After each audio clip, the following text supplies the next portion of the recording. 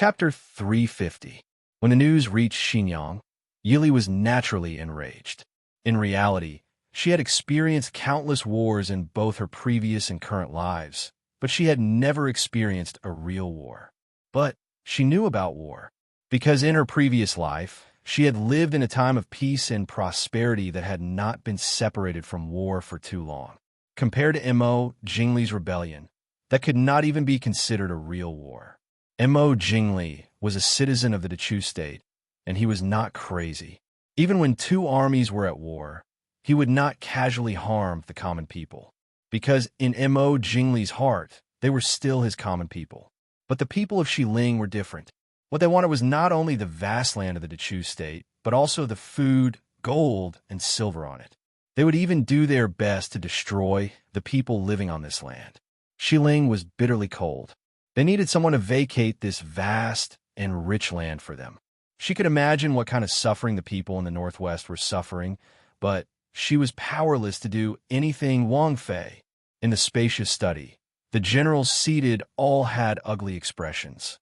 Feng Xiao looked worriedly at Yili's tightly clenched hands and cold expression.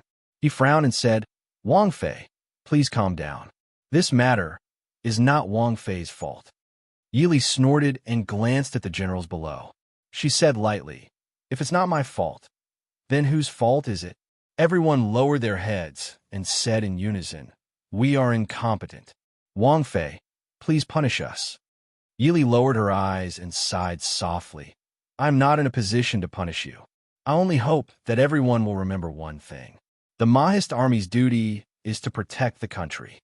But now, the people of Xiling are wreaking havoc in the Northwest. The common people have no way to make a living. Everyone stand on the city walls and look out. Do you know what this is? This is the shame of the Mahist army. To let the common people who need your protection be abused by a foreign race is the shame of a soldier. At the same time, it is also the shame of the Ding kingdom." Everyone couldn't help blushing.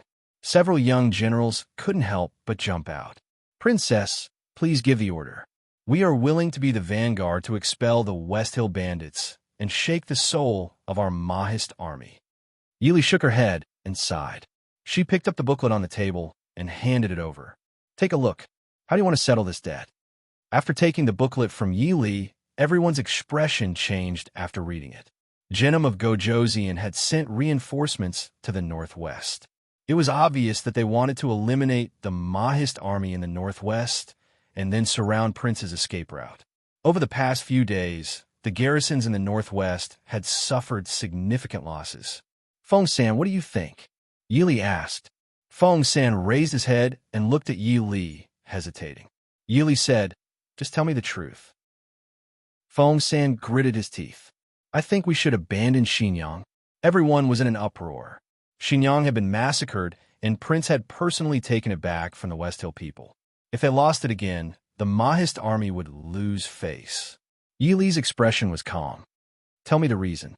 Feng Xiao said, "Xinjiang has 3 sides of flatland. It is easy to attack and hard to defend. Moreover, it is now an empty city.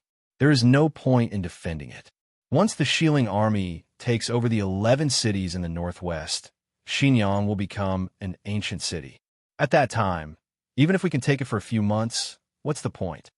Yili nodded. "Continue." Feng Xiao walked to a large map hanging not far away. He raised his head and looked at it. Pointing at a certain place, he said, "This subordinate's opinion is to abandon Xinjiang, seize the road from Li River, and reject Hangzhou. Hangzhou is the granary of the Northwest. The terrain is complicated and steep. Even though the Xiling army is trying their best to open the road to Hangzhou, they are still met with setbacks. We're familiar with the terrain of the Northwest. We can definitely reach Hangzhou before their main force arrives. We can also clear out the vanguard troops already there. In addition, Hangzhou is a stronghold. It is the gateway to the Northwest.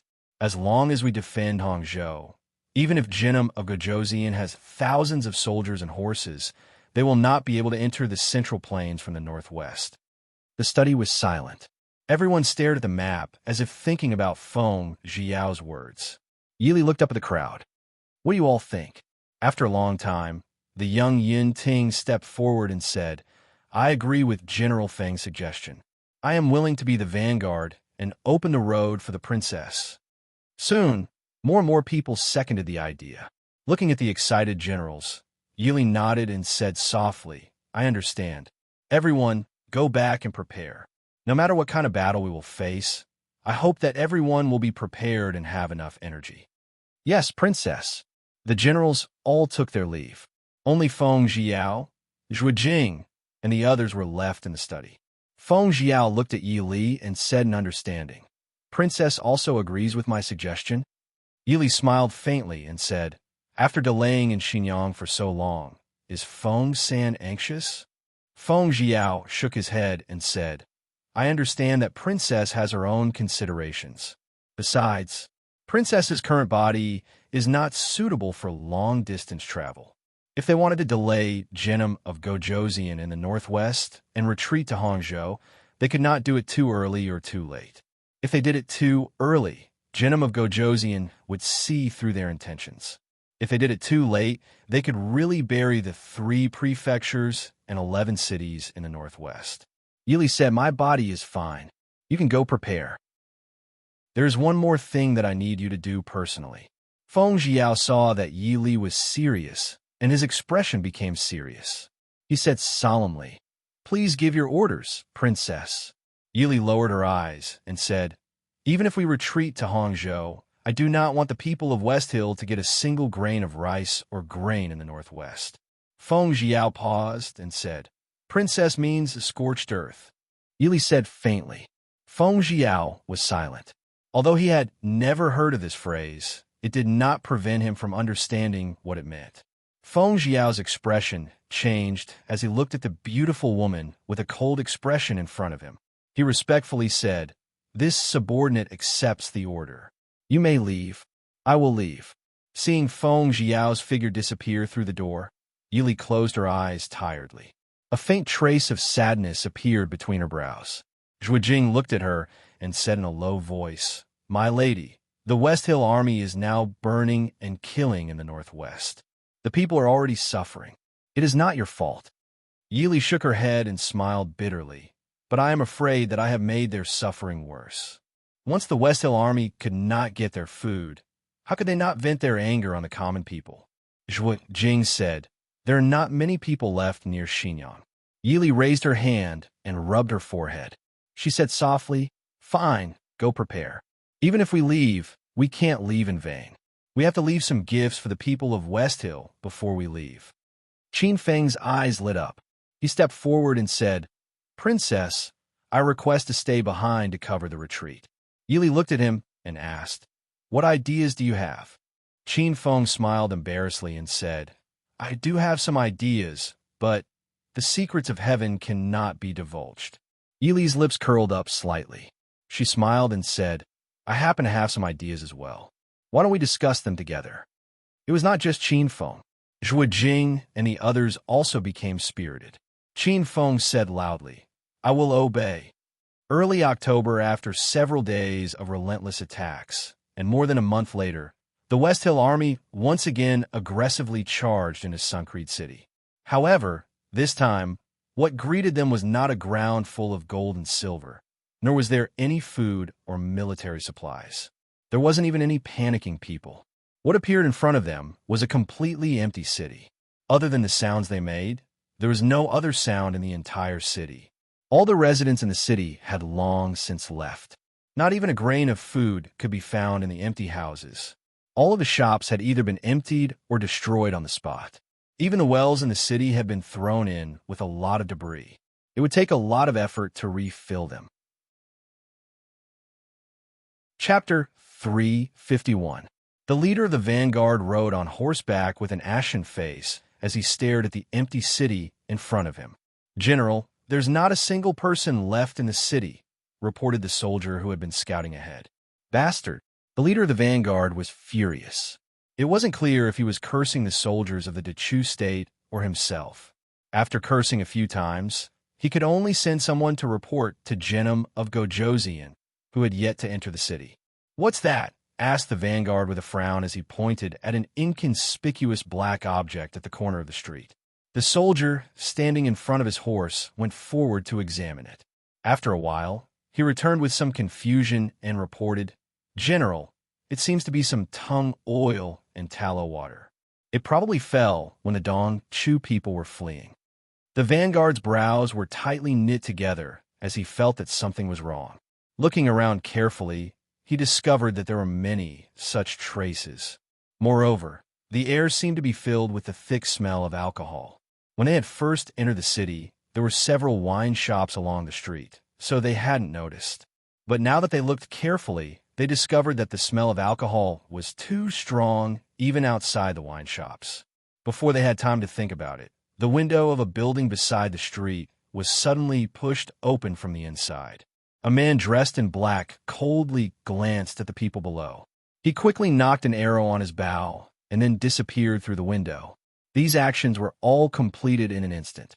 By the time everyone reacted and shot at the window, the man had already disappeared through the window. Fire! Suddenly, someone screamed. A cluster of sparks suddenly appeared on both sides of the street and spread out in an extremely short period of time. Ambush! Retreat quickly! At the same time, Xinjiang City became noisy again. There's a fire at the city gates. A loud boom came from the city gates. Then they saw flames shoot up into the sky. Even from their position in the city, they could clearly see the red light on the horizon. It was easy to imagine how fierce the fire was. "Quick, put out the fire." The Shilling army immediately fell into chaos. Putting out a fire was easier said than done. Shilling City was already dry and short of water. The few wells they had were either sealed or buried. The only liquid that could be found in the second city was wine. As if on purpose, these jars were placed outside the taverns. Some of them were even placed on the side of the street. As long as someone accidentally broke the jar, it would cause an even bigger fire. Sun Creed's city, which should have been filled with songs of victory, was now ablaze with flames and cries of agony. On a mountain peak several li away from Sun Creed City, Yili gazed at Sun Creed City in the distance, which had already become a sea of fire. She sighed softly. Sun Creed is destroyed. Qin Feng stood behind Yili and draped a thin cloak over her shoulders as he said, "Wang Fei does not need to worry." In reality, most of the buildings in Xinjiang City are made of mud and stone. Even if most of the buildings are burned down, it won't be too difficult to rebuild them. Furthermore, we will be able to wipe out at least 50,000 of the Western Mausoleum's troops without sacrificing a single soldier. Rather than leaving Sun Creed City for the Western Mausoleum to live in, it would be better to burn it down. Yili smiled faintly. Gathering the cloak around her, she turned and said, "Let's go." After this battle, Genom of Gojoseon's anger will not be small. We need to hurry to Hangzhou. Yes, Wang Fei. Sun Creed City was indeed made of mud and stone, as Qin Feng had said. It was not a good fuel. But even so, everyone had lost an entire day. Because the city gates were blocked by fire, the people inside the city could not leave, and the people outside the city could not enter. When the fire finally weakened on the second day, and the soldiers outside the city could enter, the people inside the city were almost completely wiped out. Even those who had not been burned to death by the fire had suffocated to death from the billowing smoke. The originally grand and magnificent Sun Creed City was now pitch black, giving off a feeling of death. When Genom of Gojoseon stepped into Sun Creed City, his expression could not be described as simply gloomy. It was completely sinister. Looking at the ruins in front of him, the smoke that had not completely extinguished on both sides of the street, and the foul smell in the air, Genom of Gojoseon's expression was ferocious and sinister. Gritting his teeth, he said, "Yili." The generals that followed Genom of Gojoseon and were all trembling in fear, afraid that they would say or do something wrong to anger the gloomy Genom of Gojoseon. After a long time, Genom of Gojoseon suddenly raised his head to the sky and laughed. "Good. Who would have thought that, after 10 years, I would be able to meet an opponent? Mo Lufeng, your good daughter-in-law. Yili, if I don't capture you alive, I swear that I am not human. Pass down eyes orders. Anyone who captures the king's consort alive will be rewarded with 10,000 taels of gold and the title of Marquis of 1,000 households. Hearing this, everyone was shocked. This kind of reward was almost comparable to the reward given to the founding princes of the past. Genom of Gojoseon turned around and scanned the surroundings. With a cold laugh, he said, "Leave some people to guard Suncreed City. The rest of the army depart for Hangzhou." Yes, Hangzhou City. Hangzhou was not the largest city in the northwest, nor was it the most fortified city in the northwest. However, due to its geographical location, the Shilling army had been blocked by the Mahist army and had not been able to get close to Hangzhou City. Although the flames of war were raging in the northwest, the citizens and merchants of Hangzhou City were still very peaceful. This was because they were backed by the northwest, which was the only way to enter the Central Plains. Even if Hangzhou City was breached by the Shilling army, they still had time to escape to the Central Plains. Also, right now, the northwest was not the only part of the Chu state that was at war. Therefore, there were fewer people fleeing. This subject is the Northwest Inspector General, Sun Xingji. I lead the officials and merchants of Hangzhou to welcome Ding Wangfei. At the city gates, the Hangzhou governor led the officials to welcome Yi Li and her group. Feng Xiao glanced at the middle-aged man who was full of smiles in front of him. This person could be considered part of the pro-emperor faction. When the war started, he had fled from Suncreed City to Hangzhou. He did not pay attention to the Mahist army near Hangzhou and even thought of ways to delay the food that should have been provided. At this time, he still had the guts to stand at the city gates to welcome Wang Fei. He was very daring. Yili was dressed in plain blue robes. She did not have the elegance and grandeur of the noble women of the Chu capital. The hem of her robes was smooth. The simple and ordinary style did not cause people to be disrespectful or disrespectful. Holding Zhuo Jing's hand as she dismounted from the horse, Yili looked calmly at the 2 rows of people standing respectfully in front of her. She nodded slightly and said, "Official Sun, you are excused." Sun Xingji came forward and said with a smile, "Wang Fei must be tired from the journey. Please come into the city and have a cup of tea. At night, this subordinate will host a banquet to welcome Wang Fei." Yi Li's eyebrows rose slightly. Was he in such a hurry to announce the relationship between guest and host? I'm afraid I will have to reject official Sun's good intentions. The Shilling army is rampaging in Hangzhou. Does official have a solution? Sun Xingji smiled and said, "With the Mahist army present, there is no place for the Shilling people to do as they please. This subject is the same as the people of Hangzhou. This subject is very assured, very assured." At the side, Feng Xiao's eyebrows rose, and he said with a cold smile, "Does official Sun only mean the people of Hangzhou? I remember that official Sun is the governor of the Northwest and not the governor of Hangzhou.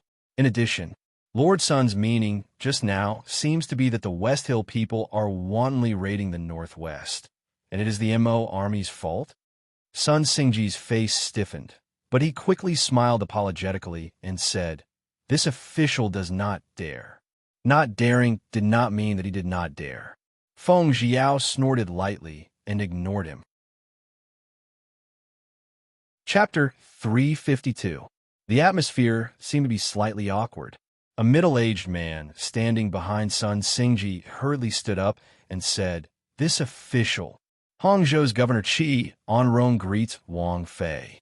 Yili nodded and said, "Official Qi, this Fei heard that the provisions that were supposed to be supplied to the Mahist army in Hangzhou have not arrived. What is the matter?" Qi Anrong quickly glanced at Sun Xingji beside him and stammered, "This, Wang Fei, please forgive me. The Northwest has been raided by the Shilling people, and Hangzhou has suffered especially. So the provisions have been delayed for a few days. Wang Fei, please forgive me." Yili smiled faintly and said, "So it is like this. It has been hard on official Qi."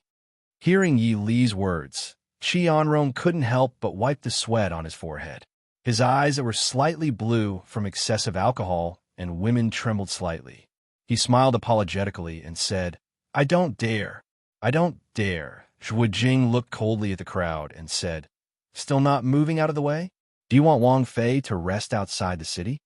Qianrong hurriedly moved out of the way and made a path. Wang Fei, please, Wang Fei. Yili was about to walk into the city when Sun Xingji's voice came from behind her. Wang Fei, please wait. Yili turned back and looked calmly at Sun Xingji. Her beautiful brows rose slightly as she waited with a smile for him to continue. Sun Xingji looked around and swallowed before he puffed out his chest and said, Wang Fei has come to Hangzhou. The officials and people of Hangzhou naturally welcome you. But the Mahist army cannot enter the city with Wang Fei. Yili smiled and asked why.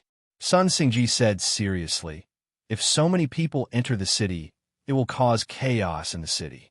Wang Fei, please reconsider. Also, according to the laws of the Chu state, each city cannot have more than 50,000 soldiers.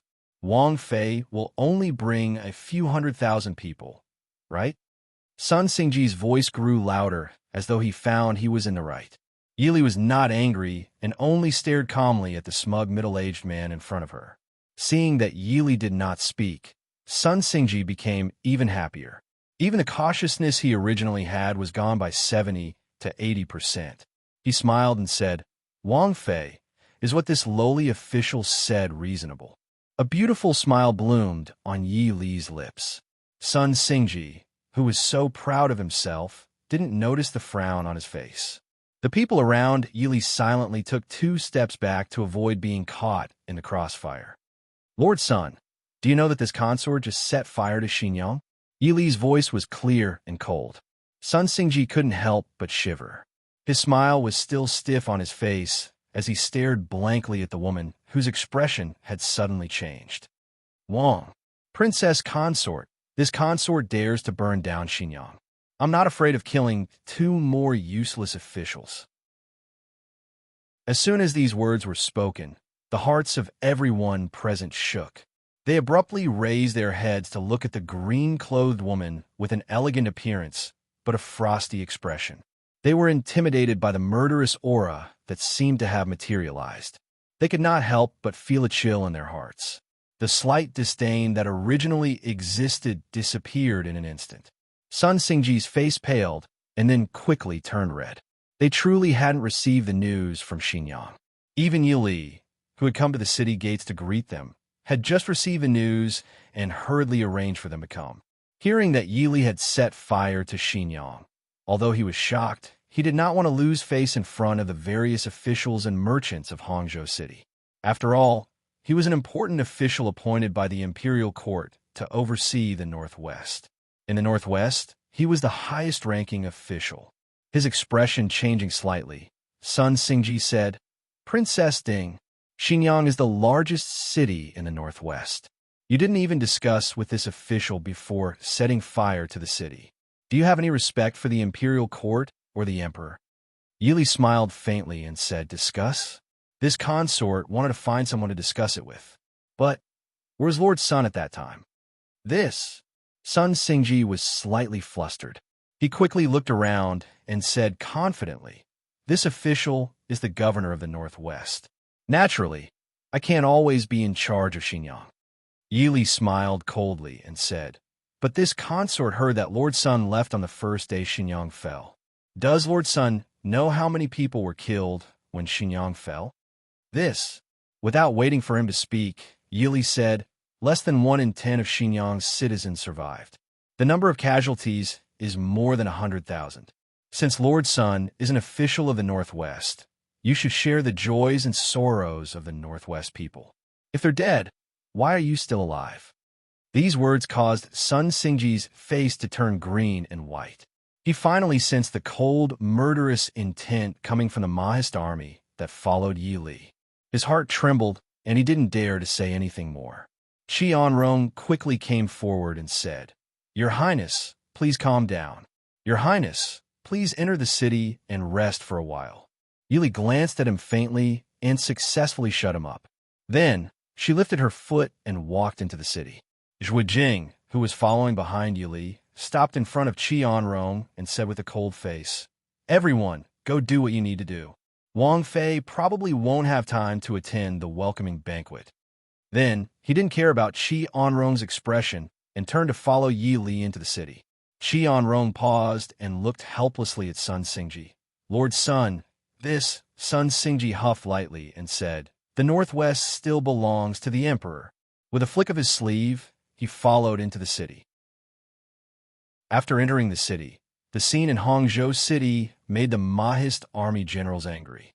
The entire city wasn't filled with song and dance, but just by looking at the city defense and the soldiers guarding the city, no one could tell that this was an army and city that was about to be invaded by a powerful enemy. The city defense was sparse, and the soldiers and generals were not alert at all. The generals following behind, Yi Li, all had ugly expressions. It was a blessing from the heavens that Hangzhou hadn't been taken over by the West Hill people. Before they could enter the governor's manor, Yi Li said coldly, bring the governor of Hangzhou to me. As you command. Entering the governor's manor, groups of servant girls and servants immediately came to greet them. The first few well-dressed, noble women led a few young girls who were also adorned in jewelry to greet them. This concubine respectfully welcomes Wang Fei. Yi Li casually swept a glance. Just by looking at the quality of the clothing of the noblewoman at the front, she knew that these were the womenfolk of Sun Xingji and Qi Onrong. Sun Xingji's governor's manor had originally been in Xinyang. Ever since he fled to Hangzhou with his wife and children, he had been temporarily living in the governor's manor.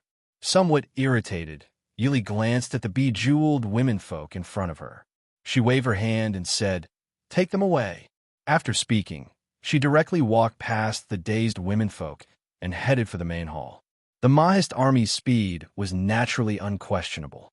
By the time Yi Li's group reached the main hall of the governor's manor, the general of Xinyang City had already been brought to the gate. Yi Li glanced at him and discovered that he wasn't among the people who had come to greet them at the city gates. Stepping into the main hall, Yi Li walked to the table and sat down. Sun Xingji and Qi Onrong also walked in one after the other. Seeing Yi Li seated high up in the main hall, Sun Xingji's expression changed slightly. Wang Fei, the visitor is a guest. How can a guest bully the host? Yi Li's brows were tightly knitted. She was somewhat annoyed by this fearless Sun Xingji. Did he think that just because he was one of Mo Jingqi's people, she wouldn't dare to do anything to him? Chapter 353. Sun Official, if there's nothing else, then go to the side. Ben Fei will talk with Sun Official after this matter is taken care of. Sun Xingji said discontentedly. Wang Fei is a woman and should stay in the inner compound to manage the Ding Wang Fu for the prince.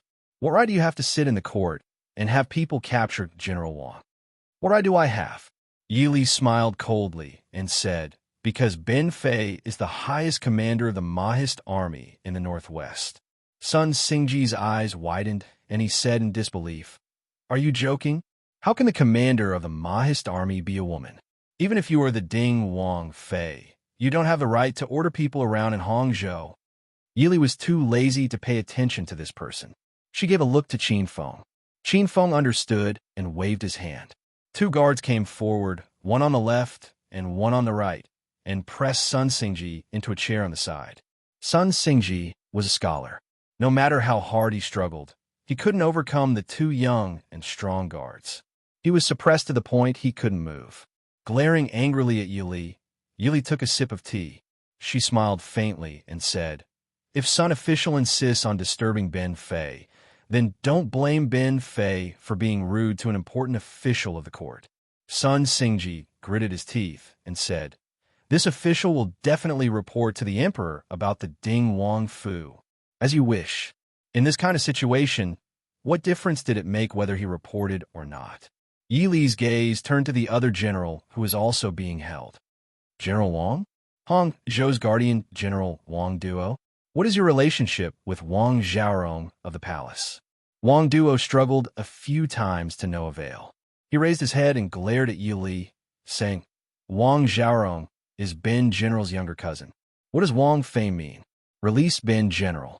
Don't forget Ben General is the guardian general of Hangzhou. Yi Li flipped through the files on the table and threw them down. They landed right in front of Wang Duo and said, From now on, you are no longer the guardian general of Hangzhou. Take a look for yourself." Wang Duo did not pick up the file on the ground. Instead, he angrily said, "What does Wang Fei mean?" This general's position was personally conferred by the emperor in the imperial court. Does Wang Fei think that it can be revoked with just one word from Wang Fei? Yili smiled and took out a jade pendant. She waved it in her hand and said with a smile, "Then does this have the right to remove you?"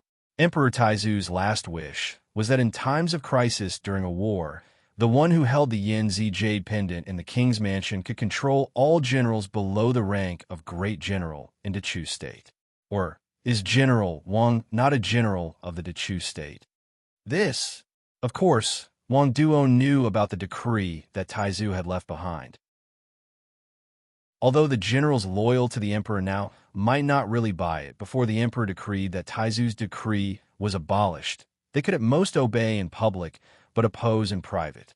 They absolutely could not oppose it face to face. Yili took back the jade pendant and said to Feng Jiao, "Feng San, Hangzhou's defense will be handed over to you." Feng Jiao smiled wholeheartedly and looked at the somewhat absent-minded Wang Duo. He nodded and said, "This general obeys. This general will immediately adjust Hangzhou's defense." Finished speaking, he waved his hand and led several generals out of the door. After Feng Jiao and the others left, Yili looked at Wang Duo and the others again. She smiled sweetly. "All right, now General Wang and Sun Darren can say whatever you want." Wang Duo unwillingly said, "The troops of Hangzhou will not listen to a general who does not even have an official rank in the imperial court." He was talking about Feng Jiao. Although Feng Jiao was publicly recognized as Mo Xiuyao's right-hand man in the Mahist army, Feng Jiao was the only general in the Mahist army who did not have an official rank. Yili smiled slightly and said, "Whether or not he can make people listen to him is Feng San's problem. There is no need for General Wang to worry." Wang Duo gave a light snort and had nothing to say. Yili looked sideways at Sun Xingji, who was sitting to the side, and smiled. "Sun Darren has something to say?" Sun Xingji sneered. With Wang Fei's prestige, how would this official dare to speak? Yili pursed her lips and smiled. "Since you don't dare to speak, then there is no need to speak. Sun Darren can live peacefully in Hangzhou. When the war is over, this Fei will send someone to send Sun Darren back to the capital. If unfortunately Hangzhou is lost, this Fei will give Sun Darren a chance to live and die with Hangzhou." Hearing this, Sun Xingji's face twisted. He gritted his teeth and said, "Many thanks, Wang Fei." After sending off Sun Xingji and Wang Duo, Qianrong was the only one left in the hall. He looked at the woman on the seat with fear and trepidation. With a flattering smile, he said, "Wang Fei." Yili looked at him and said with a smile that was not a smile, "Qi Darren, your position as the governor of Hangzhou is very comfortable. Not to mention this Fei, even the prince would be very envious." "I don't dare. I don't dare." Qianrong smiled apologetically. Yili flipped through the file in her hand and said, 6 years in office, a family fortune of 1 million. 1 wife, 12 concubines, 4 sons, 6 daughters. No wonder this Fei heard that in 3 years, Magistrate Qing earned 100,000 snowflake silver. Qi Darren must have earned more than 100,000 this year, right? Wang Fei, this lowly official. Qianrong kept wiping the sweat on his forehead. Yili casually threw the file to the side and said, "Qi Darren, don't be nervous. This Fei is not interested in Qi Darren's wealth, concubines, and children." Hearing this, Qianrong's eyes brightened. He looked at Yili expectantly. Yili looked down and said lightly, "The war with the West Hill is imminent, Hangzhou City." Qianrong was very smart and quickly said, "It is this lowly official's duty to cooperate with Wang Fei to fight against the West Hill bandits. Wang Fei, please give me your orders." Yili looked up and said with a smile, "This won't make things difficult for Qi Darren?" Qianrong smiled and said, "How can it be? As long as Hangzhou is safe, it is good for everyone, isn't it? Wang Fei, please give me your orders." Yili nodded with satisfaction. "Very good. Since Qi Darren has made things convenient for me, this Fei will not make things difficult for Qi Darren. As long as Qi Darren manages Hangzhou City well, this Fei will take care of everything else. This lowly official understands. This lowly official will not disappoint Wang Fei. Very good. Qi Darren, please go back first. After sending Qi Onrong off, Yili looked disdainfully at the disappearing figure and said, Wang Fei, are we really going to let Qi Onrong off so easily? Yili smiled coldly. Let him off? That will depend on whether he is tactful. We have just arrived in Hangzhou. We can't offend everyone at once, can we? This lowly official understands. The entire Northwest, especially within Hangzhou, was filled with battles of various sizes almost every day. This time, Yili was not personally leading the troops in a battle. Instead, she was sitting in Hangzhou City and giving orders from afar, because she was no longer alone. In her womb lived a small, almost undetectable baby. This was her and Imo Xiaoyao's first child. Even though she had never been a mother, she knew that as a mother, she had to protect her child. Dr. Yang, how is it? After taking the pulse, Yili pulled back her wrist and asked the young doctor in front of her. Dr. Yang respectfully said, It's nothing serious. However, this lowly official will say the same thing. Wang Fei, please do not overexert yourself. Otherwise, even if there is no danger, it will not be good for the little Shitzi in your womb. Yili nodded and said, I will remember doctor's words. Thank you for your trouble. In that case, this lowly official will go and adjust Wang Fei's meals. Dr. Yang bowed his head and left. Chapter 354. After the doctor left, Zhuijing and the others finally raised their heads to look worriedly at Yili. Zhuijing frowned and said, Wang Fei, for the sake of little Shitzi, Wang Fei should rest more. The others nodded. Yili grimaced and said helplessly, How can I be negligent now? But you will have to work harder. The sooner you can take charge, the more free I will be. Zhuijing lowered his head in shame. This subordinate is useless. Yili waved her hand and said with a smile, It's not that you are useless. It is difficult for anyone to take charge in just 2 or 3 months. You have already done very well. Zhuijing was speechless and glanced at Yili. The few of them had followed Princess Consort since the beginning. It seemed that nothing could trouble Princess Consort since the beginning. Compared to Wang Fei, how could they, as grown men, not be incompetent? Many times, he couldn't help but wonder if Wang Fei was a genius or if the Su family really taught her well. Wang Fei, there's a Mr. Han outside the Fu asking for an audience. The guard outside the door came in to report. Mr. Han. Yili stilled and quickly reacted. Han Mingxi? Quick, invite him in. A short while later, Han Mingxi stepped into the study. He was still wearing a grand dark red robe. After not seeing him for a few months, his originally seductive features had changed slightly. He now had a hint of the sharpness and decisiveness of a person in a high position. But when he saw Yili, he still had a trace of a wicked smile. His voice was deep and lingering. Junwei, I haven't seen you for a long time. I miss you. Yili looked at the handsome man in front of her and sighed softly. Mingxi, why have you come? Han Mingxi walked into the study and smiled helplessly.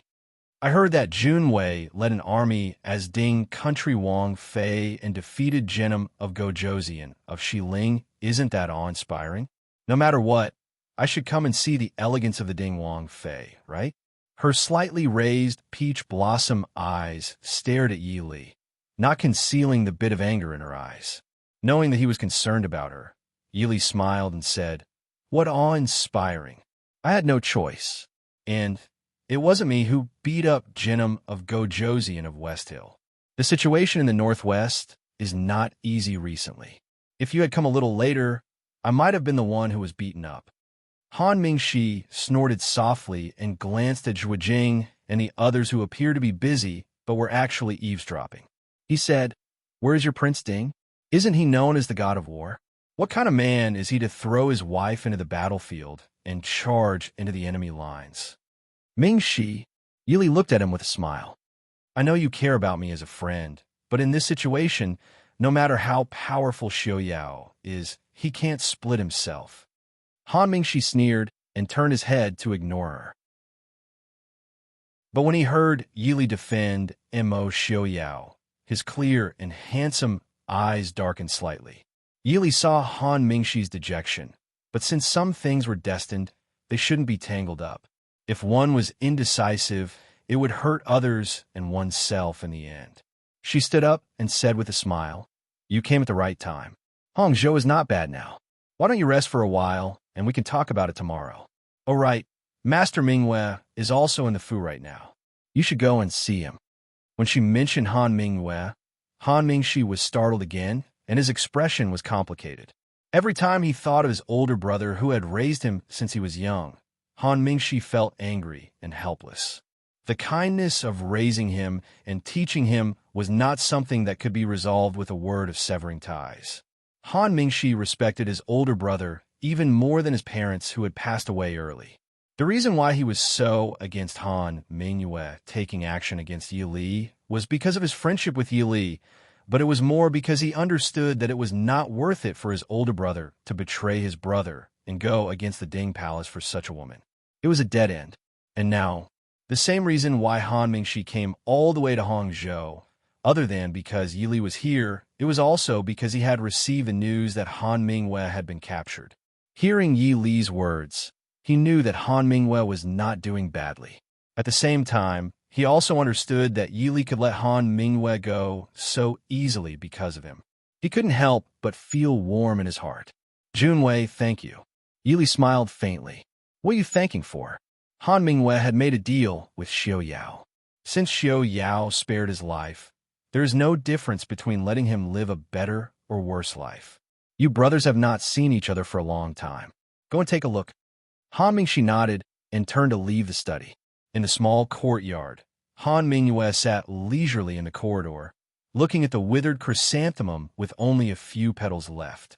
But his expression was not as relaxed as his sitting posture. His handsome brows were slightly wrinkled, and from time to time, he would look at a closed window not far away. His handsome face was filled with worry. "Big brother." Han Mingxi's voice came from the corner. Han Mingwei was startled for a moment. He turned back to look at his younger brother, whom he had not seen for a long time, and couldn't help but smile bitterly. "Mingxi's Qinggong is getting better and better. I didn't even notice it." Han Mingwei looked at him for a while before slowly saying, "Big brother, I did not use Qinggong. You were the one who did not hear my footsteps." Following his gaze, although they had just entered Hangzhou City, Han Mingxi had already figured out the whole story of how Han Mingwei had been captured by Yi Li. Naturally, he also knew what kind of person could make his elder brother so worried. He frowned in disgust and said, "Big brother is still stubborn?" Han Mingwei looked at him quietly. After a long time, he chuckled and said, "If you can understand, then how can it be called stubborn? Mingxi, after not seeing you for a while, you have grown up." Han Mingxi's face stiffened, and he uncomfortably turned his head away. His heart was filled with mixed feelings. Since he was young, he had been mischievous and willful. He always saw his elder brother helplessly shake his head at him. Now that he suddenly heard his elder brother's praise, he was somewhat unable to regain his senses, but also very happy. But when he thought of the price he had to pay for growing up, these days, Han Mingxi's life was not as comfortable as others imagined. When he first took over the Han family, it was when the world knew that Han Mingwei had defected to West Hill. Even with the protection of the Ding King's mansion, he still spent a lot of energy and thought to stabilize the Han family's foundation. Moreover, the Ding King's mansion had many capable people. How could they easily submit to a yellow-haired boy who had just submitted to the Prince Ding mansion? These days could be said to be the most fulfilling days that Han Mingxi had lived in the past 20 years. Han Mingwei naturally did not know that Han Mingxi had suffered. Although she felt guilty, she was also gratified that her younger brother was able to pull through.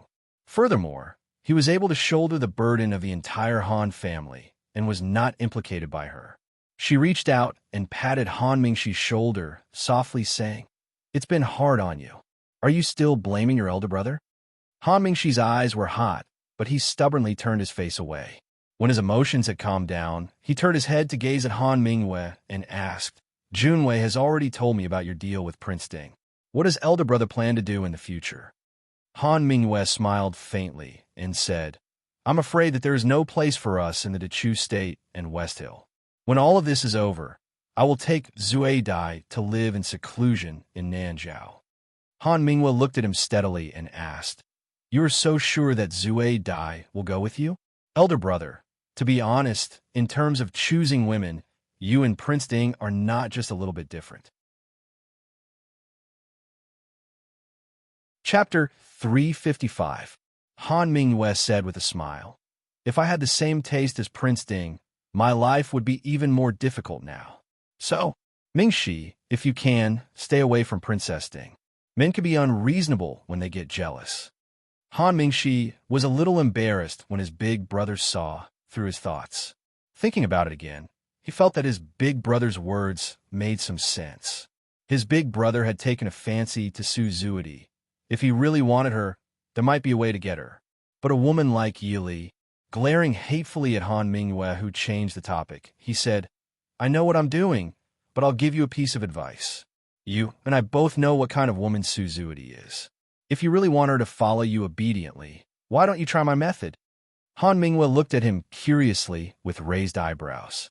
Han Mingxi sneered and said with a malicious smile, If you destroy her face, she will naturally follow you obediently. But big brother, do you really love Su Zuidi, or do you only love her face? Han Mingwei was silent. Did he love Su Zuidi as a person or her face? He himself might not be able to say it clearly. The person he loved, after so many years, he still didn't know that personality and that heart were not what he liked at all. Love that face? Su Zuidi was indeed very beautiful. But the world was so big that it was not impossible to find one or two women who could be compared to her. He only knew that year, when he saw that stunning woman among the falling petals for the first time in the peach blossom forest, he sank into a deep dream and never woke up. Looking at Han Mingwei, who was still in a daze, Han Mingxi secretly sighed. How did his elder brother, whom he had once been so proud of, fall into the hands of a woman like Su Zuidi, who only had looks?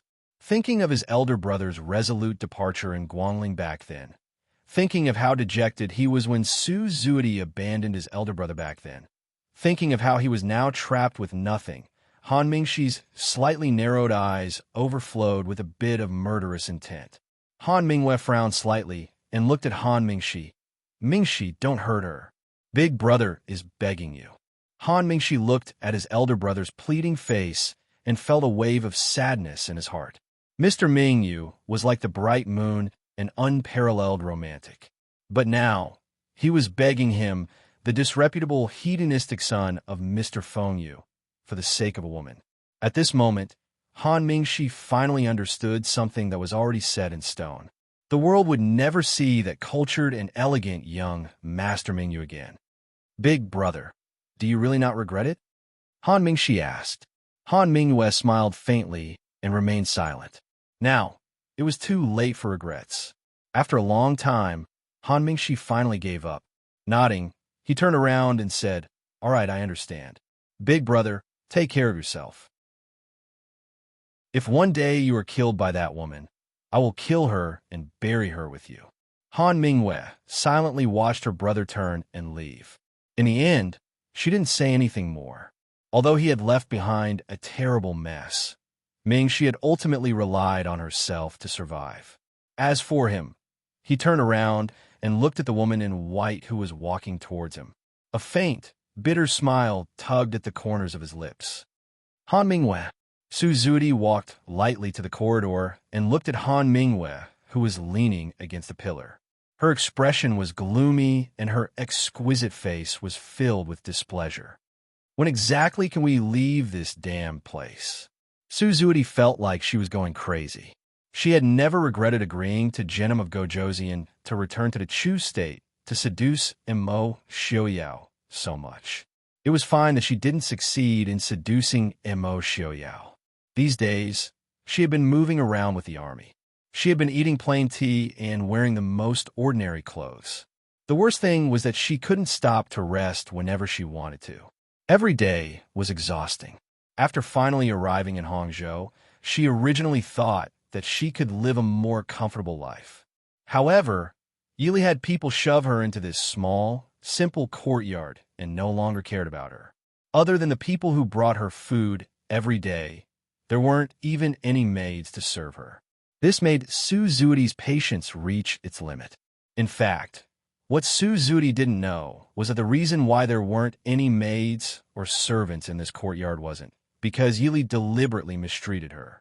It was because Han Mingyue had dismissed all the people she sent. Therefore, Su Zuidi had to wash herself every day, tidy up her own room, and even wash her own clothes.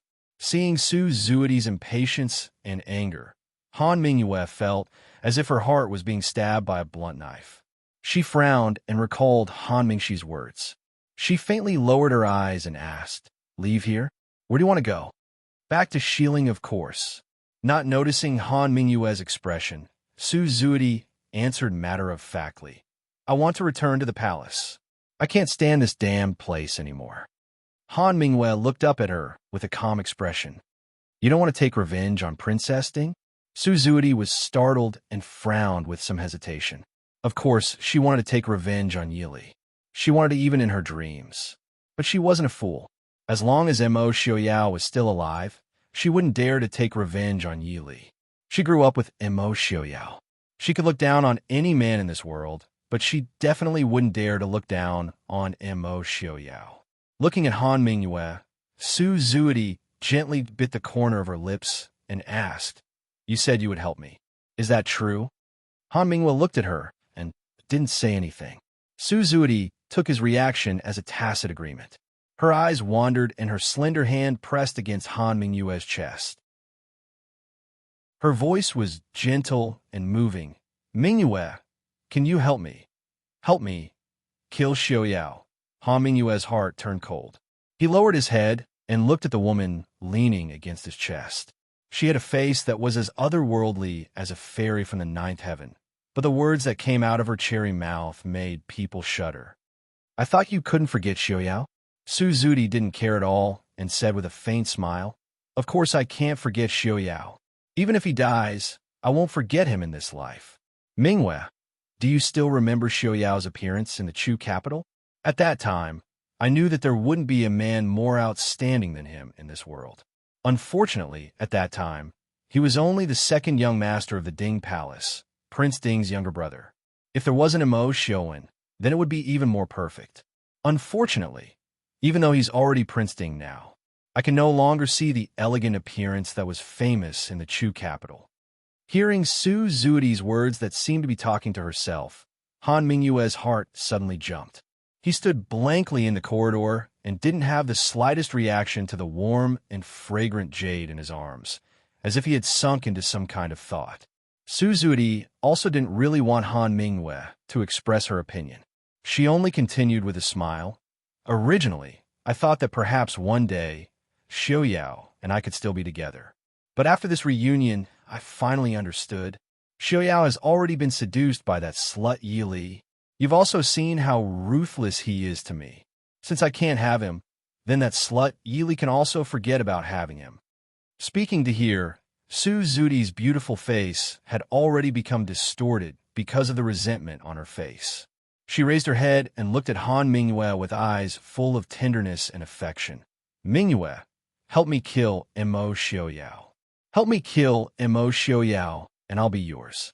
Han Mingyue's eyes were empty and blank. "Kill Mo Xiaoyao." Chapter 356. Su Zuidi nodded and said softly, "You know, I only like the strongest man in the world. Kill Mo Xiaoyao, to prove that you are the strongest man in the world." Han Mingyue was silent for a long time, then suddenly asked, "Do you want to come with me? You want to see Mo Xiaoyao die with your own eyes?" Su Zuidi's eyes flashed, and she smiled sweetly. "I'll wait for you in the Emperor of Shilin City. Bring Mo Xiaoyao's head to me. Then we can be together forever." Han Mingyue stared at her until Su Zuidi couldn't maintain the smile on her lips. Then he slowly pulled her hand away and turned to walk into the depths of the courtyard. Su Zhuti was startled and looked at Han Mingyue's back in confusion. She was too used to Han Mingyue's demands. In fact, Han Mingyue had never really refused her. Even when she left him for the Western Tomb, no matter how cold Han Mingyue was to her, as long as she asked, Han Mingyue would definitely do it for her. But this time, she suddenly felt a little uncertain. Han Mingyue turned back, his handsome face full of exhaustion. Zhuti, have you thought about what would happen if I want to kill Xiaoyao? He was no longer the Han Mingyue who controlled the Tianyi Pavilion. Even when he was at the peak of his power, he didn't have the confidence to say that he could kill Han Mingyue. Su Zhuti frowned slightly, then smiled and said, I know this is very dangerous. Mingyue, I will naturally find someone to help you. Han Mingyue was unmoved. Do you know what will happen to the Dechu state if Xiaoyao dies? Su Zhuti frowned unhappily. What does the Dechu state have to do with us? Mingyue, are you going to help me or not? Han Mingyue shook his head heavily. Seeing Su Zhuti's expression suddenly change, he glared at her and cursed her for being useless, then turned and left. Seeing her leave without hesitation, Han Mingyue sighed. If he agreed, not to mention assassinating Xiaoyao, whether they could survive the night would be a problem. This was the woman he loved? The white figure was no longer in the corridor, Han Mingyue thought bitterly. In the study of the governor's office, almost all the generals of the Maoist army in the northwest, except for those who were leading the troops outside, had come. Yili sat in a comfortable chair, smiling as she listened to the general report on the situation of the war in the past few days. Although most of the generals who stayed in the northwest were relatively young, and almost none of them were famous, the Southern Marquis, who was considered dead by outsiders, stayed. Marquis Nan's experience were not comparable to the average young general. Although he could not go to the battlefield openly, he had taught Yili a lot of knowledge about marching and fighting. At the same time, he had taken a lot of pressure off her. 3 of the 11 cities in the northwest are in the hands of the West Hill.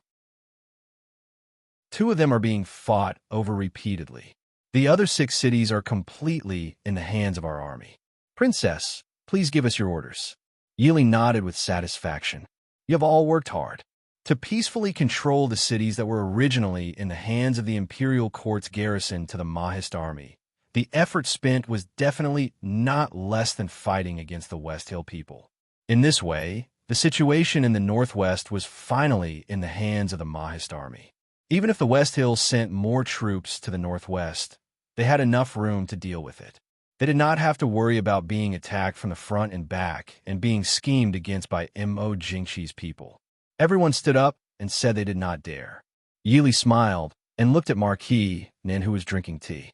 She asked, Marquis, what do you think about the upcoming war? Marquis Nan bowed to Yili and said, the Northwest is about to enter winter. If the West Hill people do not want to waste time with us until next spring, I am afraid that they will intensify their attacks. I think that we do not need to be polite to them. We must fight back fiercely. The Northwest is one of the 3 granaries of the Dechu state. If we continue to fight after spring, I am afraid that it will affect the people's farming. Marquis Nin was modest. He called himself a subordinate to a young woman like Yili. This already showed his current attitude. On the other hand, Marquis Nin was very satisfied with Yili's performance. This Princess Ding was not like other women who were arrogant or greedy for power. She was even more like someone who pretended to know what she did not know. She was very clear that she was not good at mobilizing troops on a large scale, so she was never stingy with asking for the opinions of her subordinates. A true commander did not need to be able to charge and break through enemy lines. He did not even need to be able to arrange troops. He only needed to be able to make good use of capable people and be able to make the right choice at the crucial moment. No wonder Du Qua praised Princess Ding so much. In Marquis Nan's view, although Princess Ding was a woman, she already had the air of a ruler. Yili nodded and said, Marquis Nin is very thoughtful. I am also very worried about this matter. Since that is the case, everyone should speak their own thoughts. In reality, Yili was not only worried about the problem of next year's spring plowing in the Northwest. Although the Mahist army and the imperial court had not officially fallen out, everyone knew that regardless of the final result of this battle, the balance between the Ding Palace and the Dechu state's imperial family that had been maintained for more than 100 years would no longer exist. If the Mahist army was defeated, then there would naturally be no Ding Palace in the world. If they won, then Imo Jingxi would probably take advantage of the Mahist army's exhaustion from the battle to cause a great disaster. Therefore, Yili was very clear in her heart that the Northwest was not as simple as driving out the Wiling people. She also had to protect the entire Northwest for Mo Xiaoyao and ensure that this land was in the hands of the Mahist army. This was because it was very likely to become the Mahist army's last retreat. Therefore, they needed to pay more attention to food. These days, the Mahist army had been fighting and stopping. It was almost as if they were just delaying the footsteps of the Xiling army. There were almost no truly spectacular battles. Therefore, the soldiers were fighting very sullenly. They had long been ready to give the West Hill people a head-on blow. At this time, when they heard Yi Li's words, they suddenly became excited and began to talk about their own opinions. Suddenly, the whole study became noisy.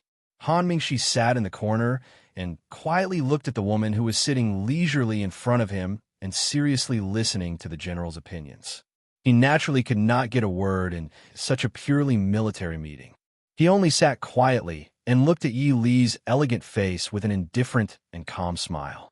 From time to time, she would express her own views and opinions to everyone's opinions.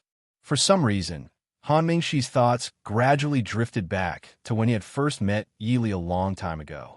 At that time, the elegant youth dressed in men's clothing overlapped with the woman who calmly controlled hundreds of thousands of troops in front of him.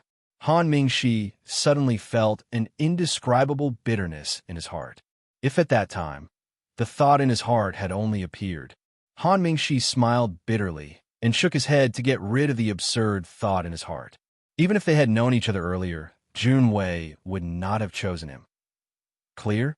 Han Mingxi came back to his senses. He blinked and found that the noisy study had quieted down. The generals who had finished the meeting had all left. Only Zhuo Jing and Wei Lin were still sorting out the files in the side hall not far away. Yi Li looked at him with a smile and said, "What are you thinking about? It's rare to see you in a trance." Han Mingxi smiled and looked at her up and down. He said, "The war is coming. You are different now. Will there be any problem?" Yi Li was stunned. She unconsciously stroked her flat belly and smiled. "Fengsen told you?" Han Mingxi nodded and asked, "Can I know?" Chapter 357. Yi Li shook her head. "It's not a secret. It's just that it wouldn't be good if news of the battle between the two armies were spread. You don't have to worry. I'm in good health. Moreover, I don't need to personally charge in a battle." Han Mingxi glanced at her and said, "If you still want to charge in a battle, you'll scare Feng San to death." Mo Xiaoyao had not only left Feng Zhiyao behind to assist Yi Li in battle, but more importantly, Feng Zhiyao could be said to be Mo Xiaoyao's most trusted subordinate. The main reason for leaving him behind was to comfort Yi Li. Yi Li smiled and sighed softly. "I hope this battle can end soon." Han Mingxi said, "I can't help you much. If there's anything you need me to do, just say the word." Yi Li looked at him and smiled. "I really do have something I need your help with." After saying this, she took out a file from the bookshelf behind her and handed it to Han Mingxi. "You and Lung Hao you aren't here. Originally, I could only delay this plan, but now that you're here, you could take a look." Han Mingxi took the sealed file and flipped through it.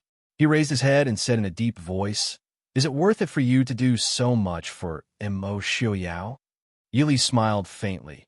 "I'm the emperor's consort, so I'm bound to him for good or ill. How can it be considered as doing it for him?" Han Mingxi's expression changed. After a while, he sighed and said, "I understand. I will take care of this matter. This is also good for the Han family, isn't it?" Yi Li smiled faintly. "It's been hard on you. I thought we were friends." Yi Li smiled. "Yes, of course we are friends." At the beginning of October, Jinnam King of Gojoseon personally led 200,000 soldiers to attack Hangzhou. The Maoist army also fought with all their strength. It had been nearly 3 months since the start of the war in the northwest. This time, it was a real fight to the death. It also made the West Hill soldiers understand that the soldiers of the Dechu state were not as weak and useless as they had imagined. The Maoist army that had protected the Dechu state for hundreds of years was still a bloodthirsty sword. Originally, the difference in manpower between the two armies was not too big. However, unlike the Shilling army, which focused on attacking one place, the Maoist army had to defend the entire northwest. Therefore, the Shilling army still had the advantage in terms of numbers. Although the Shilling army was moving slowly, they still continued to move forward and gradually approach Hangzhou City. The originally peaceful Hangzhou City seemed to have become restless due to the impending storm. Many wealthy merchants and commoners brought their families and left Hangzhou City. The city was no longer as lively and peaceful as it used to be. Instead, it was a solemn and gloomy atmosphere before a great war. On the city tower, Yili leaned against the city wall and sat quietly. The warm, early winter sun shone on her light green cloak. It was so comfortable that it made one feel drowsy. Yili had a set of chess pieces placed in front of her. She held a black piece in one hand and slowly pondered. The surrounding soldiers who were guarding the city gate tower looked from afar and felt a sense of tranquility and stability. Han Mingyue stepped onto the city tower and looked at the woman leaning against the city wall in deep thought. He was speechless for a long time. Yili raised her head and smiled at him. "Master Mingyue, is something the matter?" Han Mingyue silently walked to her and sat down. He stared at the chessboard for a long time before asking, "What do you plan to do?" Yili raised her eyes and asked in confusion, "What plan?" Han Mingyue frowned and said, "The 200,000 soldiers of Genema Gojoseon are approaching Hangzhou. Don't tell me you don't know." Seeing Han Mingyue lose his composure, Yili smiled and said, "Master Mingyue, don't worry. Even if Hangzhou City is breached, I will send someone to escort you and Miss Su out of here before that happens." Han Mingyue stared at her and said in a low voice, "You have already predicted that Hangzhou City will be breached?" Yili shook her head and said, "No, Hangzhou City will not be breached. Hangzhou City is the last pass in the northwest of Dechu State. Behind it is the flat land of the Central Plains and the hundreds of thousands of Maoist army that is currently fighting. Even if the 200,000 Maoist army in the northwest all die in battle, Hangzhou will not fall into the hands of the West Hill." Once Hangzhou was breached, it meant that they had left the backs of the hundreds of thousands of Maoist army in the pass to the West Hill. The consequences would be unimaginable. Han Mingyue raised his eyebrows and looked at the quiet woman in front of him in confusion.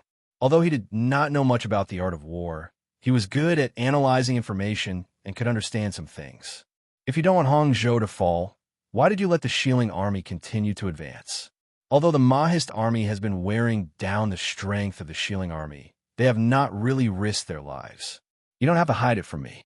Although the Tianyi Pavilion has not participated in the wars of other countries before, it does not mean that we have not studied it. The reason why the Maoist army was able to intimidate other countries was not only because of the prince who had ruled the country for generations, but also because of his excellent command of the army. The Maoist army's bravery and courage to advance without fear of death was more important. There are many historical records of the Maoist army's deeds. In order to defend an unimportant small city, they could all die in battle and would not retreat even half a step. In order to capture a pass, they could attack day and night. Even if there were piles of corpses under the city, they would not waver at all. The Maoist army today may be brave enough in the eyes of outsiders, but it was definitely not their true level. Yili casually threw down the chess piece in her hand and looked at the handsome man in front of her with a faint smile. "Young Master Mingyue, are you worried about the Maoist army?" Han Mingyue paused and said indifferently, "Mingxi is my brother. I have to know if he can survive with the Princeton mansion." Clapping her hands, Yili stood up and said with a faint smile, "Young Master Mingyue, you don't have to worry about this. I know what to do." Han Mingyue said coldly, I don't see what you know. The Mahist army clearly has the ability to block the Shilling army outside of Hangzhou. No. Yili shook her head and looked at Han Mingwe seriously. The Mahist army does have the ability to temporarily block the Shilling army. But it is only temporary. Young Master Ming, you should know that the Shilling army invading the Dechu state this time is only about 500,000. But the Shilling army is more than one. 5 million. The Shilling people are brave and can recruit soldiers at any time. They don't need much training and can recruit at least 1 million people in a short time. At that time, even if the Mahist army can fight against 10 people, they won't be able to resist so many people. And the Shilling people are not weak. In these days of battles, 2 of our people can at most exchange for 3 of their people. Han Mingwe frowned and said, if that's the case, won't you be inviting a wolf into the house by letting them into Hangzhou? Yi Li's smile was faint and cold, like the frost on the branches in the winter morning. Jinnum of Gojoseon won't send reinforcements to the northwest for a while. Han Mingwe raised her eyebrows. Now the whole world knows that the commander of the Northwest Mahist army is me, a woman who is not even 18 years old. If Jinnum of Gojoseon still wants to send reinforcements from the Shilling, even if he wins, his reputation will be completely destroyed. A Shilling war god who had fought for decades, and a teenage girl who had never been on the battlefield. If Jinnum of Gojoseon still wanted to send reinforcements, it would be tantamount to admitting to the whole world that Lei Jinting was not only inferior to Mo Liu Fong, but also to Mo Liu Fong's daughter-in-law. From then on, the name of Jinnum of Gojoseon would become a laughingstock. Chapter 358. You plan to? The smile on Yi Li's face gradually faded. She tilted her head to look at the wilderness in the distance and said indifferently, I want the 200,000 soldiers of Shilling to stay in the northwest. Han Mingwe's heart shook. He could clearly hear the unconcealed killing intent and bloodthirst in Yi Li's words. You want the 200,000 soldiers of Shilling to stay in the northwest. How can you dare to think like this? For the first time in his life, Han Mingwe clearly felt his voice tremble. Wanting to annihilate the entire 200,000 Shilling army, these words, how could a woman who had never been on the battlefield say it? No, perhaps it was because she had never been on the battlefield that she could say such arrogant words. Yi Li leaned against the city wall and looked at him with a smile. Why wouldn't I dare? These days, the Shilling army has been fighting for days. At most, no more than 100,000 have been able to reach Hangzhou City. This city will become the final place to bury them. Han Mingwe shuddered unconsciously, but a fiery feeling rose in her chest involuntarily. Looking steadily at Yi Li, Han Mingwe said, Now, I finally understand why Xiaoyao likes you. Yi Li raised her eyebrows and looked at him with a smile. Han Mingwe said with some nostalgia, I still remember that year. When Xiaoyao first went to the battlefield, he was only 13 or 14 years old. He said that as long as he was given 3 or 4 years, he might be able to sweep through Nanzhao and bring peace to the south of the Chu state for 100 years. It's a pity. Hearing his words, Yi Li seemed to be in a good mood. She said with a smile, That's why I am Princess Ding, Jinnum of Gojoseon. After hiding for so long, this consort is also looking forward to this battle. Late at night in a certain commander's tent in a Mahist army camp, the candles were still quietly burning. Mo Xiaoyao sat behind his desk and looked at the booklet in his hand. His brows furrowed from time to time. Mo Jingqi's determination to destroy the Mahist army was not to be underestimated. These days, the 500,000 Mahist army had to face more than 800,000 enemies on the surface, including the enemies in the dark. A conservative estimate was around 1 million. Even though Mo Xiaoyao was a genius at war, this situation still put a lot of pressure on him. Not only did they have to divide their forces to deal with the armies from Nanzhao, Shilling, and the Li King, they also had to keep Mo Jingqi at bay. In less than a month, Mo Xiaoyao had actually lost a lot of weight compared to when he was sick. Prince Ajin, who had not been seen for a long time, appeared at the door. His young face was still as silent as usual. Mo Xiaoyao raised his head and asked, "Has the battle report from the northwest come?" Ajin nodded and handed the battle report he had just received to Mo Xiaoyao. No matter how late it was, the prince always insisted on reading the battle report from the northwest every day before he could rest. Ajin, who knew this, was used to immediately sending the news to the prince every day for him to look over. Mo Xiaoyao reached out to take the report. He lowered his head to look and couldn't help but frown. The news that the Mahist army had retreated all the way to Hangzhou made him frown deeply. This did not seem like something the Mahist army was used to doing.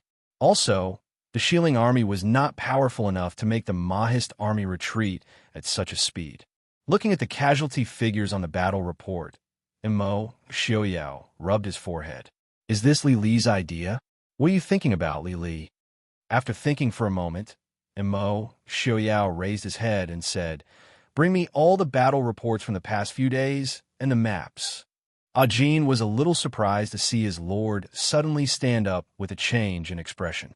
He hurriedly responded and hurriedly turned to get the things that Mo Xiaoyao wanted. Ajin moved quickly.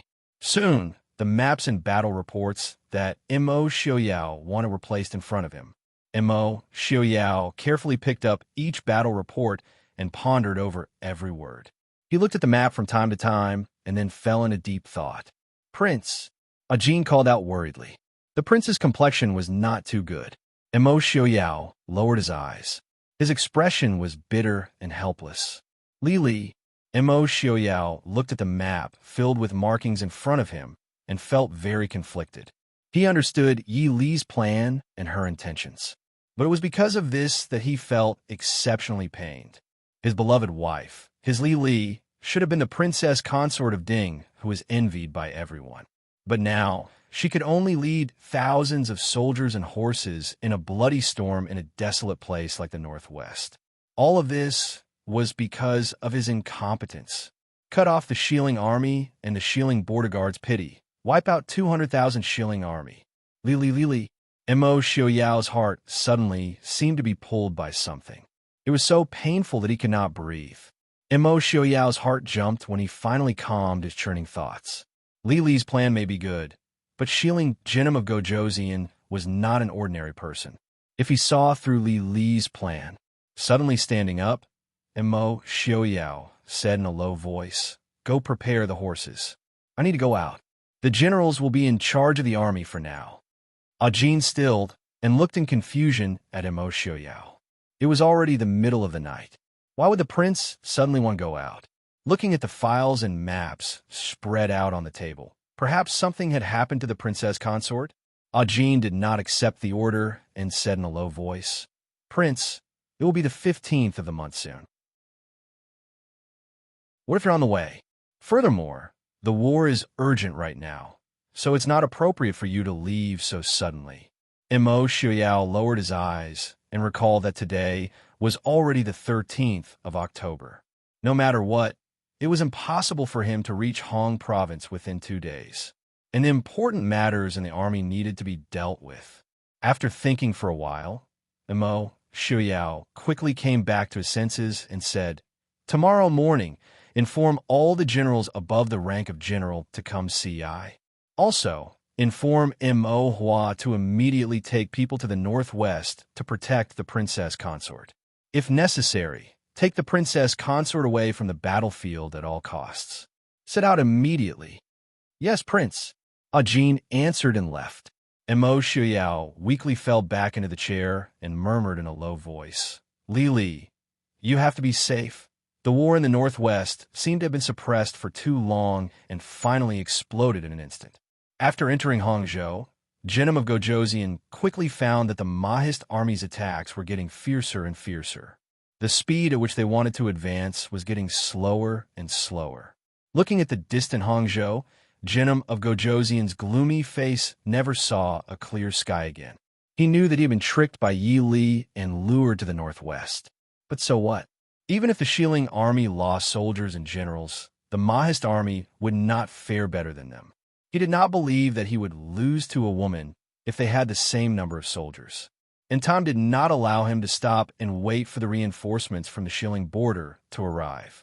He had to take Hangzhou as quickly as possible and control the northwest to open a path for the incoming reinforcements. At the same time, he had to prepare to enter the Chu state. Prince, most of the Mahist army has already retreated to Hangzhou. They should be prepared to defend Hangzhou to the death. Jinnam of Gojoseon raised his eyebrows and smiled. I thought that Yili had some great move. Defending Hangzhou to the death. Can she defend for 10 days or half a month? By the time our army arrives, how many days will she be able to endure in Hangzhou city?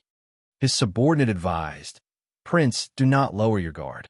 Yili used only 20,000 soldiers to defend everlasting forest at Shattered Snow Pass.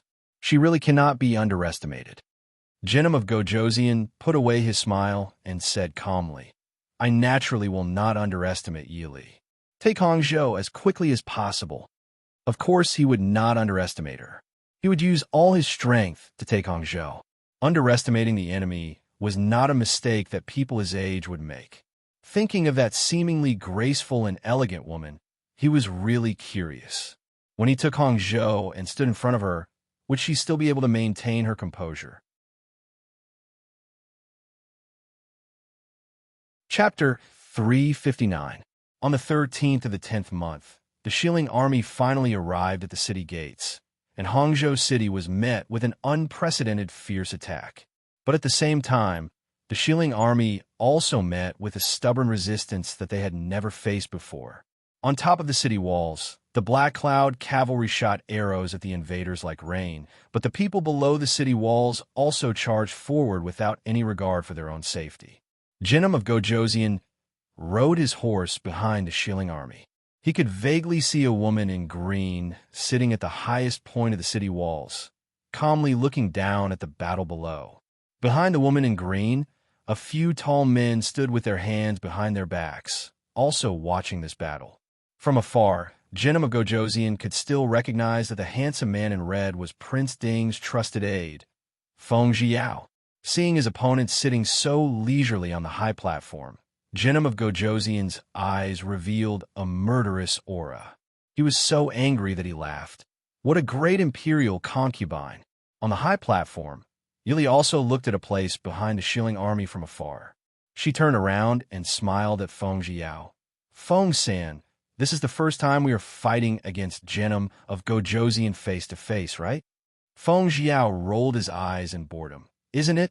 Before, we were either playing tricks or retreating while fighting. If we continue to fight like this, people will start to suspect that our Mahist army only knows how to retreat. Hearing Feng Jiao's resentful complaints, Yili smiled and said, if that's the case, then we should celebrate. After saying this, Yili turned around and took the pipa from Qin Feng's hands. She lightly played it, and a clear melody flowed out from between her fingers. Yili smiled faintly, her 10 fingers nimbly dancing on the pipa. The sound of the pipa gradually grew louder and louder, gradually spreading throughout the entire battlefield. The soldiers who were fighting did not have the time to appreciate the majestic music. Even the slightest mistake on the battlefield could cost them their lives. However, that seemingly gloomy yet seemingly high-spirited voice clearly reached the ears of every soldier. The Mahist army's officers and soldiers seemed to recall the past glory of the Mahist army. It was as if they saw the heroic and domineering prince of the past, leading them to charge and break through enemy lines. Expel the bandits and revive the spirit of our Mahist army. Not only did someone shout this, but the people on the battlefield immediately became murderous. Kill. Standing beside Yili, Feng Jiao's expression changed slightly as he said, this is the song of King Yu breaking the battle formation. Yili did not reply. Her 10 fingers flew swiftly as she played a string of majestic, murderous notes. Yili had been raised by the Su family and the Su family since she was a child. How could she not know music? She just didn't like it. This song of entering the battle formation was originally a Guqin song. It was majestic, simple, and elegant, with an ancient style. However, Yili felt that it was more suitable to be played by a pipa. Just like the ambush from her previous life, other instruments might be able to play it, but it would definitely be difficult to achieve the effect of a pipa. A pipa's fingering and range was very suitable for such an intense and majestic song. Feng Jiao clearly did not expect Yili to reply. He only said softly, "The Song of King Yu breaking the battle formation has been lost for more than 200 years. Probably only the Su family would have such an ancient score. When two armies fought, it was said that the courageous would win.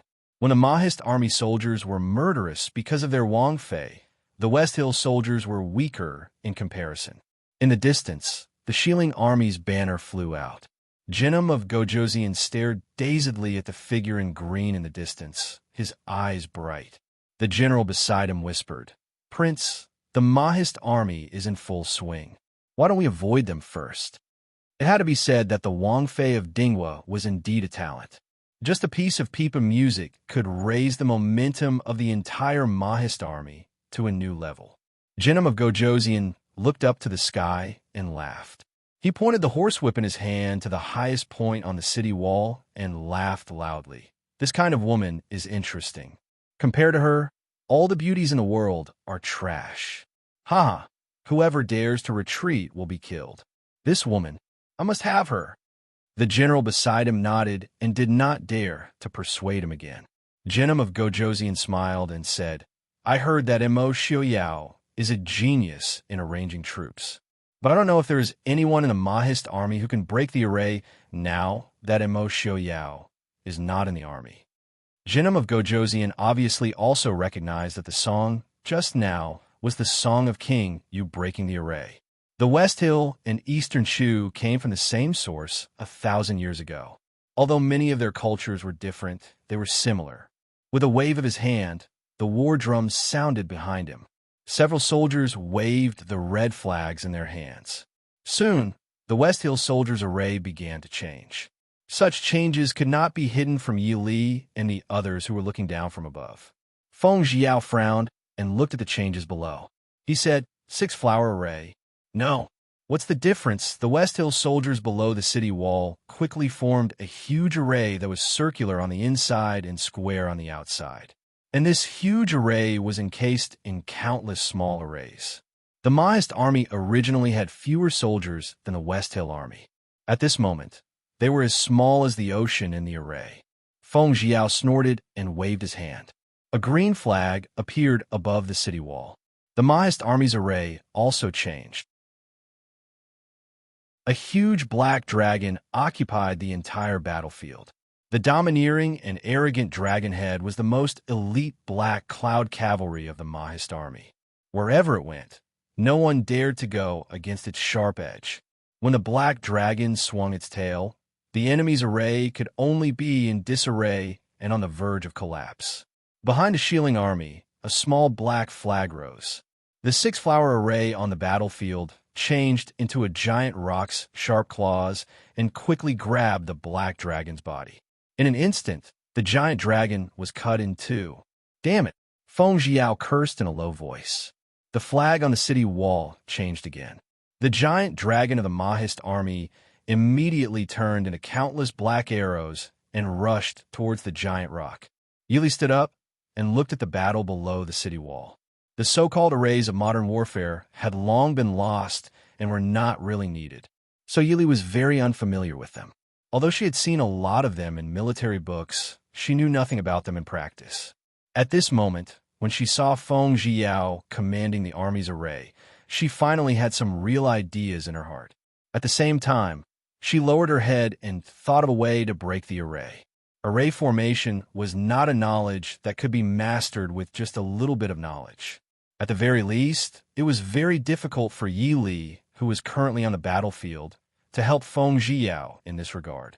Even if she could understand and come up with some ideas, she would definitely not be able to let the Mahist army under the city wall understand her intentions. Moreover, Yili was only a beginner in array formation.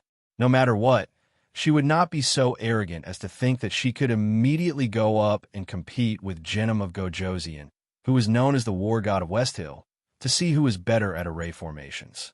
Standing on a high place, Yili stared at the battlefield below without blinking.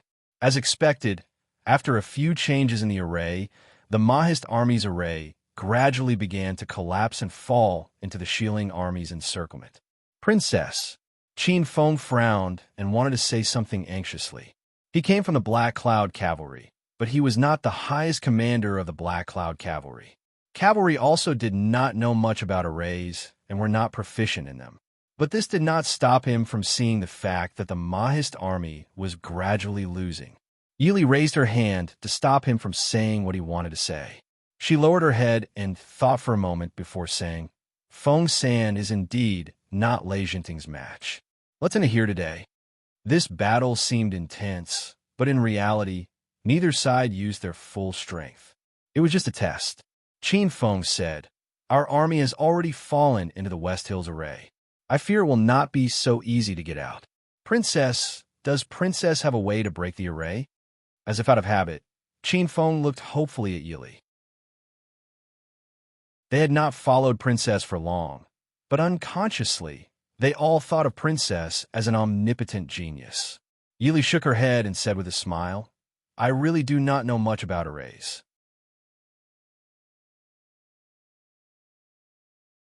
Chapter 360. Hearing this, Qin Feng was slightly dejected. No matter how powerful Wang Fei was, she was only in her teens. How could she know everything? Many generals might not be able to study it thoroughly even after spending decades. This time, the ones remaining by Wang Fei's side were all young generals. The only experienced Marquis had been sent out by Wang Fei to carry out other missions.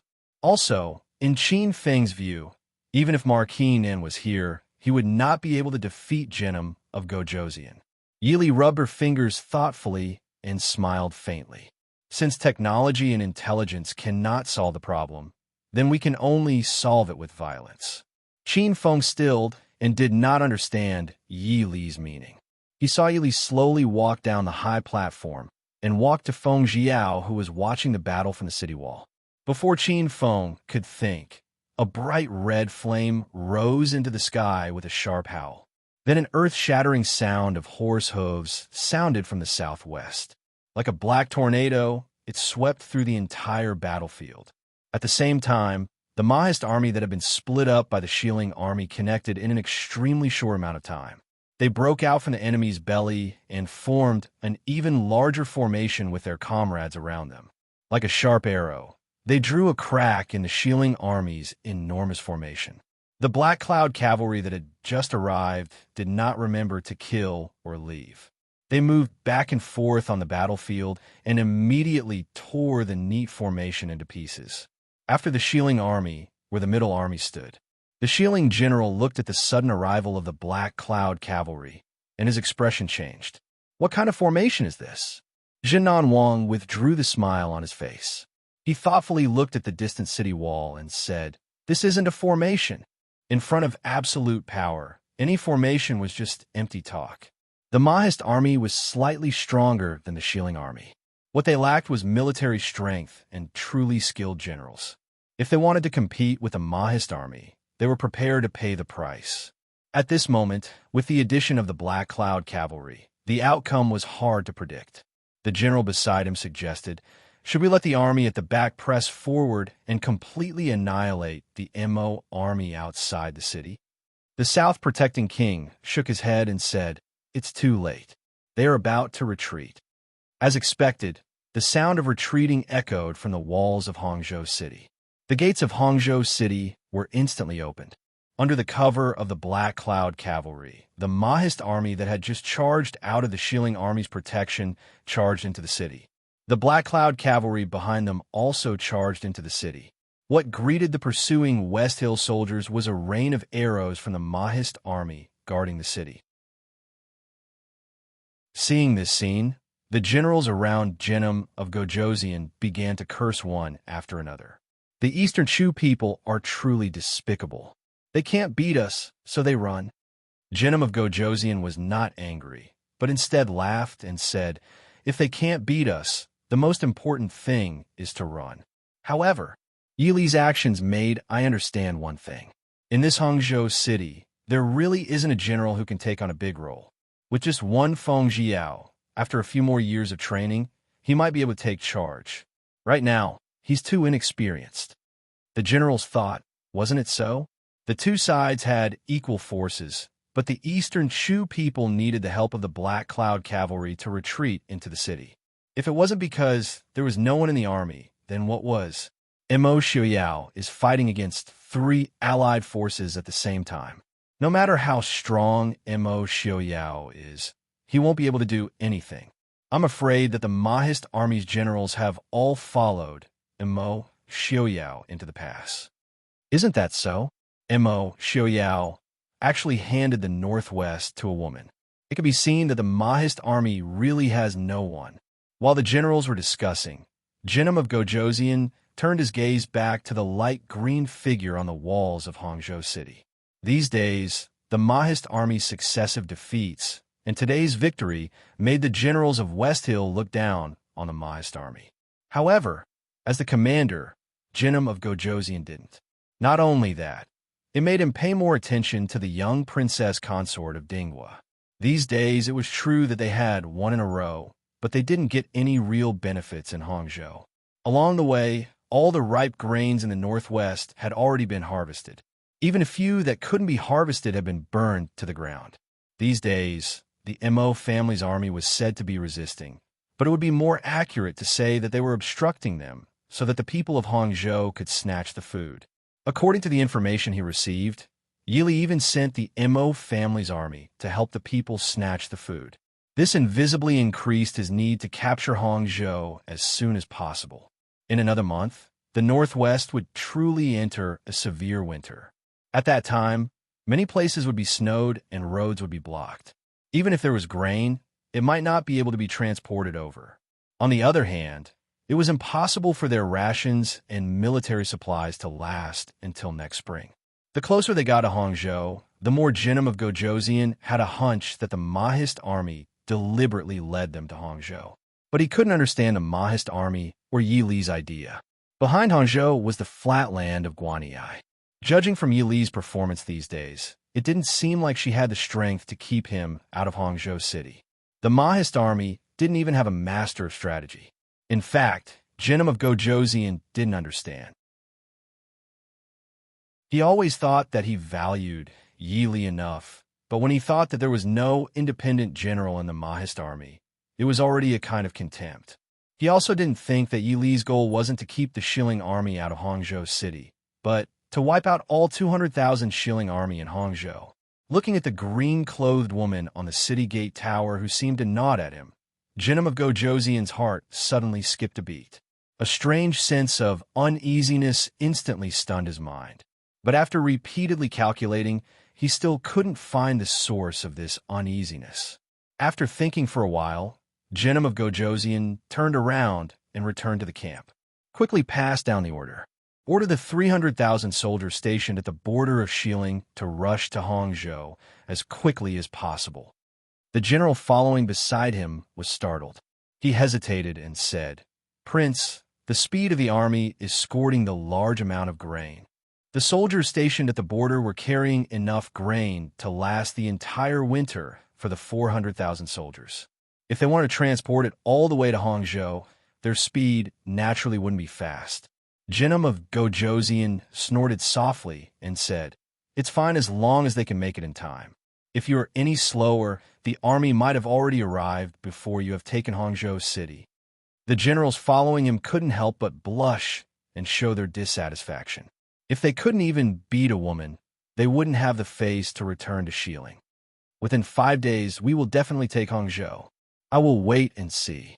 In Hangzhou City, Feng Jiao looked at Yi Li with a face full of sweat and said with a smile, "If Wang Fei hadn't made preparations today, the Mahist army that went out of the city to fight probably wouldn't have made it back. I am still too lacking." Yi Li looked at him with a smile and said, "Even though you have been on the battlefield since you were young, you haven't fought in many years. In terms of experience, compared to Jinim of Gojoseon, who has been on the battlefield for half his life, you are naturally lacking. Today's lesson has taught us that it is best not to compare our weaknesses with other people's strengths. Feng Jiao helplessly spread out his hands and said, "In a face-to-face battle, the best thing to do is to arrange troops and formations. If we directly let the soldiers charge in groups, we will die even worse.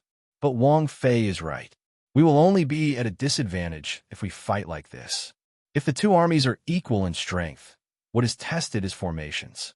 If it was back in the south, Mo Jingli's motley crew, who would care about formations? They could just charge in and scare those shrimp soldiers to death." Chapter 361. Yili was also helpless. The most experienced soldier in the army, Marquis Nan, was sent out by her. As for the others, they were probably not as good as Feng Jiao, who had been learning from Mo Xiaoyao since he was young. Even though she understood some of the meaning, for someone who was more familiar with modern warfare, it was very difficult to understand the essence of these ancient formations. No matter how many books on the art of war one read, it was useless if one could not truly integrate into the battlefield. Not everyone who read the 36 stratagems of Sun Tzu's Art of War could become a famous general. Lowering her head to think, Yili said, "Try to avoid fighting face to face like this. How are the preparations for the matter I mentioned a few days ago?" Feng Jiao nodded and said, "Everything has been arranged according to Princess's wishes." "Princess?" After hesitating, Feng Jiao asked, "There is nothing important in Hangzhou right now. Will Princess consider entering the pass first?" "Entering the pass?" Yili raised her eyebrows and turned to look at Feng Jiao behind her. His young and handsome face was filled with worry. Yili shook her head and said, "I can't leave Hangzhou right now. If I'm not in Hangzhou, Jinim of Gojoseon might be able to detect our intentions. I'm here to make him believe that the Mahist army will defend Hangzhou to the death." "But," Feng Jiao said worriedly, "if it was before, I wouldn't be worried. Even if we were caught in a chaotic battle, with Princess's abilities and Qi Lin, we would be able to escape safely. But now, if there is an accident, although it could not be seen now, the princess consort was pregnant after all. The battlefield was constantly changing, and no one knew what would happen." Yili said in a low voice, "Other than that, send someone to send Han Mingwei and Su Zudi away. As for Qi Lin, I have other uses for it." Feng Jiao's face darkened. He stood firmly in front of Yili and said, "Qi Lin will be used to protect Wang Fei." Yili raised her head and looked at him. She frowned and said, "This consort didn't train Qi Lin to be a bodyguard. Without them, the plan this time would have failed. Feng San, think carefully about the consequences of the several 100,000 shilling army entering the pass before speaking to this consort again." After she finished speaking, she no longer paid any attention to Feng Jiao. Yili turned around and walked down the tower. Feng Jiao sighed helplessly. How could he not know what Wang Fei was thinking? Not to mention the Shilling army's invasion of the Central Plains. Not to mention the damage to the Dechu state's territory caused by the Shilling army's invasion of the Central Plains. Just the threat of the Mahist army in the Guanyi Pass alone was enough for them to do their best to stop these bandits outside Hangzhou City. But, no matter what, they could not let anything happen to Wang Fei. Feng Jiao simply didn't dare to imagine what kind of reaction Mo Xiaoyao would have if something happened to the princess consort. General Feng, the subordinate following behind him, reminded him in a low voice.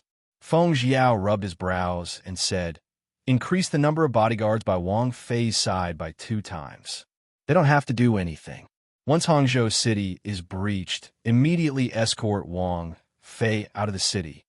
Yes, at this time, in the imperial city of Dechu State, the dazzling imperial palace was even colder and quieter than usual. In the imperial study, Mo Xiaoyao's expression was dark as he stared at the man kneeling on the ground. He said coldly, "Mo Xiaoyao has turned to the Guanyi Pass and ordered Wang Fei to lead 200,000 soldiers to resist the Shilling Genom of Gojoseon." The man kneeling on the ground shuddered at the coldness in his voice.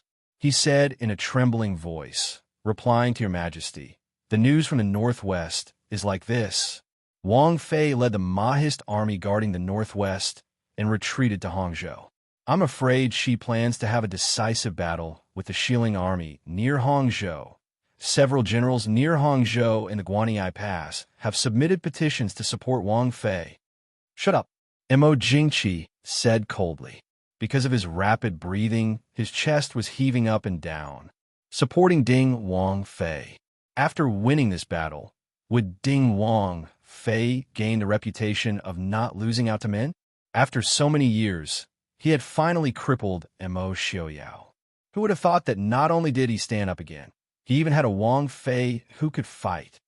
Yili, Mo Jingqi regretted countless times in his heart. Why did he marry Yili to Mo Xiaoyao back then? Suddenly, he thought of something. How was the situation of the Su family in Yinzhou? The kneeling official's heart tightened. He secretly glanced at the emperor and carefully said, "The Su family. Old Master Qin Yun and Master Hong Yu are still teaching at Lishan Academy. There is nothing strange." His heart beat wildly. He suddenly had a feeling that the high and mighty emperor might have gone crazy. The Su family was the head of the world scholars. If it was a peaceful time, it would be fine. But now, the Chu state was filled with internal and external troubles. The emperor actually wanted to make a move against the Su family. It had to be known, at least half of the world officials were Master Qin Yun students. Furthermore, the Su family had no evidence that the emperor could use against them. Mo Jingqi was silent for a long time before he finally spoke. "We understand. You may leave. Your Majesty, the Guanyi Pass generals petitions for battle. Petitions for battle?" Mo Jingqi's cold voice made one's heart turn cold. "You may leave. We will deal with it. This official will leave." Inside the imperial study, Mo Jingqi sat on the high throne. His expression was dark and gloomy. After a long time, he finally spoke. "Tell Marquis Muyang to immediately enter the palace to see us." The servants in the imperial study knew that the emperor's mood was not good. They did not dare to say anything and quickly turned to leave. Marquis Muyang came quickly. In fact, ever since his only beloved son followed consort Ding to the battlefield, he had not been at ease. Even the news of the Marquis Nan manor, which had always been at odds with him, being raided and the Marquis Nan and his son dying an unnatural death, did not make him feel at ease. The Marquis Muyang manor was absolutely loyal to the emperor. It was because of this that Muyang followed Princess Ding to the battlefield. Although he had received 2 letters from Muyang asking for his safety, what was the use? The Northwest was thousands of miles away from the capital. If something really happened, by the time the emperor sent people over, his son's corpse would have rotted away. More importantly, Marquis Muyang understood the young emperor's personality very well. His paranoia was rare in the world. These days, Muyang did not report any news that was unfavorable to the Prince Ding mansion. This was definitely not in line with the emperor's original intention. At that time, the emperor might even suspect that Muyang was colluding with the Prince Ding mansion. At that time, the Marquis Nan manor would be the example of the Marquis Muyang manor. Therefore, after receiving the news from the servants, Marquis Muyang only tidied up a little. He did not dare to delay and entered the palace to see the emperor. This official greets the emperor.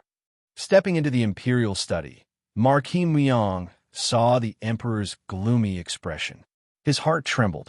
He did not delay and knelt on the ground to greet him. He was obviously very satisfied with Marquis Muyang's respect. His gloomy expression eased a little. "My beloved official, you may rise." Mo Jingqi hated the fact that his officials had special rights and treatment. For example, the Ding mansion.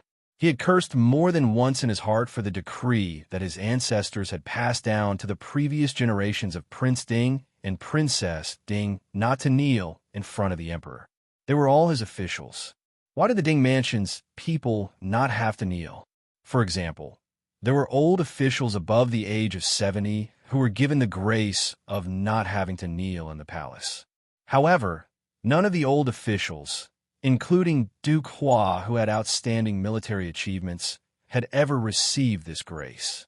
Mo Jingqi enjoyed the feeling of all the servants kneeling in front of him.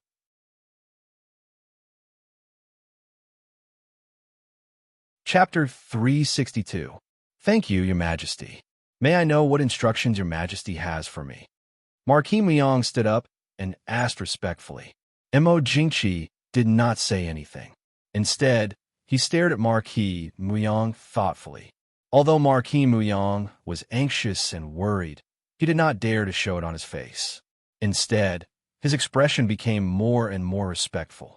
After a long time, he heard Mo Jingqi ask in a deep voice, "Have you received your son's letter, safety?" Marquis Muyang quickly replied, "Your Majesty, I have received it. The most recent one was half a month ago." "Oh, what did the letter say?" Mo Jingqi asked lightly.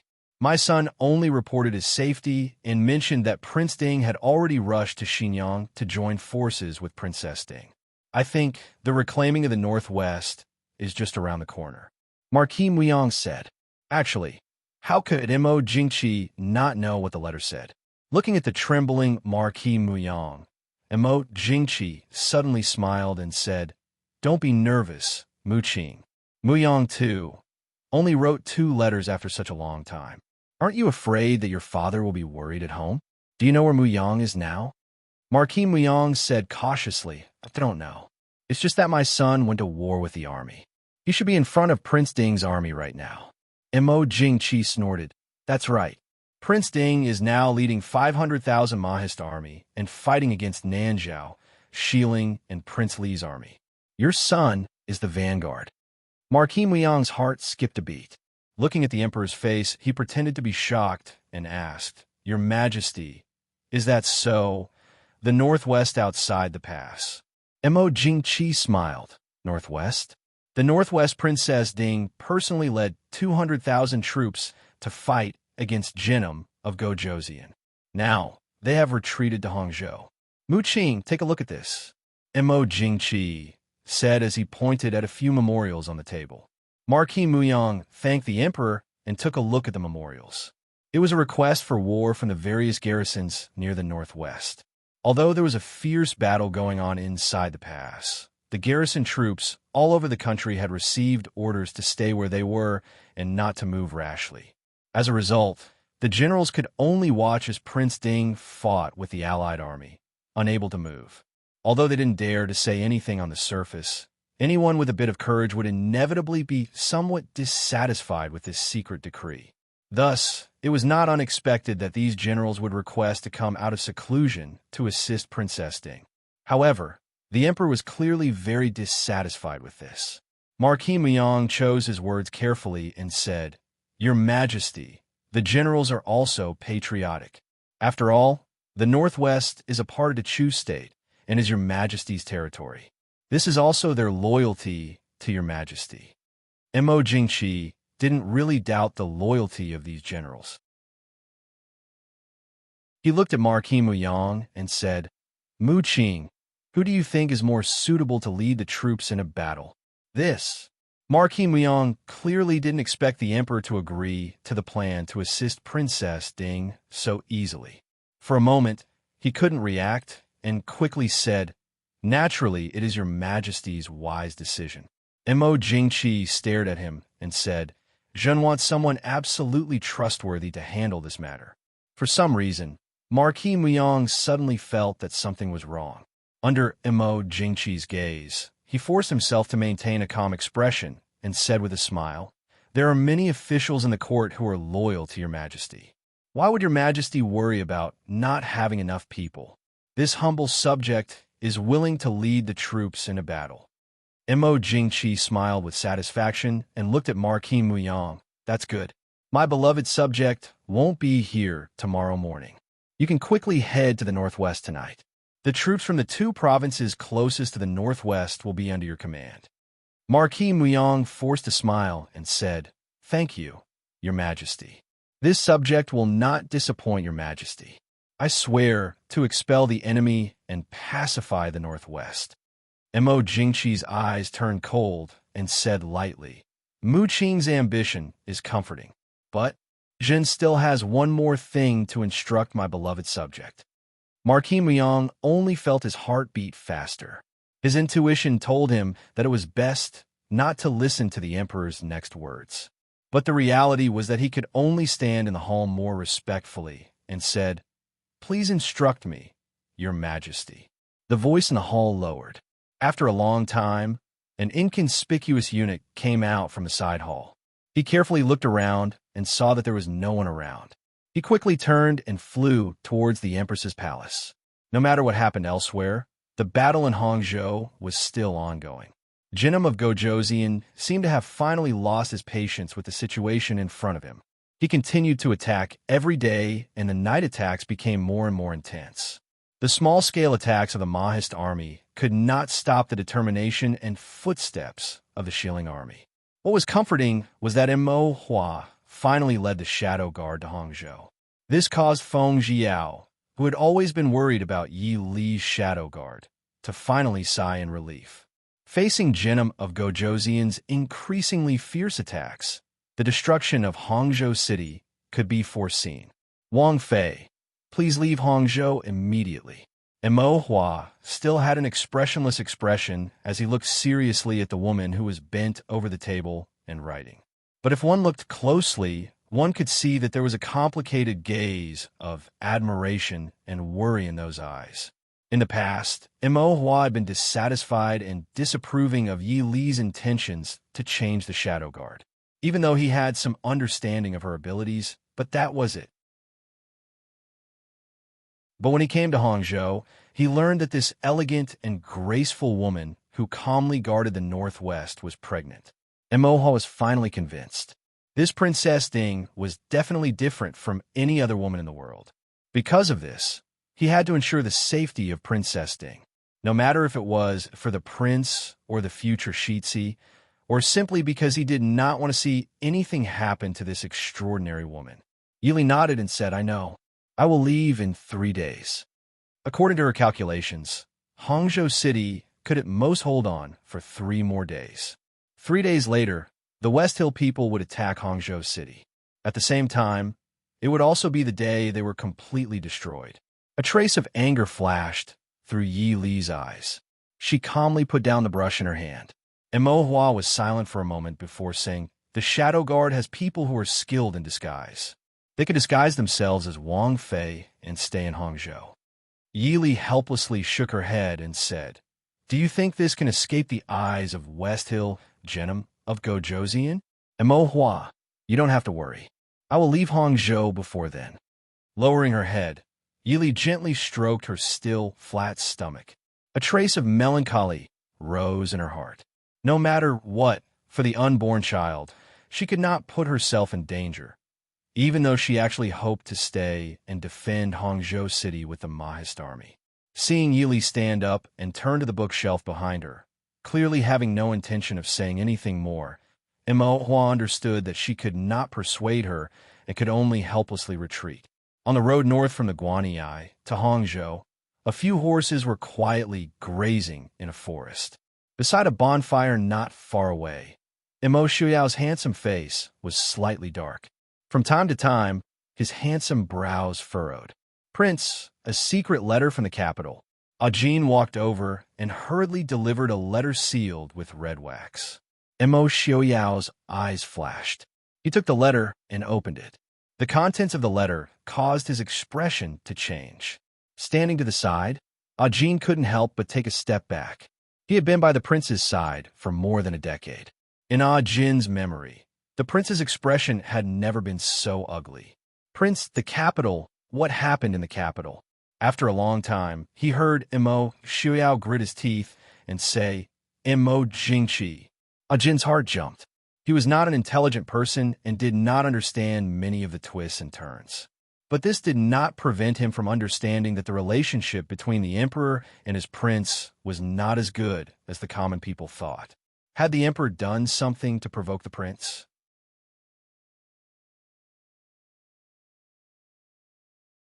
Chapter 363. Mo Xiaoyao slowly crumpled the letter in his hand into a ball. With a slight force, the ball of paper turned into powder and fell to the ground, turning into a thin layer of white dust. "Mo Jingqi, you better pray that nothing happens to Li Li. Ajin, take Ai's token and head north." Order the Mahist army in the north to immediately reinforce Hangzhou. Ajin stilled and said in confusion, Prince, the north only has 50,000 soldiers right now. It is to defend against the northern militant. Mo Xiaoyao's lips curled into a cold smile. Mo Jingqi doesn't even care. Do you want to care for him? Send the order, immediately reinforce Hangzhou. Ajin finally understood that Prince was serious. With a serious expression, he said, Ajin understands. Ajin will leave. Taking the token that Mo Xiaoyao threw over, Ajin did not hesitate to turn and leave on his horse. Watching Ajin's departing figure, Mo Xiaoyao tightly clenched his fists. The words that slowly came out of his mouth made people's hearts turn cold. Mo Jingqi, you really think that I's patience is limitless? If anything happens to Li and Hangzhou, I will make you wish you were dead. Outside Hangzhou City, the sounds of fighting still filled the sky.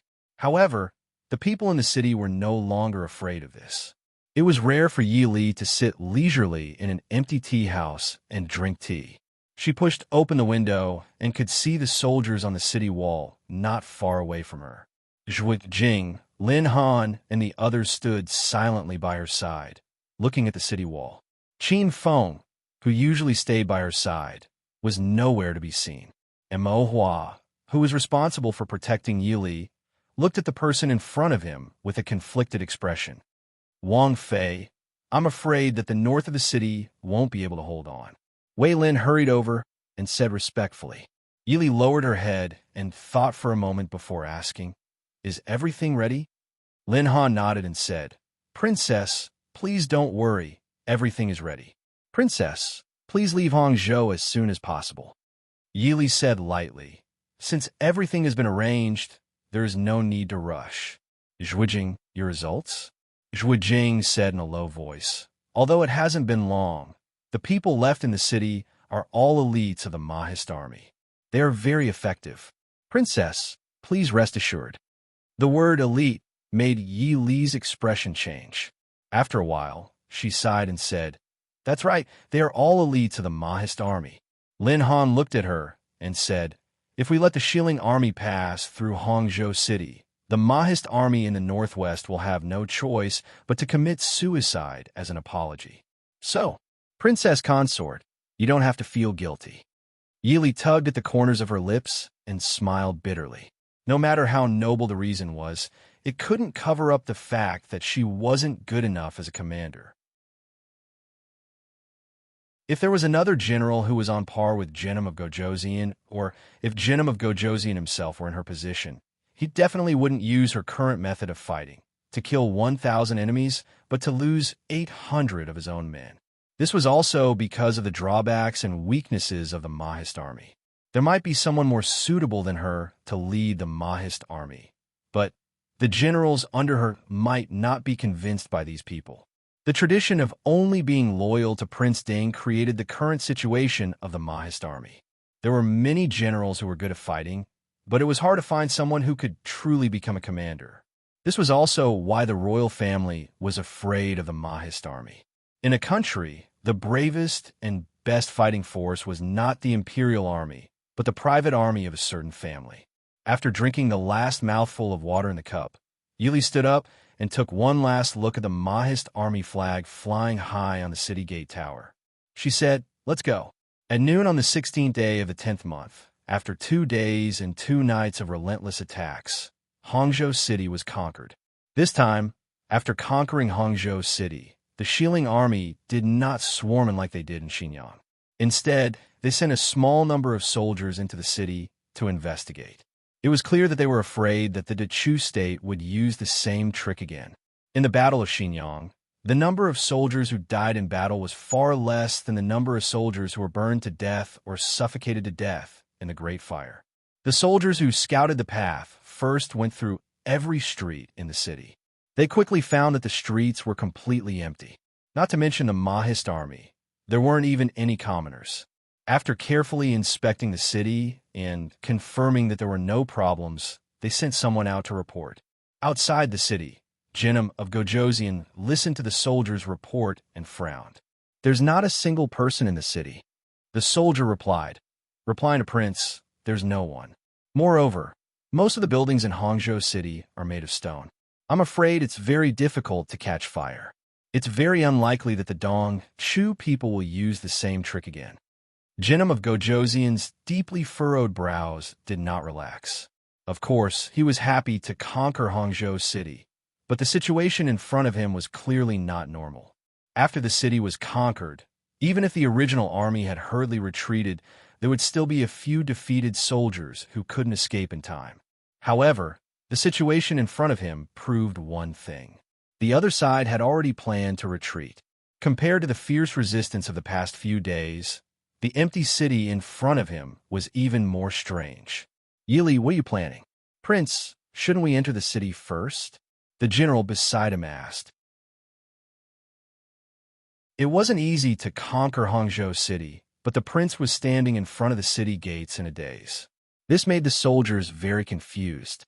After a moment of silence, Jinnum of Gojoseon said in a deep voice, "Immediately pass through Hangzhou City and pursue the remnants of the Mahist army. We can't stay in Hangzhou City. This, Prince, the reinforcements and supplies will take at least 10 days to arrive. Once we enter the pass, if something unexpected happens," the general in front of him carefully advised. When the army set out, the supplies came first. He didn't mention that they only had a mere 100,000 soldiers. Once they entered the pass, it might not even be enough to fill the gaps between the teeth of the Dechu state soldiers. Their supplies could only last them for half a month at most. If they were too far away from the army escorting the supplies, if the supplies didn't arrive in time, the 100,000 soldiers would starve to death before the enemy even had to face them. Jinnum of Gojoseon frowned and said in a deep voice, "Enter the city." Soon, the army poured in endlessly through the city gates.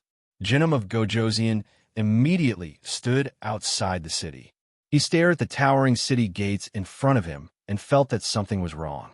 The soldiers beside him didn't dare to say anything, even though the prince was in a bad mood. Seeing that more than half of the army had entered the city, there was a sudden commotion in the city.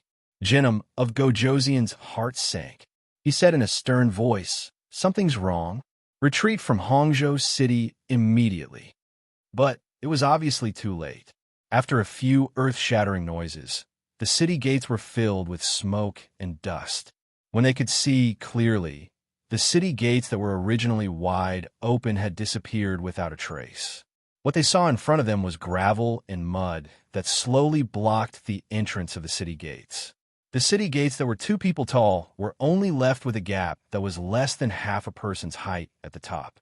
Looking at the half-collapsed city gate tower, it was obvious that someone had done something to the city gate tower. "Prince," the general beside him was pale. Almost 70,000 soldiers had already entered the city, and now there were less than 30,000 soldiers left. Everything in front of them. How did it happen? It seemed to prove the saying that blessings don't come in pairs and misfortunes don't come alone.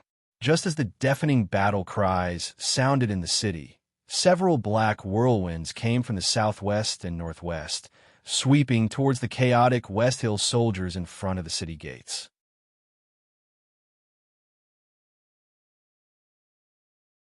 Chapter 364. At this moment, blood flowed like a river in the city. All the buildings in Hangzhou were made of stacked stones, forming alleys of varying depths. When the Mahist army suddenly appeared on the streets and messed up the troops, countless soldiers in black appeared on the roofs on both sides of the streets with bows and arrows. No one could not recognize them. They were the most elite Black Cloud cavalry of the Mahist army. It was said that every soldier of the Black Cloud cavalry was a 1 in 100 archer. The rain of arrows mercilessly poured down on the West Hill soldiers on the streets. This was not a battle, but a one-sided massacre. The Black Cloud cavalry took the high ground and attacked first. Their archery skills were obviously better than the West Hill soldiers. The West Hill soldiers had no chance to fight back and were forced into the narrow alleys. However, what awaited them was not a good fate. They were either shot in the chest by arrows from the roofs, or their throats were slit by people who appeared out of nowhere. The empty Hangzhou city instantly became a purgatory on earth. Outside the city, Jinnum of Gojoseon's face alternated between green and white. Now that things had come to this, he finally understood what he felt was wrong about these days. They thought that they had chased the Mahist army back to Hangzhou, but who could tell him where the cavalry that appeared behind them came from? Yili had actually hidden a cavalry of nearly 30,000 people behind them without anyone noticing. And these days, the people who were dizzy with victory did not even think about the strength of the Mahist army, which was once known as the leader of all countries. Among the countless black whirlwinds, the red figure at the front was particularly conspicuous. Feng Jiao sat on his horse like a red whirlwind sweeping past. Everywhere he went, the West Hill soldiers avoided him. His handsome face was full of wanton and carefree. After enduring for so many days, he could finally fight to his heart's content. In terms of military strategy, he was not as good as Jinnum of Gojoseon. In terms of military experience, he was not as good as Jinnum of Gojoseon. But so what? 30,000 cavalry against 30,000 infantry. In this flat land, there was no need for military strategy or strategy. It did not stop him from beating the West Hill people. Almost in a happy mood, Feng Jiao's spear slashed across the throats of several West Hill soldiers. He spurred his horse and swept past the king of Jinnan's army. From a distance, he smiled and said, "Your Highness the King of Jinnan, our Wang Fei wants this humble one to greet the King of Jinnan on your behalf." This greeting was definitely a form of mockery. Jinnum of Gojoseon of Gojoseon of Gojoseon. Jinnum of Gojoseon of Princess of Gojoseon's mind. It's just that. I would like to know, after Princess Ding burned Xinjiang and destroyed Hangzhou's city gate tower, when Ai's reinforcements arrive, how will she defend Hangzhou? Feng Jiao laughed loudly and said, "Thank you for your concern, Prince. But our consort has also said that all the soldiers of West Hill who enter the northwest will be killed without exception." Jinnum of Gojoseon snorted. "What a boastful tone. I'm already exhausted from dealing with a mere 200,000 strong army, yet you still dare to boast like this. I may lose soldiers and generals, but the Mahist army won't fare any better." Feng Jiao raised his eyebrows and laughed. "Prince, do you think the Mahist army is afraid of you West Hill people?" The princess consort was only worried about His Highness Jinnum of Gojoseon. The 300,000 reinforcements did not have Jinnum of Gojoseon with them. Whether or not they will come to Hangzhou is another matter. Jinnum of Gojoseon's expression changed slightly, but his face remained calm. However, his heart was already in a perilous situation. He had lost this round. Even though he had not seen the final outcome, Jinnum of Gojoseon understood that he had lost to Mo Lu Fong in the first half of his life, but he had not expected to lose to a woman in the second half of his life. Even though he had seen the outcome in front of him, he could not accept it wholeheartedly. After a few exchanges, he already knew in his heart that Yili was not some kind of world-shaking genius. It was because of this that he could not understand how the outcome in front of him had come about. After a long time, Jinnum of Gojoseon looked at the laughing red-clothed figure and said with a ferocious expression, "Order the gold-robed guards to capture Yili at all costs. Prince, now here, kill." The reason Jinnum of Gojoseon fell for it was because he underestimated me too much. In a small valley about a dozen li away from Hangzhou City, Yili listened to the sounds of fighting that had not stopped in the direction of Hangzhou. She said to the confused Wu Jing and the others beside her, if his opponent was Xiu Yao, he definitely would not have fallen for such a trick. Zhuo Jing said, If Prince did this, Jinnum of Gojoseon would only think that it was a trick and change Princess, but he would not."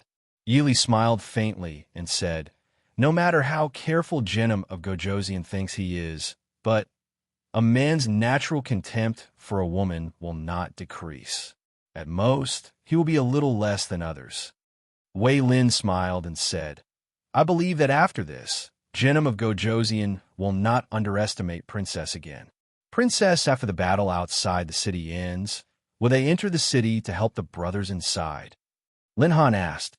Yili was silent for a long time and finally said, "No, they will immediately go to help Marquis Nan." Everyone was silent. There were 70,000 shilling army in the city, but only 10,000 Mahist army remained. No one could say how many would come out in the end. The 30,000 Black Cloud cavalry hidden outside the city, after killing the 30,000 shilling soldiers, had to go to the border to help Marquis Nan. Marquis Nan and Marquis Nanshitsi, Yun Ting, and a few other junior generals had to take 30,000 men to stop the 300,000 reinforcements from Shilling. No one could say how many would come back. It was not that Princess was ruthless. Everyone knew that they did not have that many soldiers. Princess had already made the best arrangements. Princess, it is time to leave. If we hurry, we can reach a small city to rest tonight. Yili turned her head to look at the city in the distance and nodded silently. Princess, there's a large group of soldiers heading towards Hangzhou. The shadow guard who was scouting ahead hurriedly came back to report. Yili paused. She frowned slightly and asked, "Who are they?"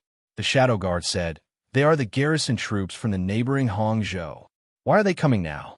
She knew that the generals from the neighboring garrisons had sent letters to the emperor to help Hangzhou.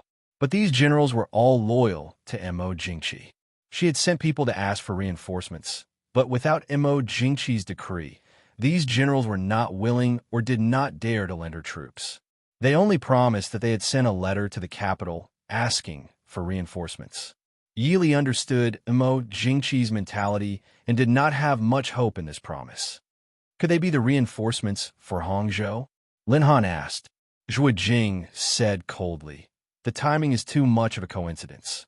Princess, I will go and take a look." Yili frowned and said, "Go, but be careful." Zhuo Jing was personally trained by Yili and was efficient in his work. He came back in less than 2 hours, but his expression was very ugly. Looking at Yili, Zhuo Jing said, "Princess, they are not here to help." Everyone was stunned. Mo Hua said coldly, "Could it be that they are here to help the West Hill people?" Zhuo Jing shook his head and said, "They have set up camp a few miles away. I went in and eavesdropped on their conversation. He plans to stand by and watch. If we win, they will take advantage of the fact that we do not have time to rest to attack us. If the West Hill wins, we will act according to the situation and retreat to the camp. If both sides suffer, it will be better. They will take advantage of us."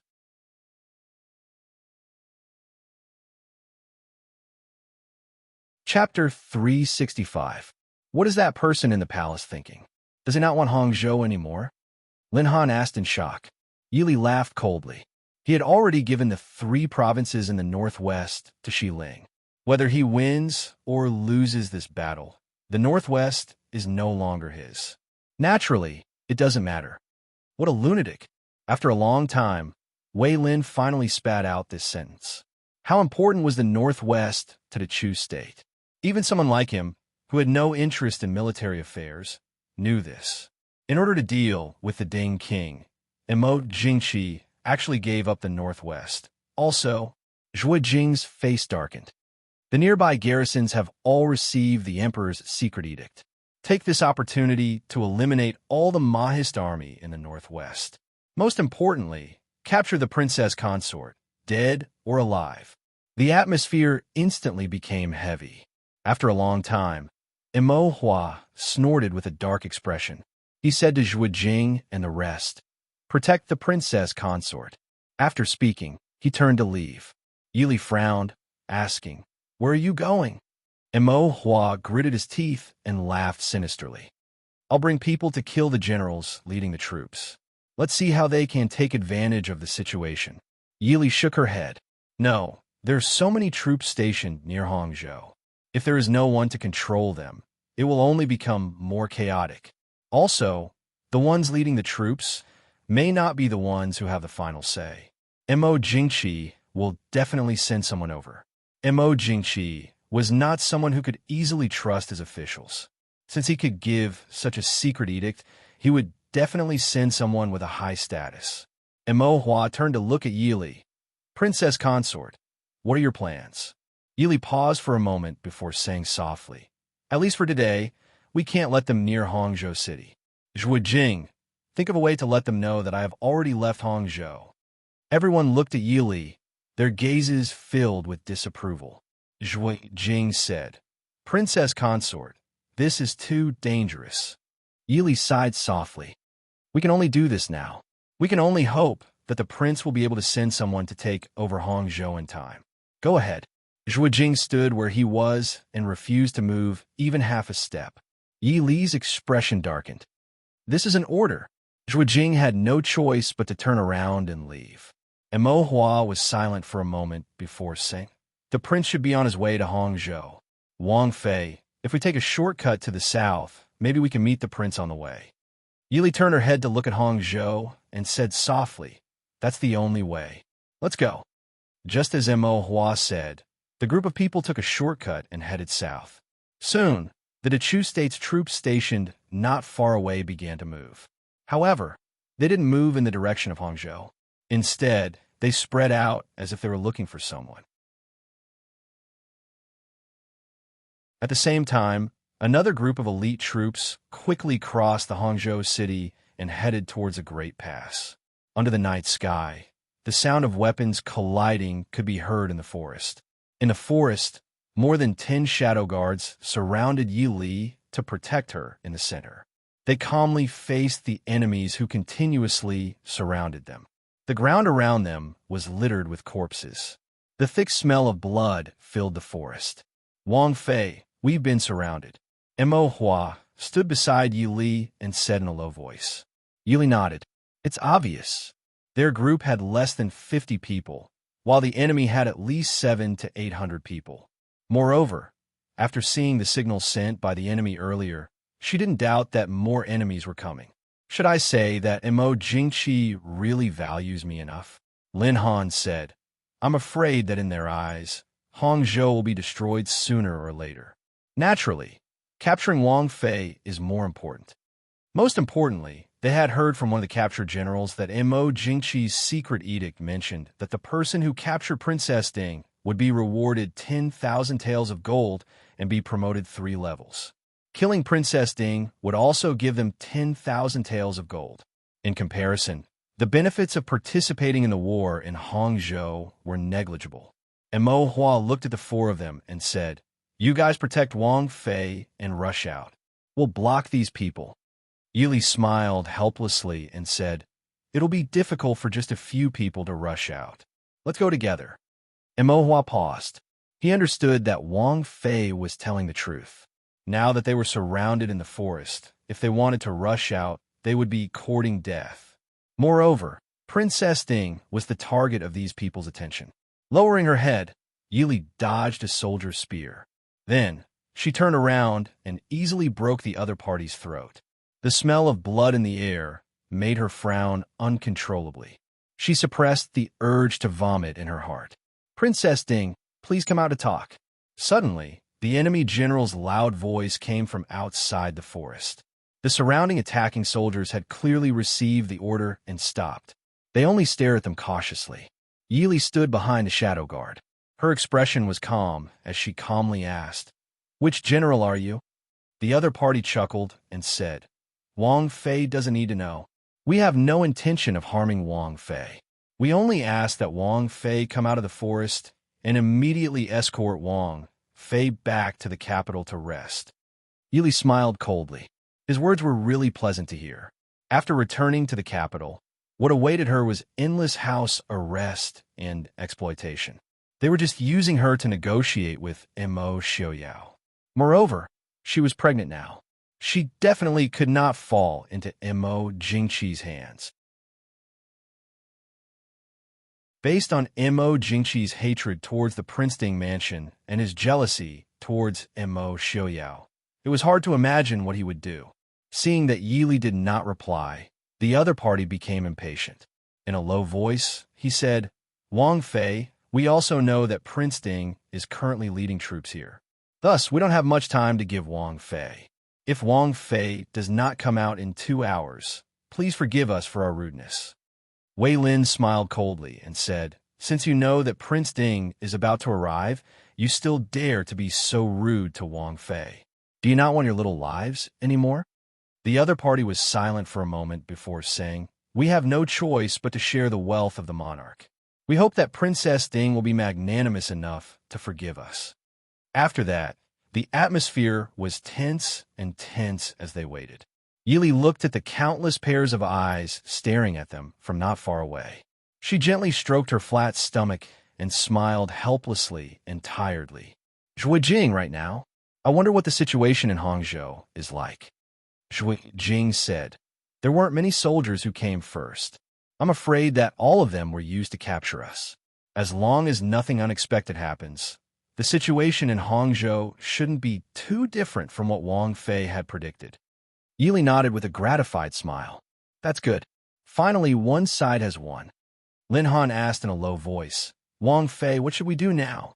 Yili calmly raised her eyes and said in a low voice, head to the southeast corner and rush out. Mo Hua's brows furrowed in worry. Wang Fei's body, Yili smiled coldly. If she falls into their hands, what do you think will happen? Mo Hua did not speak. Perhaps if a Princess Ding fell into Mo Jingqi's hands, she would not die or be used to threaten the prince. But if a Prince Ding mansion with a future heir fell into Mo Jingqi's hands, it would definitely be a disaster. Not only would it be a disaster for the prince's wife, it would be a disaster for the entire Mahist army. Mo Hua looked deeply at Yi Li and bowed to Yi Li with unprecedented respect. I will listen to Wang Fei's orders. The southeast corner led deep into the mountains. The terrain was more rugged and dangerous than other places. Perhaps because of this, there were fewer people guarding this side than the other sides. This was their only hope to rush out. With Yi Li's order, all the shadow guards rushed in that direction. Along the way, they showed no mercy. It could be said that if God blocked them, they would kill God. If Buddha blocked them, they would kill Buddha.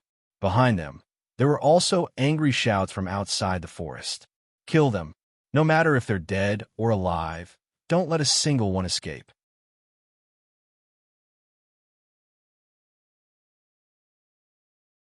Chapter 366. Relying on this invincible momentum, the group actually managed to break out of the encirclement and headed deeper into the mountains. However, there were only 7 or 8 shadow guards left, including Mo Hua, Zhuijing, and the others. They were all riddled with injuries. Only Yi Li, who was protected in the middle, did not suffer any external injuries other than looking a little tired. There were few traces of people in the deep mountains and forests. Even if the enemy had thousands of people, it was not easy to find a few people hiding in such a vast forest. The next morning, the group had already gotten rid of their pursuers.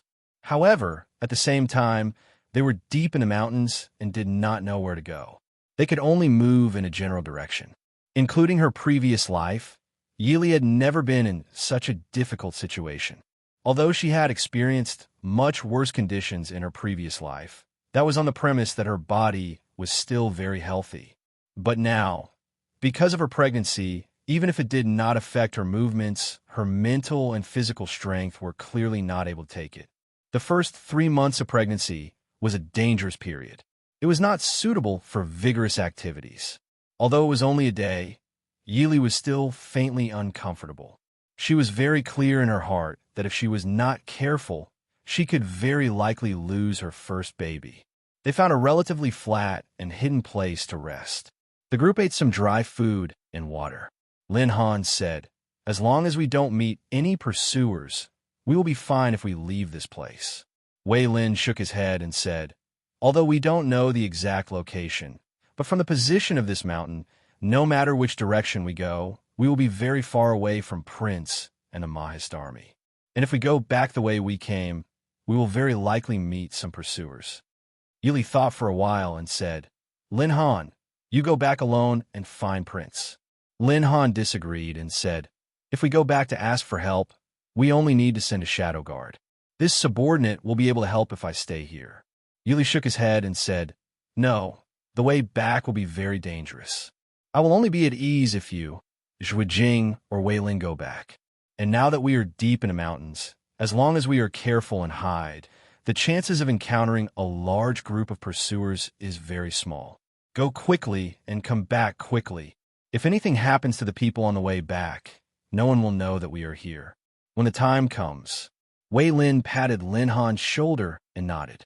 Lin Han glanced at everyone and could only nod. Yes, this subordinate will definitely find Prince as soon as possible. Yili nodded. Be careful on the road. After sending Lin Han off, everyone rested in this relatively flat area for a while. Yili was sitting under a big tree. She leaned against the trunk and looked up at the sky through the layers of shade. The corners of his lips lifted into a wry smile of self-mockery. How embarrassing in this world. Equals, she knew that she was not strong enough. This was the era of cold weapons. Compared to those top experts, her inner strength was not strong enough, and her qigong was not good enough. On the battlefield, compared to those truly exceptional generals, the military theories she had learned were of no use. She only relied on a completely different way of thinking from ordinary people.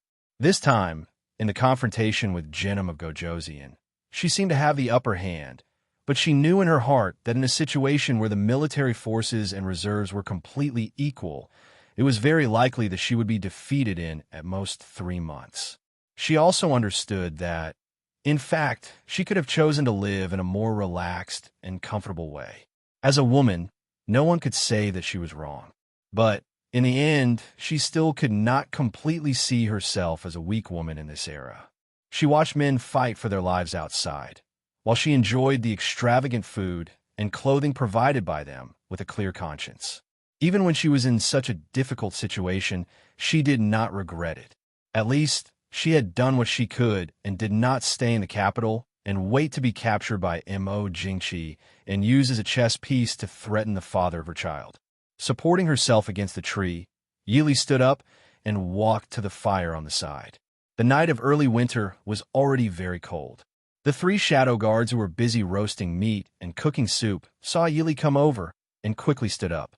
Yili waved her hand and said, "Everyone is tired. Don't be so polite. Sit down." The shadow guards had clearly never met such a master before. They looked hesitantly at Zhuijing, who was sitting on a tree with his eyes closed. Mo Hua had taken people to go hunting. They could only seek the opinion of Zhuijing, who was also a shadow guard. Sensing the shadow guard's gazes, Zhuijing opened his eyes and glanced at them. He said, "We will listen to the princess's orders." Only then did the 3 of them sit down again. They continued with their work in silence. Compared to before, their expressions were much more reserved. Yili smiled faintly and reached for a branch to poke at the fire. She picked up a skewer of bird meat that had been roasted on the fire and threw it onto a tree branch. Wei Lin, who was hanging upside down on the tree, reached out and caught it. Without saying anything, he took a bite and ate it. Zhuijing, who was on the tree on the other side, was drooling. "Princess consort." Yili raised her eyebrows and threw another skewer over. Zhuijing cheered and ate happily. Yili turned back to look at the shadow guards, who had a shocked expression at their interaction. She smiled and said, "Everyone is hungry. Eat first. When Mo Hua and the others return, we will roast theirs." Zhuijing bit into the roasted meat as he mumbled, "I said, when I go out to hunt, I will definitely be faster than Commander, cough cough. Mo Hua." It seemed that because of the interaction between Yili, Zhuijing, and Wei Lin, the atmosphere gradually eased. Yili endured the smoke and grease from the fire and ate the roasted meat in her hand without any appetite. A shadow guard looked at her and took out 2 fist-sized red wild fruits to give to Yili. He said shyly, "I picked this on the way. If Princess does not mind, please eat this." Yili smiled and took it. She wiped it and took a bite. The slightly sour and sweet fruit made her feel much better. She nodded and smiled at the shadow guard. "Thank you." The shadow guard's face turned red, and he hurriedly said he did not dare. As she ate the wild fruit, she looked at the shadow guards who were curiously examining her. Yili smiled faintly and asked softly, "I've implicated you this time. Are you afraid?" These shadow guards were all young and outstanding youths. If they were reorganized in the future, no matter if they were placed in the Black Cloud Cavalry-Maist Army or the Qilin, their future would be limitless. But this time, almost all of them had been sacrificed with her. "Not afraid," the shadow guard who gave Yili the wild fruit said loudly. "It is the glory of the shadow guard to be able to die for the prince and princess consort." Nonsense, Yili said softly. You do not want to live first. Why do you want to die? For loyalty. If you all die, who will not be loyal to the Wong Fu? The three youths looked in puzzlement at Yi Li. What Princess Consort said was clearly different from what they had been taught since they were young. They could not understand. Does Princess Consort mean that we should be afraid of death and flee at the last moment? Even though we are not the Black Cloud Cavalry or the Mahist army that is famous in the countries, we will not do such a thing. The three youths clearly did not agree with Yi Li's words. Yi Li said with a smile, Death, there are those that are heavier than Mount Tai, and those that are lighter than a goose feather. If you give up your life for a small matter or slit your throat because of a small setback, then even if you are loyal, it is foolish loyalty. If you have done everything you can for the greater good, for your ideals, for your beliefs, but can only sacrifice yourself in the end, then even if you die and lose, you are still a true warrior. The three youths were thoughtful. In reality, the Shadow Guard and people like them had an unwritten rule. For example, if they failed an important mission, many people would apologize with their lives. As Shadow Guard, they had seen many examples like this. They even had the same thoughts. Therefore, even though they were sad that they had to protect Princess Consort's brothers who had died, they were mentally prepared. If something happened to Princess Consort, they would all apologize with their lives. But hearing Princess Consort's words, it seemed that Princess Consort felt that their actions were not correct.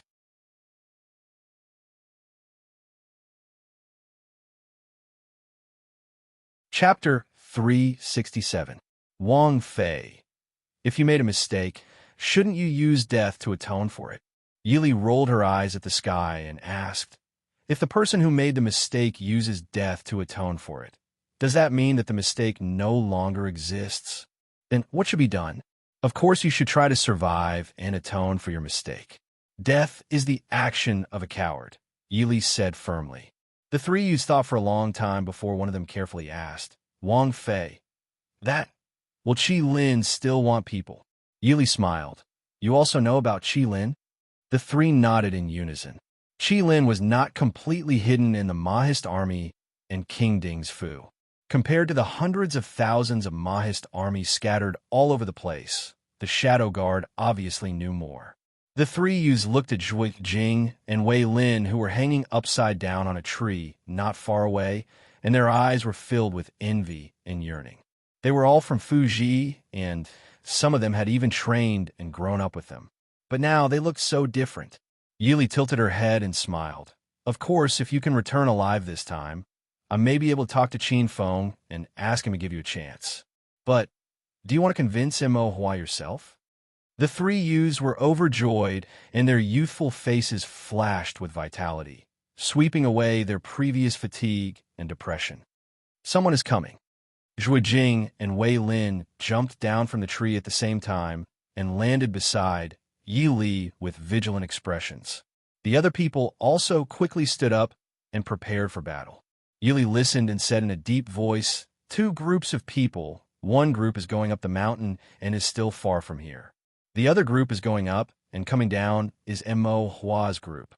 The Shadow Guard behind her had quickly extinguished the fire, and in a blink of an eye, Mo Hua had also brought a few Shadow Guards to the front. Mo Hua said with a heavy face, just now I saw someone coming up the mountain. Yi Li frowned and said, going down the mountain is definitely not possible. The foot of the mountain is completely surrounded. Is there a path up the mountain? Mo Hua said, there's a cliff at the top of the mountain, and the mountain opposite the cliff is completely separated from here. If we can make it, is it okay? Yi Li asked. Mo Hua nodded slightly. It's worth a try. Yi Li exhaled slightly and said in a deep voice, let's go up the mountain. The group walked up the mountain. Along the way, Yi Li noticed that a few Shadow Guards had left their group under Mo Hua's signal. Yi Li knew that they were trying to distract the pursuers that could catch up with them at any time. Glancing at the Shadow Guard who left silently, Yi Li didn't say anything. She just silently followed the Shadow Guard's footsteps up the mountain. The pursuers seemed to be coming very quickly. Not long after, the sound of a crowd and the sound of close combat could be heard from afar. However, the sound gradually faded away. It was obvious that someone had led them in the opposite direction. Emo Hua turned her head to look at the place where the sound was getting farther and farther away. She frowned and said, "Wang Fei, the people coming up the mountain don't seem to be the pursuers of the imperial court." Yili nodded silently. That group of people had just been at the foot of the mountain. If they could catch up so quickly, they definitely weren't ordinary soldiers. It was obvious that the other party was an expert. "They are Lei Jinting's people," Zhuge Jing said. "Jinan Palace has a secret group of private guards called the Gold-Clothed Guards. There are about 1,000 of them. They usually guard Jinan Palace. Every time Jinan of Gojoseon goes on a campaign, they always accompany him. It was because of their existence that Jinan of Gojoseon was able to escape death many times on the battlefield. This included when Jinan of Gojoseon was defeated by the old prince. It was this group of gold-clothed guards that sacrificed almost all of their people to rescue him. The gold-clothed guards saved Jinan of Gojoseon's life. Even though they were almost completely wiped out, Jinan of Gojoseon rebuilt them afterwards. Yili asked as they walked up the mountain. "The Shadow Guard doesn't seem to have received this news." Zhuge Jing said, "Ever since the gold-clothed guards were almost completely wiped out by the old prince when they tried to save Jinan of Gojoseon, they haven't appeared in front of anyone. Almost everyone thinks that they don't exist anymore." This subordinate was told by Master Mingyu before he left.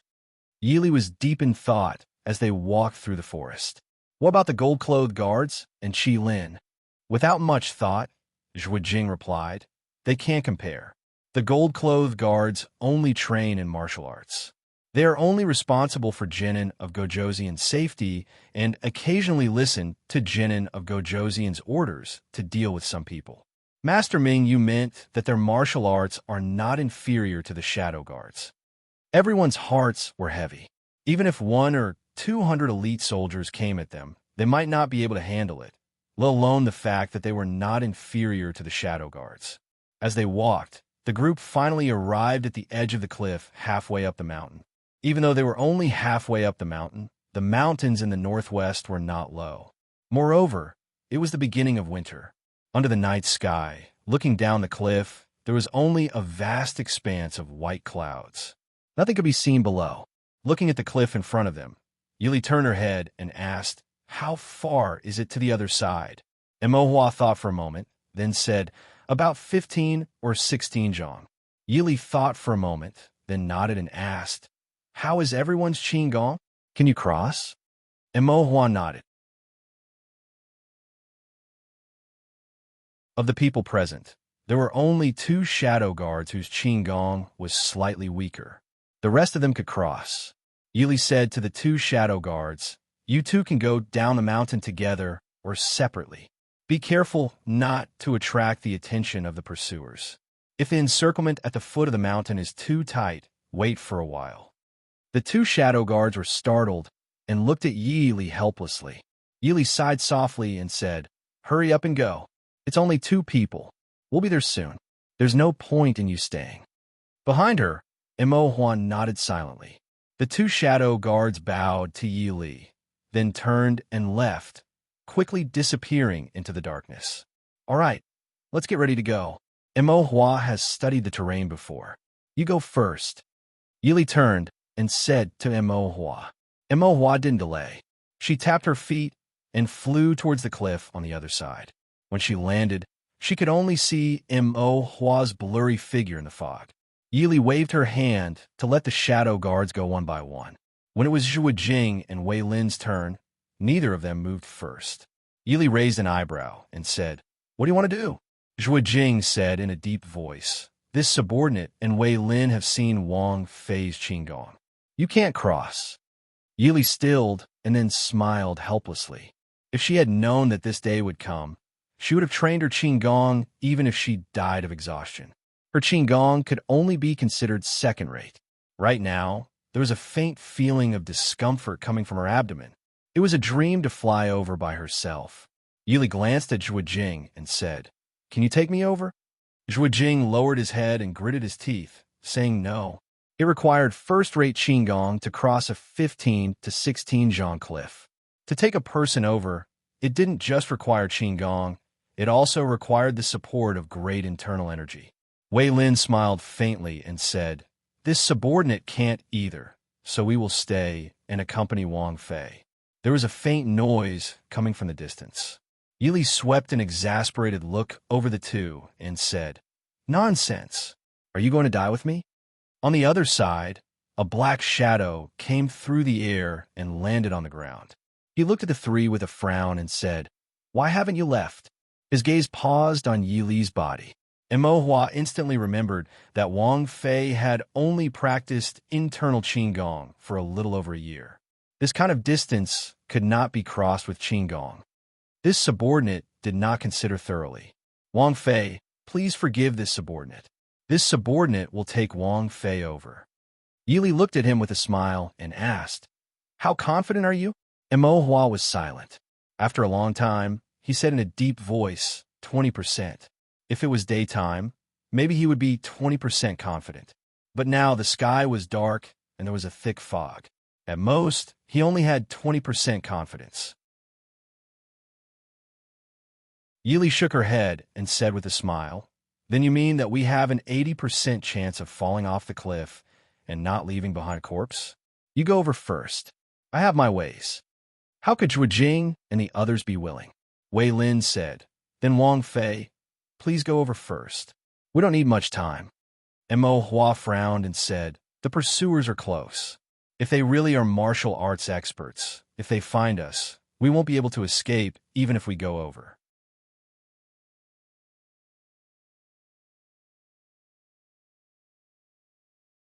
Chapter 368. The three were all stubborn. Yi Li could only say, "Mo Hua and Wei Lin will go first. Zhuo Jing will stay." She took out the rope from the bag beside her and handed it to Wei Lin. Wei Lin silently took it and leaped into the thick fog on the other side. Zhuo Jing watched as Yi Li fastened the rope to the tree by the cliff and asked, "Wang Fei." Yi Li smiled helplessly and said, "Actually, I only have 50% confidence." The cliffs on both sides were clearly not giving them face. The cliffs on their side were slightly lower, and the cliffs on the other side were slightly higher. This meant that Yi Li could not use the most energy-saving method to slide over. She had to pull on the rope and slowly move over. Because of the baby in her belly, she couldn't use any movements that were too dangerous. After fastening the rope, Yi Li was just about to move when an arrow shot out of the forest and passed by her. Very quickly, a group of men in black charged out of the forest and surrounded the two of them on the cliff. "Princess Ding, we don't want to harm Wang Fei. Please come with us." The leader of the men in black stared at Yi Li, his eyes filled with malice and greed. Yi Li let go of the rope and calmly said, "Shi Ling Genom of Gojoseon, the Golden Robe Guards?" The man's eyes narrowed and he sneered. "Wang Fei really knows a lot. Since Wang Fei already knows our identity, please don't make unnecessary resistance. If Wang Fei is harmed, we won't be able to answer to the prince." Yi Li raised an eyebrow and asked softly, "What if I don't listen?" The man sneered and said, "The prince is in a bad mood because of what happened in Hangzhou. If something happens to Wang Fei, I think the prince won't blame us. Our prince is a hero of the age, and he truly admires Princess Ding. Wang Fei, why do you want to follow that trash Imo Xiuyao? Our prince has said that if Wang Fei is willing to come back with us, he will give you the position of consort to Genom of Gojoseon. As for that cripple Imo Xiuyao..." Whoosh, whoosh. Two air-piercing sounds were heard. Two gusts of strong wind carrying a silver light shot towards a man, one high and one low, leaving a bloody wound on the man's face and neck. Yi Li coldly looked at the person in front of her and said in a cold voice, "If you want to die, then this consort will help you." That person touched the wound on his neck and couldn't help sucking in a cold breath. Hearing Yi Li's cold words, he felt a chill in his heart and didn't dare to reply. "Since the princess is so ignorant, don't blame us for being rude." The leader's face darkened and he waved his hand. "Capture Princess Ding." The surrounding gold-clad guards swarmed forward. Zhuo Jing stood in front of Yi Li to block them. On the other side, Imo Hua, Wei Lin, and the others also understood the situation and returned to join the battle. The gold-clad guards were the elites that Han Mingwe had said could rival the Shadow Guard in battle. In a situation where one of them could fight against 10, the Shadow Guard had no way of fighting back. Yili looked at the Shadow Guard that had already been in the wrong. In an instant, 2 more had fallen. Yili took a deep breath and shouted, "Mo Hua, take the people and retreat." Mo Hua's hand did not stop. Her sword pierced through the chest of a gold-clad guard as she said, "The Shadow Guard prioritizes the safety of the princess and cannot follow orders." Yili slit the throat of a gold-clad guard with one hand and retreated to a corner. Her other hand pressed against her throbbing abdomen as she said, "Do you think there is any meaning now? Retreat." Mo Hua did not respond. Her actions became even more vicious, indicating that she was going to disobey orders. Yili felt her heart ache. Just as she was about to speak, a shadow flashed across the night sky and leapt in front of her. Yili raised her sword and swung it. The person moved to the side and grabbed Yili's arm, saying, "It's me." Yili stilled. "Han Mingwe, why are you here?" Han Mingyue's appearance was slightly disheveled and did not have her previous elegant demeanor. She grabbed Yili and said, "Quick, leave. Jinnum of Gojoseon has come." Seeing Han Mingwe, Zhuge Jing and Wei Lin were overjoyed. They tacitly separated the gold-clad guards in front of them and said, "Young Master Han, take Princess and leave first." Han Mingwe nodded. She grabbed Yi Li's arrowhead and was about to fly to the other side. "Han Mingwe, you are very daring." A deep male voice filled with anger came from the forest. At the same time, a strong gust of wind attacked Han Mingwe. Han Mingwe was in midair and dodged the gust of wind with another person in tow. Her internal energy was stopped for a moment. Her originally flying figure could only land back on the ground. The white clothing on her shoulder had a tear and was dyed a faint red. Jinnum of Gojoseon walked out of the forest. Beside him was Su Zuidi, who had left Hangzhou with Han Mingwe. At this time, her beautiful face was filled with pride and schadenfreude. She smiled as she stared at Yili. When Jinnum of Gojoseon arrived, the killing immediately stopped. Mo Hua and the others retreated in front of Yili and formed a semicircle to protect her behind them. Jinnum of Gojoseon looked at the pale-faced Yili standing behind the crowd. His eyes flashed with a complicated light. He then looked at the corpse on the ground and nodded in praise, as expected of the Prince Ding Mansion Shadow Guard. Ai's gold-clad guards are still lacking. Zhuge Jing laughed coldly. "Prince is too humble. The Prince Ding Mansion Shadow Guard has many duties. How can they compare to the gold-clad guards?" As soon as he spoke, he mocked Jinnum of Gojoseon for being a coward. Otherwise, why would he train thousands of people just to protect him? Jinnum of Gojoseon was not angry. He looked at Yi Li and smiled. "You are very good. You are completely out of Ai's expectations. As long as you come over, I can let bygones be bygones." "Prince," Su Zuidi protested coquettishly, but she was frightened by Jinnum of Gojoseon's cold gaze and swallowed her dissatisfaction. Yili looked at Jinnum of Gojoseon, who was determined to win. She smiled and said, "Prince is so fast. Yili admires you. Prince must have taken care of everything in and out of Hangzhou City. But Prince doesn't care about the hundreds of thousands of reinforcements at the northwest border." Jinnum of Gojoseon's face darkened, but he quickly smiled and said, "I am indeed worried about the reinforcements. But it is the first time in my life that I am under a woman's control. So, I think that you are more important.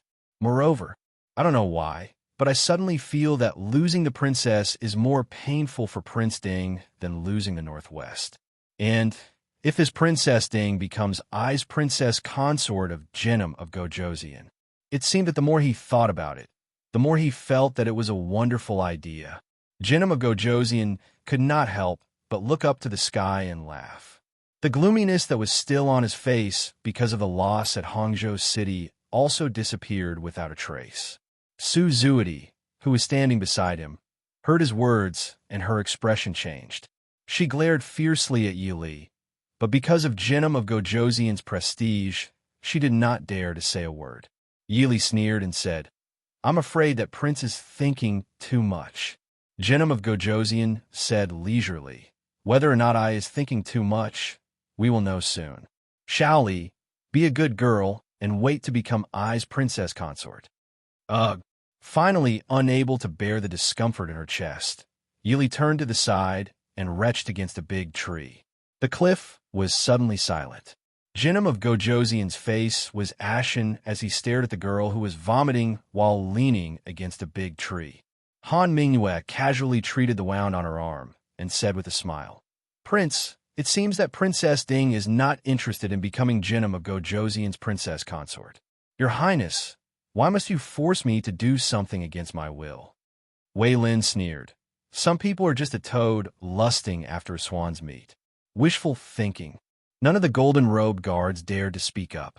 Princess Ding vomited when she insisted on becoming Jinnum of Gojoseon's princess consort. It was clear that she really hated this suggestion to a certain extent. They also did not dare to speak. If they flattered her, it would not be good.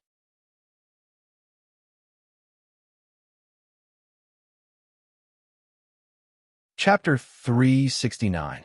Jinnum of Gojoseon's face was ashen. He snorted coldly and said, "Do you think you can stall for time like this? Don't worry, I will let you go back with your lives. Tell Mo Xiaoyao to come and attend I's concubine selection ceremony. Capture Princess Ding." The battle on the cliff began once again.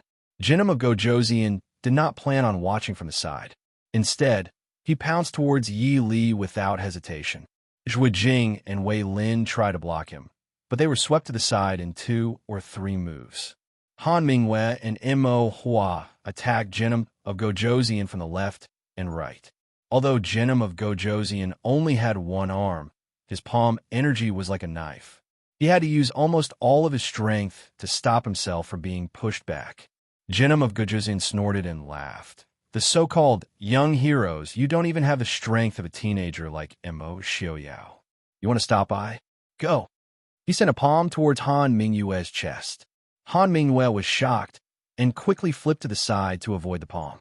She landed on the ground, but was immediately surrounded by a few gold-robed guards. After dealing with Han Mingyue, Jinnum of Gojoseon used the same method to avoid Mo Hua. From the time he attacked to when he arrived in front of Yi Li, it only took him 7 or 8 moves. In the face of absolute strength, any fancy moves were meaningless. Yi Li flipped the dagger in her hand and quickly stabbed towards Jinnum of Gojoseon. The violent vomiting and the tiredness of the past few days not only made her face pale, but more importantly, she could clearly feel her strength draining away at a rapid rate. Jinnum of Gojoseon moved to the side to avoid the attack. He was in a good mood as he exchanged a few moves with her. He grabbed her wrist and laughed. "Your martial arts are not bad. It's a pity that your internal energy is a bit lacking. If you practiced martial arts from a young age, you could be ranked among the top experts in the world with your aptitude. But now, wait you." The person holding Yi Li's wrist paused for a moment. Jinnum of Gojoseon's expression changed, and he said sternly, "What a princess Ding.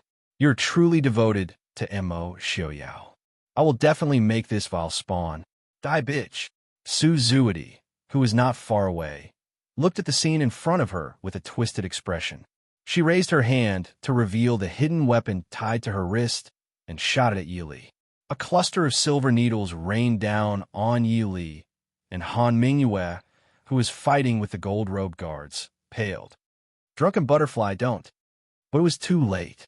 With a flash of silver, the hidden weapon left the box. Han Mingyue did not have time to think.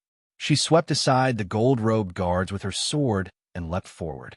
At the same time, Jinnum of Gojoseon also heard Su Zuidi's voice. He turned his head to look. Yi Li took the opportunity to turn her wrist, and the dagger left a bloody mark on Jinnum of Gojoseon's hand. Jinnum of Gojoseon let go of Yi Li's hand in pain. Yi Li slipped, and her body fell towards the edge of the cliff. "Yi Li, princess!" Jinnum of Gojoseon reacted quickly. He reached out to grab the edge of the cliff But what welcomed him was Yi Li's faint smile and the cold glint of the dagger in her hand. The merciless dagger forced him to retract his hand faster than he could reach out. Jinnum of Gojoseon only had one arm. Letting go meant that he would not be able to grab Yi Li again. He looked dazedly at the falling woman's faint smile and her silent words. "Don't even think about hurting my child." The silver dagger shot up from the bottom of the cliff. Jinnum of Gojoseon's chest bloomed with blood. As if awakened by the sudden pain, Jinnum of Gojoseon lowered his head to look at the dagger in his chest. Because of the lack of strength, it did not really hurt his vitals. He raised his hand to grab the dagger in his chest. "Yi Li, princess." Everyone was stunned by this sudden outcome. When Zhuge Jing reacted, he quickly rushed to the edge of the cliff. In the darkness of the night, he could only see the bottomless fog at the bottom of the cliff. In fact, at this moment, almost all the Shadow Guard, including the MO Hua Wei Lin, had rushed to the edge of the cliff. The empty cliff made everyone unable to recover their senses. Han Mingyue fell to the ground with a pale face. Her hand was already stained with blood. Su Zuidi's hidden weapon did not hit Yi Li or the Jinan Wang who was standing beside her. Instead, she used her own body to block the cluster of hidden weapons that were not far away from them. Coughing softly, Han Mingyue wiped the blood from her lips. She looked at Su Zuidi, who was looking at her helplessly. Her eyes were filled with exhaustion and sadness. "Prince," Su Zuidi called out softly with some hesitation, because she found that Jinnum of Gojoseon, who had pulled the dagger out of his chest, was looking at her with a gaze that she had never seen before. It wasn't anger or anything, but it made her feel inexplicably uneasy. Even she did not expect that Yi Li would fall off the cliff so easily. While she was overjoyed, she also felt a strange sense of unreality. At the same time, Zhuge Jing and the others were staring at her like poisonous snakes. She knew that at this moment, she had to follow Jinnum of Gojoseon closely. Otherwise, no one would be able to save her. "Prince, these people, should we—" A gold-robed guard at the side asked carefully. Jinnum of Gojoseon glanced at Zhuge Jing and the others. He said in a low voice, "No need. Leave immediately. Don't waste a moment." This time, although they had found Yi Li, they had not been able to capture her. Not only did they not have the bargaining chip they had expected, but they had also formed an unresolvable blood feud with Mo Xiaoyao.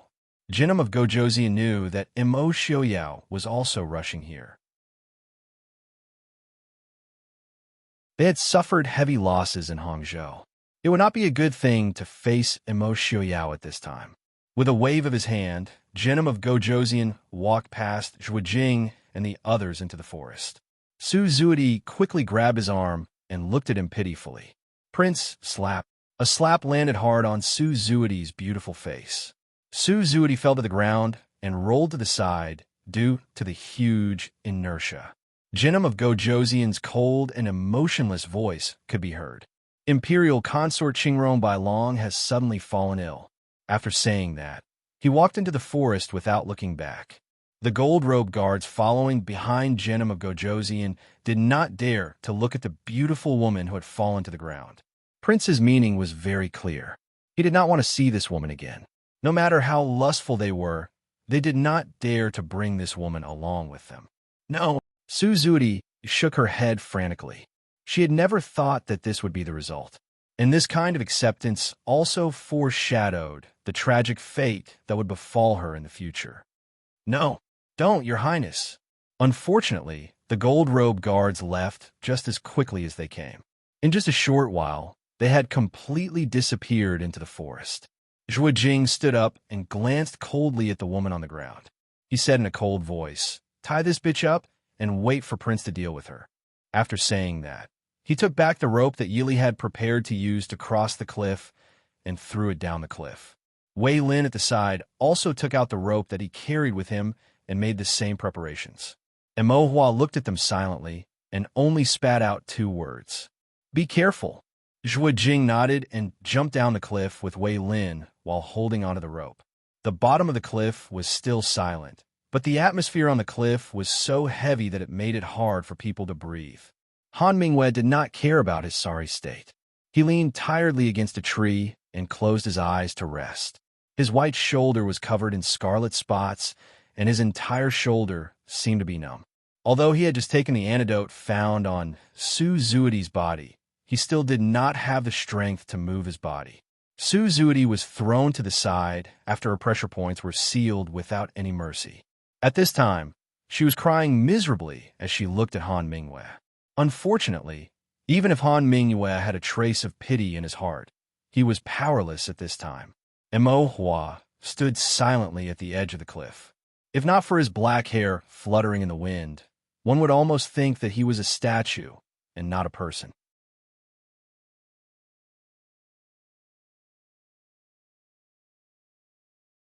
Chapter 370. An hour later, the foot of the mountain was once again in an uproar. Vaguely, countless torches could be seen surrounding this side. The imperial court soldiers are about to arrive. Supporting her heavily injured body, Han Mingyue stood up and leaned against a tree to look at Mo Hua. Mo Hua's expression turned cold, a mocking smile on his lips. So what if they come up? Wang Fei was not here. Their lives and deaths did not matter to the situation. But soon, another row of torches appeared at the foot of the mountain. Then, they split into several fire dragons and moved up the mountain at an extremely fast speed. This was a movement that Mo Hua was familiar with. Mo Hua's lips moved, and a bitter smile flashed across her lips. What was the use of coming now? Prince, you came too late. Soon, there was the sound of weapons clashing at the foot of the mountain. Not long after, a dark shadow rushed out of the woods in the night and went straight to the edge of the cliff. He grabbed Han Mingyue, who was standing closest to him against a tree, and asked sternly, "Where is Junwei? Where did Junwei go?" Han Mingyue's lips moved, but she could not speak. His gaze slowly moved to the edge of the forest. Mo Xiaoyao quickly flew out of the forest. Before he landed, his gaze swept across the entire cliff and finally landed on Mo Hua. He asked in a deep voice, "Where is Wang Fei?" Mo Hua silently knelt on the ground. A long time later, he said hoarsely, "This subordinate is useless." Wang Fei fell off the cliff. Mo Xiaoyao's upright body swayed, and a thread of blood appeared at the corner of his lips. His already pale and tired face became pale and green. He lowered his head and carelessly wiped the blood at the corner of his lips. But quickly, more blood came out of his mouth. Mo Hua's expression changed dramatically. He did not care that he was kneeling and begging for forgiveness. He stood and went forward to support the other. Mo Xiaoyao waved his hand and swept Mo Hua to the side. "Where did Zhuo Jing and Wei Lin go?" Mo Hua lowered his head and said, "They went down the cliff." Mo Xiaoyao waved his hand, and the Mahist army that followed him out of the forest did not need him to say anything. They all took whatever rope they could find and went down the cliff. Mo Xiaoyao looked at the injured people at the edge of the cliff, and his gaze paused on Han Mingyue for a moment. He walked to the edge of the cliff, and before anyone could react, he jumped down from the edge of the cliff, as if he had fallen into a boundless sea of clouds. When Feng Jiao appeared at the top of the cliff in a flustered and exasperated manner, his heart sank when he saw the scene in front of him. In the end, he was still too late. He stared blankly at the slightly brighter horizon.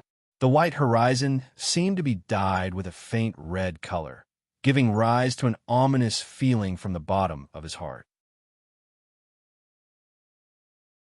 In the boundless night sky, because dawn was about to arrive, the stars in the sky had gradually dimmed. Then, a few stars flashed with a strange dark red light. Feng Jiao stood at the edge of the cliff with his hands behind his back.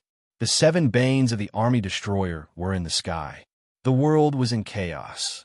It was not until noon of the second day that people gradually came up from the bottom of the cliff. But looking at the expressions of the people, Feng Jiao's originally not much hope seemed to be on the verge of collapse. When a dark red figure rushed up from the bottom of the cliff, everyone jumped in fright. Han Mingxi glared at the bottom of the cliff with a face full of hatred. Soon, another person jumped up from below. When he landed, he almost tripped, and his body swayed a bit before he steadied himself. He coldly stared at Han Mingxi, standing at the side, and coldly said, Han Mingxi, you think I don't dare to kill you? Han Mingyue's heart went cold, and she somewhat imperceptibly blocked in front of Han Mingxi. He understood the man in front of him far better than Han Mingxi.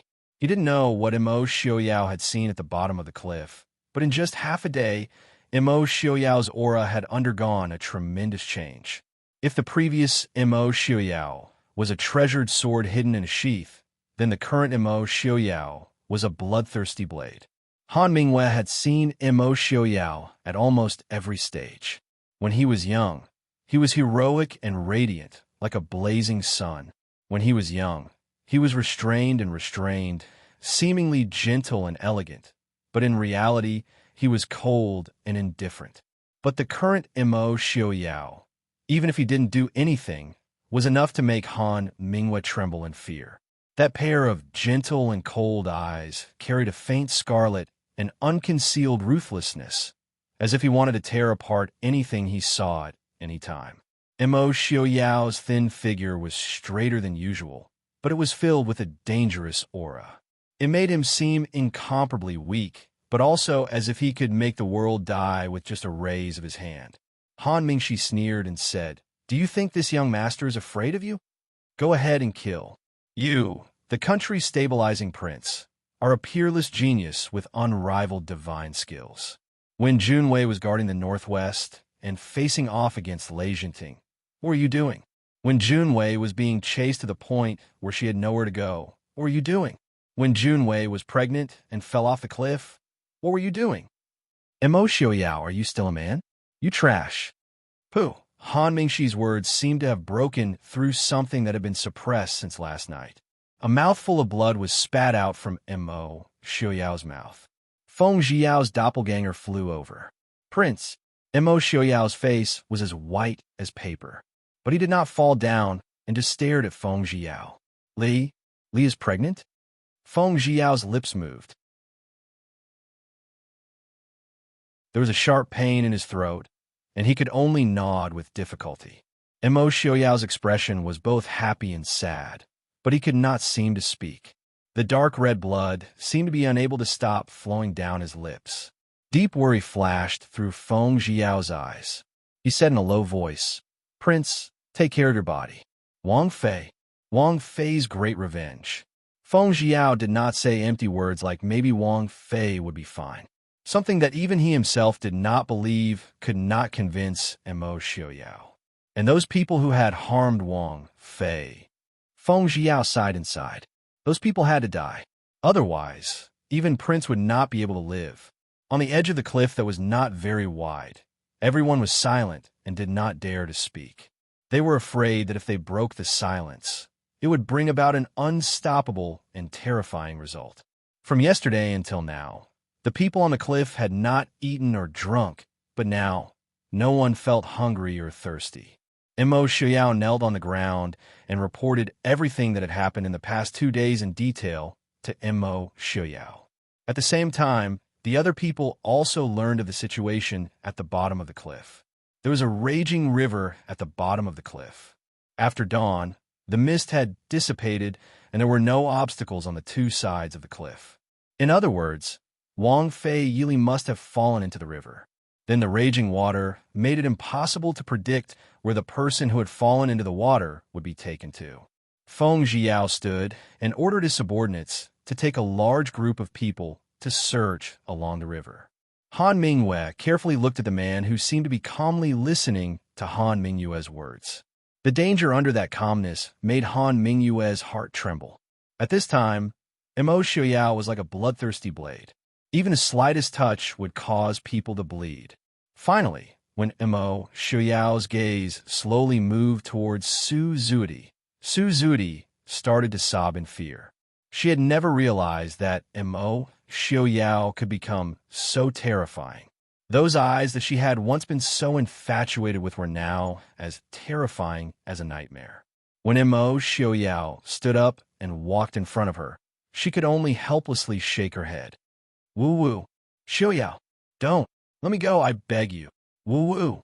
At this moment, Su Zudi suddenly realized that killing Yili might be the biggest mistake she had made in her life. Woo-woo. Don't. I didn't kill Yili. It has nothing to do with me.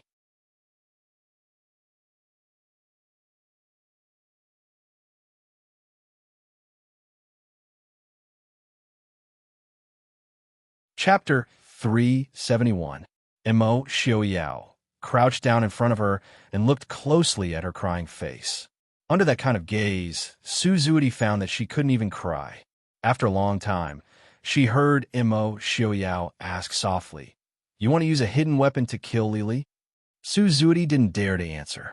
Imo Xiaoyao clearly had no interest in her answer. He pulled open her sleeve and revealed the hidden weapon tied to her wrist. Storm pear blossom needles? He casually pulled off the box of hidden weapons on her wrist and slowly pressed it down under everyone's gaze. Ah! Su Zuidi's scream rang through the forest. The last storm pear blossom needles in the box shot into Su Zuidi's arm that had been holding the hidden weapon. Her originally fair and beautiful jade arm suddenly became dripping with blood, a tragic sight to behold. Xiaoyao. Han Mingwei couldn't bear to look away. In the end, this was the woman he had loved for more than a decade. He couldn't help but speak. "You want to plead for her?" Imo Xiaoyao looked back at him and said with a cold smile, "Han Mingwei, this time, you can only choose to die with her, or let her die by herself. Seeing that you were injured in order to save Li, I'll let you go." Princess Ding hasn't. Han Mingwei struggled to say something, but any words were empty and powerless in front of Imo Xiaoyao. Even if Li is standing here safe and sound, it is not a reason for her to die. But don't worry, I will not let her die so quickly. Feng San, take her to Qin Feng. Qin Feng will know how to use her. Feng Jiao nodded silently. For the first time in his life, he felt a thread of sympathy for this woman that he hated. What could Qin Feng's team, which was called Qi Lin by the prince and princess consort, do with a woman who was hated by the prince? Feng Jiao knew a little about it. Under the hands of those people, even the toughest person would cry and beg for mercy in less than 3 days.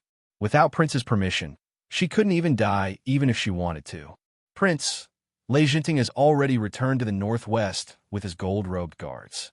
This subordinate has already sent people to pursue them. At the foot of the mountain, how should we deal with the captives? Prince, please advise us. Imo Xiaoyao asked calmly. How many? Feng Jiao reported. Altogether, there are more than 6,500 men, among which there are 7 lieutenants, 3 deputy generals, and 1 general stationed in the city. It's Riyang Cheng's general, Qi Xiaowu. Kill them all, Imo Xiaoyao said indifferently without the slightest hesitation. Feng Jiao stilled slightly and quickly reacted. He said in a low voice, "This subordinate obeys." Yinzhou Lishan Academy before dawn. Master Qing Yun, who was over 70 years old, held the hand of his youngest grandson as they strolled along the corridor. Su Hongyu's expression was calm as he accompanied his father. "Father, why are you up so early?"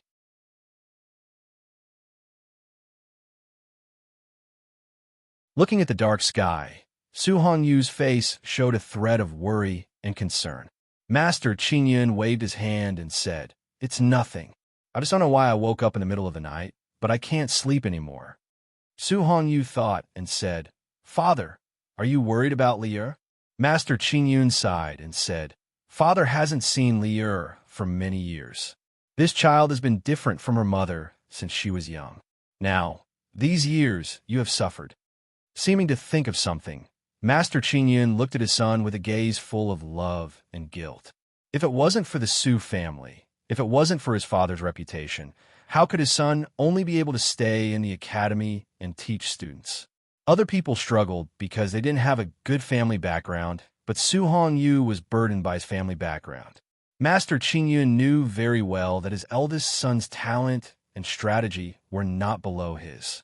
More importantly, his eldest son even had ambitions that he didn't have. "Father, what are you saying? I'm also a famous scholar.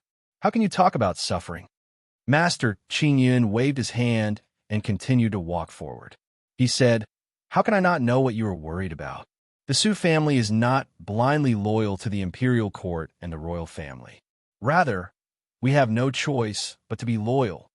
Su Qingyan looked at his grandfather in confusion. Master Qingyan smiled and said, Qingyan, you don't understand? Su Qingyan said respectfully, Grandfather, please enlighten me. Master Qingyun sighed and said, Scholars can cause chaos in the country, but they can't overturn the power. Since ancient times, how many scholars have you seen that overturn the world? This is also why the emperors of the past always valued the civil and despised the military. Because they knew that even if there were traitors among the civil officials, it would be difficult to truly overturn the imperial power. And our Su family can't do that. Hong Yu, when you agreed to the marriage between Li Er and Prince Ding, did you think about the current situation? Su Hongyu was silent for a moment. Finally, he said, Father, please forgive me. I did think about it. Master Qingyun shook his head and said, I'm not saying that you did wrong. The dispute between the royal family and the Ding King's residence can't be avoided. No matter what, this generation will inevitably end, whether it's the Ding King's residence or the current emperor. It's not wrong for you to link the Su family and the Ding King's residence together. Once the Ding King's residence is destroyed, even if the royal family doesn't do anything to the Su family, the only thing waiting for the Su family is withering day by day. Although I'm old, I don't want my children and grandchildren to be as depressed as you and Hong Yan. Su Hongyu was slightly moved. He lowered his head to cover his slightly red eyes and said, I've made you worry, Father.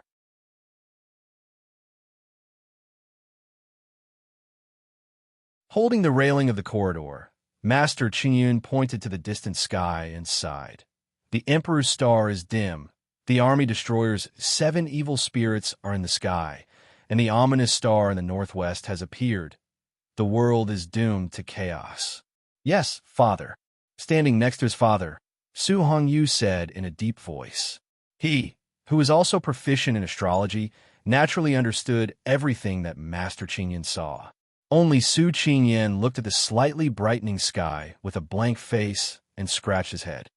Hong Yu, remember, the Su family's family motto has never been to be loyal to a monarch, but Su Hongyu made an excuse and said, Hong Yu understands. The Su family's motto is to govern the world in chaos and save the people from fire and water. Your son doesn't dare to forget. The 10th month of this year was definitely a day that the entire world would remember. For example, Prince Li Mo Jingli joined forces with Nanzhao and Xiling to attack the Chu state. For example, Prince Ding personally led the 500,000 Mahist army to meet the 3 allied forces. For example, the 16-year-old Princess Ding oversaw the Northwest as a daughter. On the 15th and 16th of October, she completely annihilated the Xiling army in Hangzhou, the last line of defense in the northwest of the Chu state. At this point, the 200,000 Xiling army that confronted Princess Ding in the northwest were completely annihilated. Jinnam of Gojoseon of Xiling fled in panic. When this news spread, the world was shocked. For example, when Princess Ding confronted Jinnam of Gojoseon of Xiling, she even divided her army into 2 groups. With only 30,000 soldiers and horses, she blocked the valley that the Chu state had to pass through in the northwest. It was difficult to advance or retreat. Princess Ding's personal guard, Qin Feng, led a team of a few dozen people called Qi Lin. They appeared and disappeared like ghosts. Every time the Mahist army attacked or intercepted, Qi Lin would be the vanguard. He was invincible. On the 17th of October, the grain that was escorted by the Xiling reinforcements to the Chu state was burned into a pile of ashes. A huge Qilin flame rose into the sky amidst the flames. At this point, the Qilin became famous after this battle, and the whole world knew about it. The 300,000 Xiling army lost all their grain and had to retreat to the border of Xiling in panic.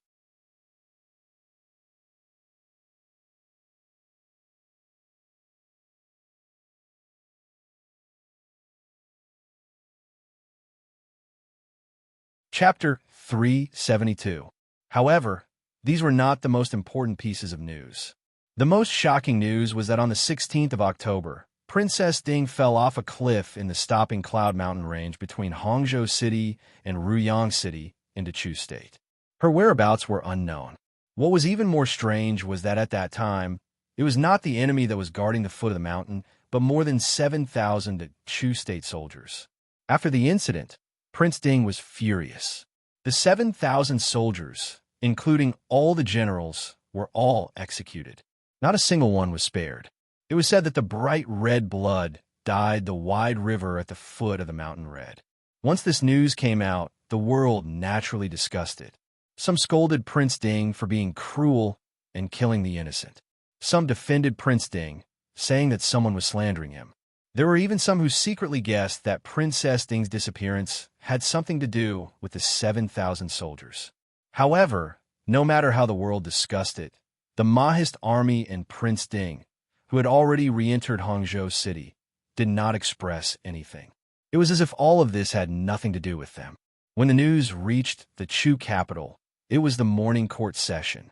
The hall was completely silent. Everyone did not even dare to breathe loudly as they carefully waited for the emperor's decree with a twisted expression on his face. Mo Jingqi almost could not hold the booklet in his hands. It was unknown whether it was from anger or fear, but his hands were trembling nonstop. After a long time, he roared, "Impudent! Mo Xiaoyao, how dare you? He killed 7,000 soldiers without saying a word. Is he trying to rebel?" His Highness, a few old officials lowered their heads and twitched their mouths without leaving a trace. "Your Majesty, did you not see the main point? Princess Ding might be dead. With the importance Prince Ding placed on Princess Ding and Princess Ding's reputation in the Mahist army, and even the entire Chu state, do you really think that 7,000 people is a big deal? Also, even if you really think that Prince Ding wants to rebel, you don't have to say it in front of the civil and military officials. Your Majesty, Prince Ding has executed 7,000 soldiers and several generals of the imperial court without permission. This is truly treason. If we don't punish him severely, the soldiers of the Chu state and the common people will be bitterly disappointed. Would your Majesty please issue an edict to punish Prince Ding severely?" Prime Minister Liu, who was currently in the limelight, stepped forward and asked. The other ministers who were Mo Jingqi's trusted aides also stepped out to support the proposal. Mo Xiaoyao was about to speak when someone suddenly stepped out. "Your Majesty, you can't." Mo Jingqi looked up. It was indeed the old minister, Su Zhe, who was over 60 years old.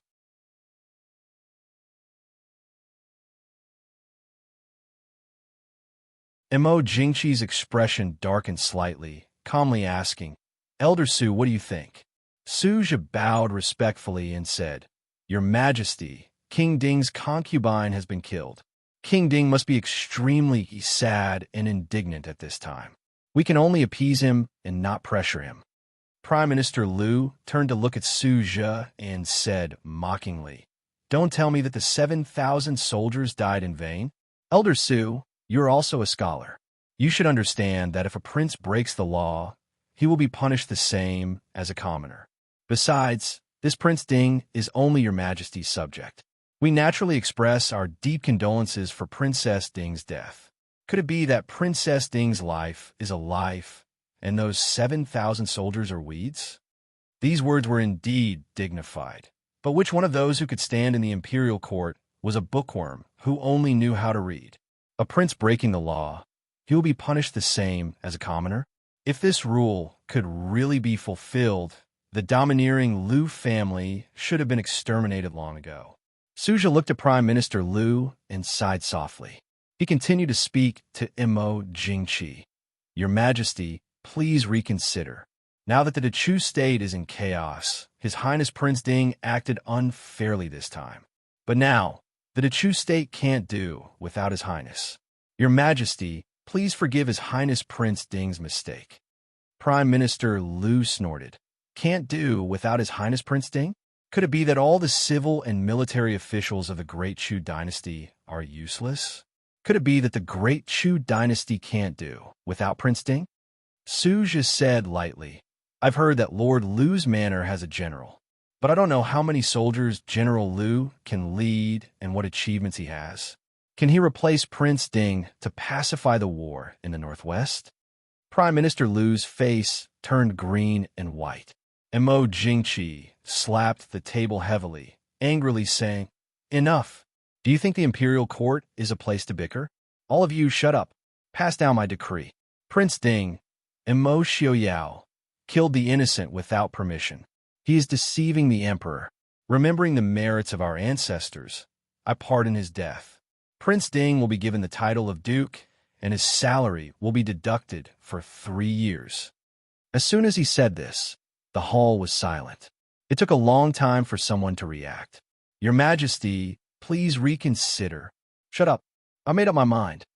The news from the imperial court quickly spread to the imperial harem. Empress Hua was originally receiving the worship of the concubines and the madams. When she heard the news from her trusted maid, she couldn't help but feel dizzy. Her body swayed, but she finally sat firm. She waved her hand to let the concubines and madams who didn't know what had happened leave. Then she asked in a low voice, "Is this true?"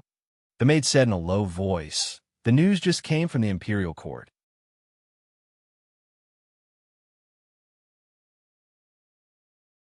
I'm afraid that the emperor's decree has already left the capital." The empress weakly fell back into the phoenix chair, murmuring in a low voice, "He's crazy." Princess Ding, the maid said, "Our family has also received the news. I'm afraid that Princess Ding's life is in danger." The empress thought of the gentlewoman she had seen several times. She looked gentle and graceful, but always had a feeling of intimacy and a calming aura. That woman stunned the world on the northwest battlefield, but the next moment she withered away. Sure enough, heaven was jealous of her beauty. Very quickly, the empress regained her composure. Restraining the expression on her face, she said, "Personally leave the palace and meet with my father. Tell him that the Hua family is of utmost importance. There is no need to worry about I." The maid hesitantly looked at the empress. The empress waved her hand and said, "Go. Father will understand my intentions." The maid worriedly withdrew. Only then did the empress lean against the phoenix chair and deeply sigh. Her beautiful face was filled with worry and helplessness. Imperial Mother. Princess Changle ran into the hall with small steps. Seeing the exhausted expression on her mother's face, she worriedly asked, "Imperial Mother, what's wrong? Did something happen?" The empress pulled Princess Changle into her embrace, gently patting her back and softly saying, "It's nothing. Nothing will happen. Good child. Imperial Mother will arrange everything for you." Although the empress was unwilling to speak clearly, Princess Changle knew in her heart that something big must have happened. Obediently leaning into the empress's embrace, she said, "Changle will also protect Imperial Mother. Changle wants Imperial Mother and Changle to be safe and sound together." Good child.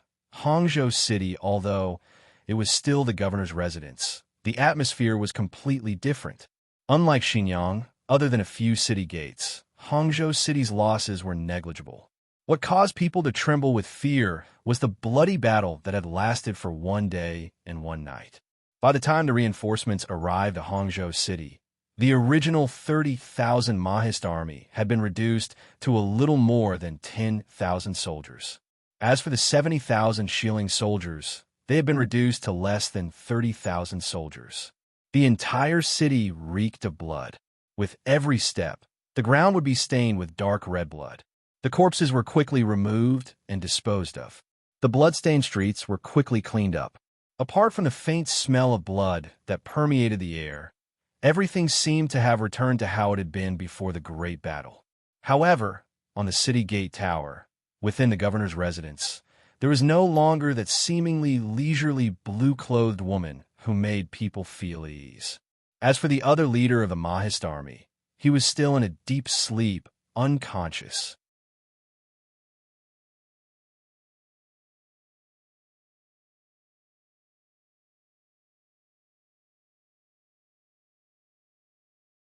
Chapter 373. In the deepest courtyard of the governor's manor, Feng Jiao was restlessly pacing back and forth in his room. Looking at Shen Yang, who was sitting by the bed taking his pulse, he asked irritably, "Mr. Shen, when will the prince wake up?" Ever since that day when he came down from the mountain, Mo Xiaoyao's body, which was not healthy to begin with, could not take the stress and fatigue of the past few days. He spat out a few mouthfuls of blood and fell off the back of the horse. From then on, he did not wake up.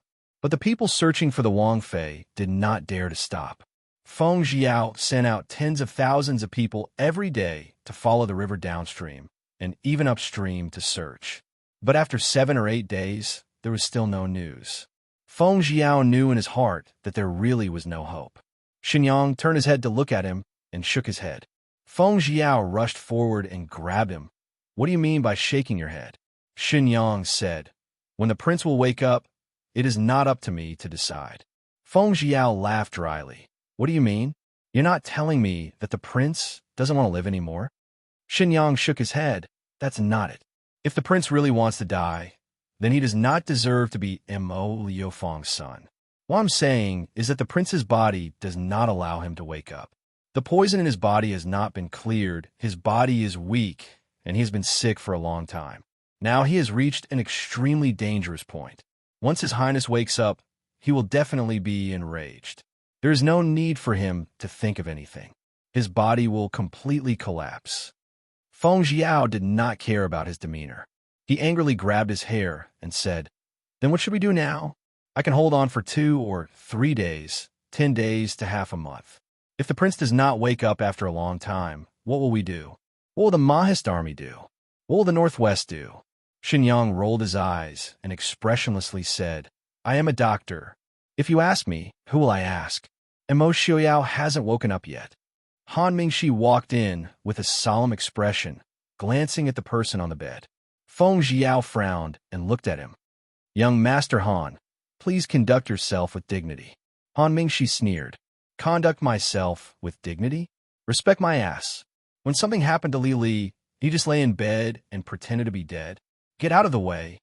Feng Jiao stood in front of him and said in a low voice, "Young Master Han, I respect you as a good friend of the princess consort and will give you some leeway.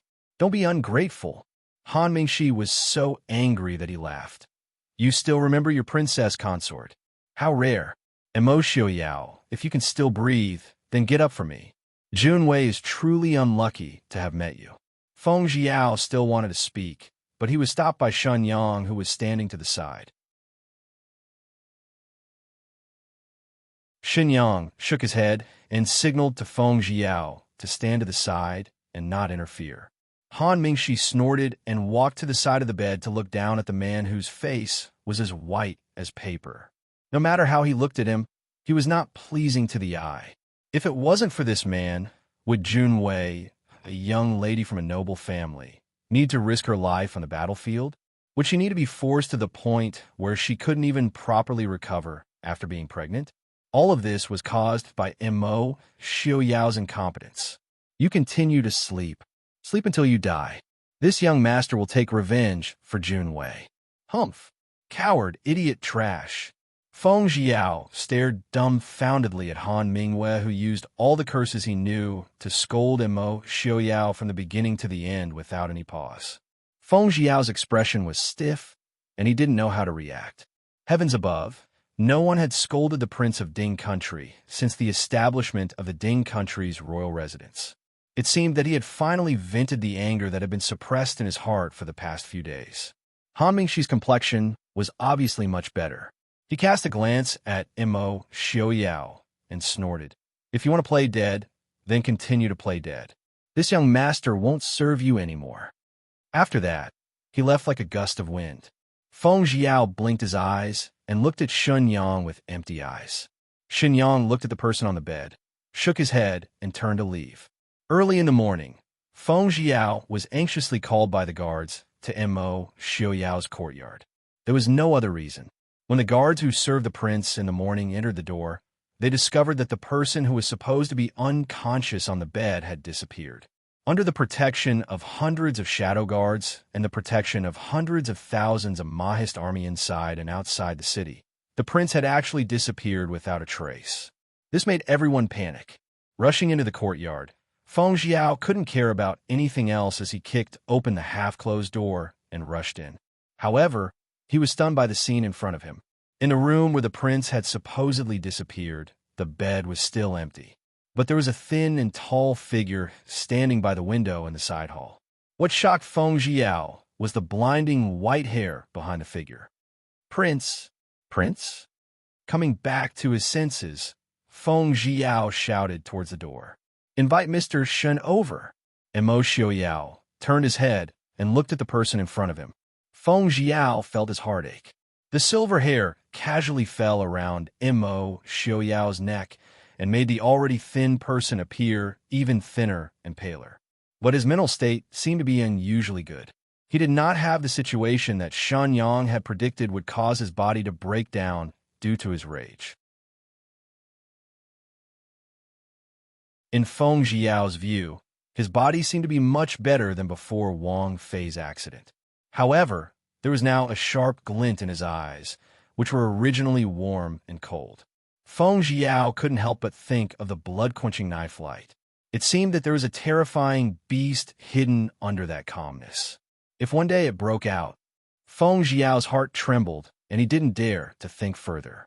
Prince, are you all right? The corners of Mo Xiaoyao's lips lifted slightly, but Feng Jiao couldn't feel the slightest hint of a smile. He only heard him ask coolly, "How many days have I slept?" Feng Jiao's heart trembled. 9 days. Is there any news of Li? Feng Jiao lowered his head and said in a low voice, Wang Fei has great fortune. She will definitely turn misfortune into fortune. That it is useless. Mo Xiaoyao said coolly. Great fortune. Turn misfortune into fortune? I do not believe in ghosts or gods, and do not pray to the heavens. If she dies, I will turn this world into a purgatory and use the mountains and rivers as a sacrifice for her. Feng Jiao's heart shook, and he shook his head in defeat. If Mo Xiaoyao was mad, depressed, or grieving, what could he say to comfort him? But facing the man who calmly said such shocking words, he could not say anything. He did not know what to say, or rather, he did not dare. The room was silent. After a long time, Mo Xiaoyao said, "Tell I about Li Li." Feng Jiao didn't know what to say, but he had no choice but to say it. Thus, he recounted everything that had happened since Mo Xiaoyao left. He recalled everything that had happened in detail. When he could not avoid mentioning the child that was almost 2 months old, Feng Jiao silently glanced at the silver-haired man by the window. Other than seeing his hand tightly gripping the window frame in front of him, there was not a ripple on his calm face. Shenyang hurriedly came in with a medicine box. Feng Jiao immediately closed his mouth and moved to the side of the door. Shenyang stood at the door and stilled when he saw the person by the window. It was clear that the situation in front of him was not within his expectations. It was not that a person's hair turned white overnight had not been recorded before, but to see it with his own eyes was another matter. On the other hand, Shenyang somewhat understood why Mo Xiaoyao could stand on his own after waking up so quickly and not lie in bed with an even weaker body. The anger, resentment, pain, and grief in his heart did not leave even when he was unconscious, which was why his hair turned white. But in the end, it was released. As long as Prince Ding did not overindulge his temper and emotions, he was temporarily safe. As long as there was time, he would find a way to completely cure him. Thinking of this, Shenyang let out a sigh of relief. He walked forward and said in a low voice, "Prince, please allow this one to take your pulse."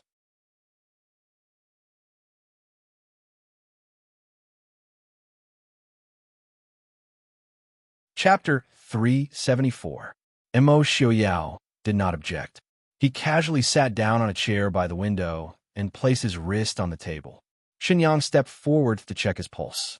He looked at Mo Xiaoyao with some confusion and frowned. Prince's body is fine for now. However, I ask that Prince not be too tired. Take care. Thank you for your trouble, Mr. Shen. Mo Xiaoyao nodded. This time, Shenyang also noticed that something was wrong with Mo Xiaoyao. Mo Xiaoyao was not a patient that was hard to take care of, but he was definitely not a patient that would listen to a doctor's advice. Seeing how seriously Mo Xiaoyao was listening to his advice, for some reason, made him feel uneasy. These days, Prince, I'm afraid his mental state has been hurt. This one will prescribe some medicine. Prince, take it as a hint. I understand. Mo Xiaoyao nodded. He thought for a moment and lifted the white hair on his shoulder to take a look. I asked Mr. Shun to help me prepare some medicine to cover up my white hair. Xinyang paused and nodded. This subordinate obeys. Reporting to Prince, an envoy from the capital, the guard outside the door reported. Mo Xiaoyao lowered his eyes, a faint smile on his lips. Let him in. This one, Assistant Minister Lu Tsongyun, greets Your Highness Prince Ding. This time, the envoy who came to deliver the decree was clearly different from the previous unlucky official. At least, just from the extravagance, it was clear that the two were completely different. An assistant minister of the Ministry of Appointments from the Liu clan was accompanied by several generals, not to mention the 3,000 elite soldiers and a few hundred guards who were blocked outside the city. Feng Jiao, who was standing to the side, tugged at the corners of his lips. A mocking smile flashed in his eyes. What did Mo Jingqi mean by this? On the seat, Mo Xiaoyao's face was still somewhat pale. However, it was impossible to tell that he was still lying unconscious on the bed. His white hair also returned to its original black color with the potion provided by Shenyang. Coupled with the faint smile on his handsome face, Mo Xiaoyao really didn't look like a man whose beloved wife had just fallen off a cliff and disappeared. Lu Tsongyun looked at Prince Ding, who was seated, and frowned slightly. She felt a little uneasy because of Prince Ding's unexpected behavior. Therefore, even though he came with the order to reprimand Mo Xiaoyao, he still respectfully went up to greet him. Lord Lu, please don't stand on ceremony. Mo Xiaoyao smiled calmly and pointed to the seat beside him. Lord Lu, please sit. Lu Tsongyun looked somewhat cautiously at Mo Xiaoyao. She couldn't see any emotion in his calm and deep eyes. She could only stand and thank him. She sat down beside Mo Xiaoyao. Mo Xiaoyao glanced at Feng Jiao.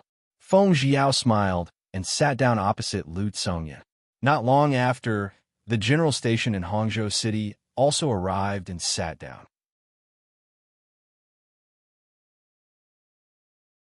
Lu Tsongyun looked at the situation in front of her, and her smile stiffened. Mo Xiaoyao leisurely put down his teacup and smiled at Lu Tsongyun. Lord Lu, I haven't been feeling well recently and couldn't personally welcome the saint at the city gates. Please forgive me. Seeing Mo Xiaoyao smile so amiably, Lu Tsongyun felt her hair stand on end. She hurriedly smiled and said, Prince is joking. The princess consort's matter. The princess consort is a unique woman. Heaven helps the worthy. Prince, please do not worry. Mo Xiaoyao stilled slightly and then quickly smiled. He nodded and said, Lord Lu is right. I's Princess Li is truly a unique woman. Feng Jiao also had a relaxed smile as he praised Princess Consort for her virtue, talent, and beauty, and how she had led the Mahist army to defeat the Shilling army. Lu Tsongyun could only smile and praise Yi Li's merits. For a moment, she didn't know how to speak. Fortunately, Mo Xiaoyao did not sit here to have people praise his princess consort. Before Lu Tsongyun could continue, he calmly changed the topic.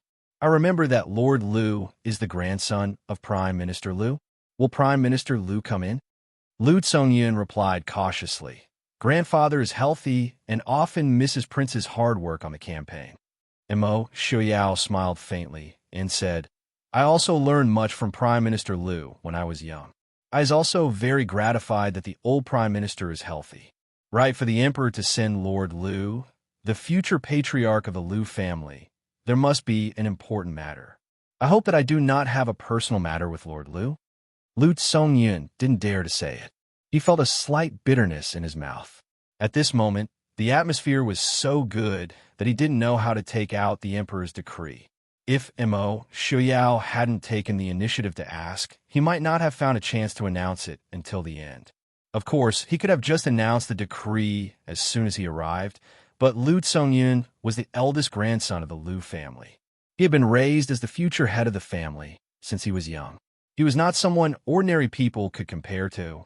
Lu Tsongyun didn't believe that there was nothing fishy about Wang Jingchuan's death.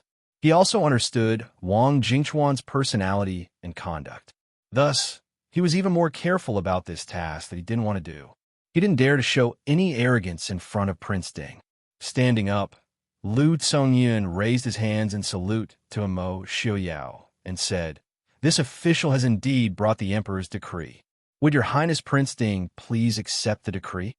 Imo Xiuyao smiled in response, but he didn't show any intention of moving from his chair.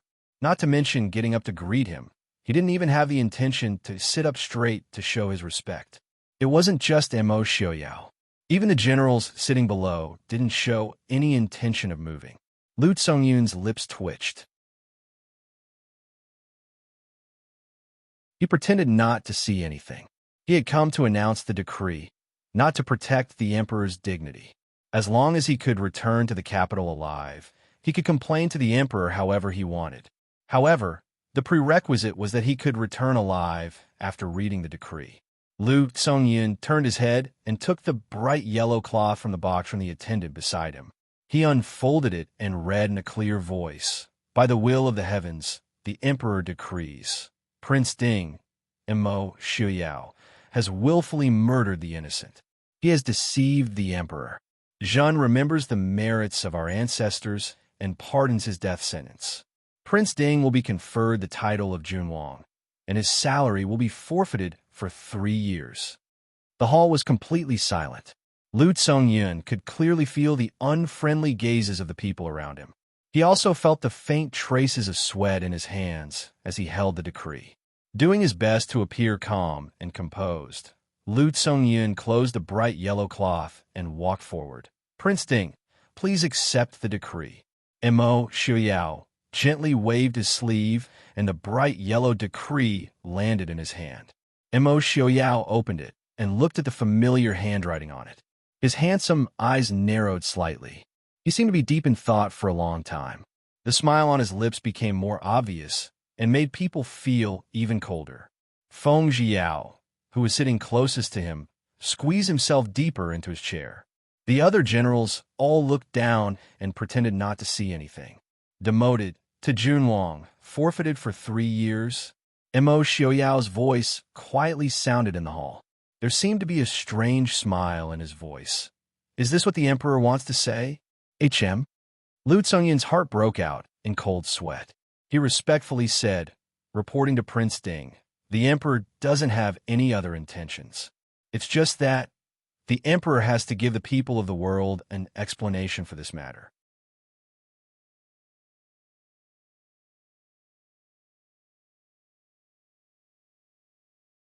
Chapter 375. Imo Xiuyao raised an eyebrow and said with a smile, "Did the emperor not mention the military power of the Mahist army?" King Ding's manor, no. King Ding's manor clearly has more subordinates than King Ding's manor. Lu Tsongyun's heart jumped.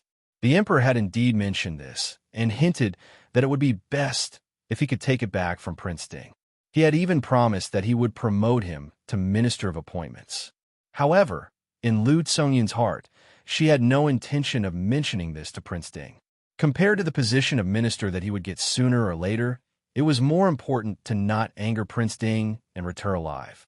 Even though the Lu family had always been loyal to the emperor, in Lu Tsongyun's mind, it was much easier to ask the emperor for forgiveness than to anger Prince Ding. Forcing a smile, Lu Tsongyun said, "The emperor's decree did not mention this. This lowly official does not dare to guess the emperor's will. I think the emperor has his own decision." Imo Xiuyao nodded and said in agreement, "Official Lu's words are very reasonable. Logically speaking, the emperor has already sent down the edict to demote me. As officials, we should tactfully hand over those things. However, there is no choice. The things in I's hands are not convenient to hand over. However, the title of Prince Ding can be returned to the emperor. Can official Lu go back and tell the emperor that whether I am a prince or a Junwang, I do not care? In exchange for keeping the Mahist army and the Mo family's ancestral businesses, I can have all of my titles removed. How about that? Lu Songyun's expression changed. He naturally understood the meaning of Mo Xiaoyao's words. Mo Xiaoyao did not care whether he was Prince Ding or not. Even if he was a commoner, the Mahist army would only listen to Mo Xiaoyao. The businesses of the Prince Ding mansion would still only be managed by Mo Xiaoyao. The so-called position of Prince Ding was just an empty title. If Mo Xiaoyao wanted to, he could even give himself the title of king. Prince, please calm down. His Majesty has no such intention, Mo Xiaoyao sneered. That's not what I meant. Then, may I ask Sir Lu what's going on with the 600,000 soldiers that you've secretly mobilized at Feihong Pass, which is 60 li away from Riyang City? In the south, Mo Jingli, Nanzhao, and the Xiling army are advancing towards the northwest without any hindrance. What is this all about? This lowly official did not know. Please forgive me, Prince. Lu Songyun was shocked. She did not expect Prince Ding to know so clearly about these secret troop movements. Furthermore, he even knew the exact number of people who were present. Seeing his pale face, Mo Xiaoyao comforted him apologetically. Lord Lu, don't worry. This time, I will definitely let you return safely. By the way, please go back and tell Marquis Muyang that he has two good sons, but it's a pity that he's too good at ruining them. Seeing that Muyang is a filial son, I will let you bring Muyang back with you. As for Marquis Muyang, let him wait in Riyang City. I will definitely take his life. Prince, Lu Songyun did not know what else to say. Mo Xiaoyao smiled. Of course, the premise is that Marquis Muyang is still alive when Sir Lu gets back. Prince, what do you mean? Lu Songyun asked stiffly. Mo Xiaoyao tilted his head and smiled. The Mahist army is united in their desire to capture the culprit who caused Ai's beloved concubine and their mistress' disappearance to avenge her. I am very touched and cannot refuse the loyalty of the soldiers. Am I right, Lord Lu? Lu Songyun's expression changed greatly. Inwardly, he sucked in a breath of cold air and felt a heart-wrenching pain. When he had entered the city, he had seen some movement of troops, but he had thought that it was to defend against the Xiling reinforcements and the three-way coalition army that was coming from the pass. He had not thought that Prince Ding was going to take Riyang. Prince, please reconsider. Right now, the Dechu state is in chaos. Prince, please prioritize the Dechu state. The corners of Mo Xiaoyao's eyes rose slightly. He looked at him with seeming mockery and puzzlement. Prioritize the country? What is that? Lu Songyun almost spat out a mouthful of blood. For the prince who had protected the Dechu state for generations to say such words, it really made people spit blood. On the side, Feng Jiao's mouth couldn't help but twitch. He hurriedly suppressed it. Had the prince learned this from Wang Fei? This was clearly Wang Fei's style of speaking. Thinking of a certain person whose life and death were unknown, his originally curved lips gradually sank. Lu Songyun said in a low voice, Prince, the Ding royal estate has protected the Dechu state for generations. Prince, you must not destroy the Ding royal estate and the Dechu state because of a moment of anger. Mo Xiao nonchalantly raised his tea and said, Oh, the Dechu state's country? Isn't that Mo Jingqi's matter? As for the Ding royal estate that has protected the Dechu state for generations, I am no longer Prince Ding, but Prince Ding. Perhaps in a few days, I will be an ordinary commoner. Lu Songyun tried her best to persuade him, but he didn't seem to care at all. In the end, Lu Songyun could only helplessly leave with his men. He had to immediately return to the capital and report this news to the emperor. Seeing Lu Songyun leave in a hurry, Mo Xiaoyao did not stop him. Lowering his head to look at the imperial edict in his hand, he lightly snorted and flung the bright yellow silk to a corner of the hall. Feng Jiao stood up and said with a smile, Prince, even if you don't like it, there is no need to throw it away. The cloth with the imperial edict is made from the best silk, the best dyers, and the best weavers. Ordinary people will never be able to touch a piece of it in their lifetime. Mo Xiao nodded and agreed. That's reasonable. Then let's hang it on the city gates and let the passing commoners feast their eyes on it. Feng Jiao put away the silk on the ground and looked at Mo Xiao, asking, Prince, are we really letting Lu Songyun and Mu Yang leave like this? The generals present all looked at Mo Xiao. It was clear that they also had doubts about this decision. Mo Xiao smiled. Of course, why not? Lu Songyun, this person, is smarter than his father and grandfather. He has already compromised so much. If this prince still makes a move against him, wouldn't people think that this prince is narrow-minded? Of course, Lu Songyun was also more ambitious than his father and grandfather. Mo Jingqi had raised such a flexible subject who had the support of such a large family. I want to see, even without King Ding's residence, how will you maintain the harmony between the ruler and his subjects? Then Mu Yang. At the mention of Mu Yang, Feng Jiao could not help but grit his teeth. It was not that he had a problem with Mu Yang, but Mu Yang's father, Marquis Mu Yang. This time, although Marquis Mu Yang did not personally lead the troops when the princess consort was being chased by the Chu state's troops, he was the one who commanded them. Similarly, they were also clear about the contents of the imperial edict Marquis Mu Yang received from Mo Jingqi. Under such circumstances, even if Mu Yang was killed, it was a logical thing to do. Thus, Feng Jiao could not understand why Prince wanted to release Mu Yang to Marquis Mu Yang. A cold glint flashed in Mo Xiao's eyes as he said mildly, I still have use for Mu Yang. As for Marquis Mu Yang, tell your men to be careful. Don't let him die on the battlefield. Seeing that Mo Xiao clearly had his own plans, Feng Jiao did not ask further. It was just that when he raised his head and saw a flash of red light from Mo Xiao, Feng Jiao silently lamented for Marquis Mu Yang in his heart. Being targeted by the prince, dying on the battlefield was actually the best ending for Marquis Mu Yang, right?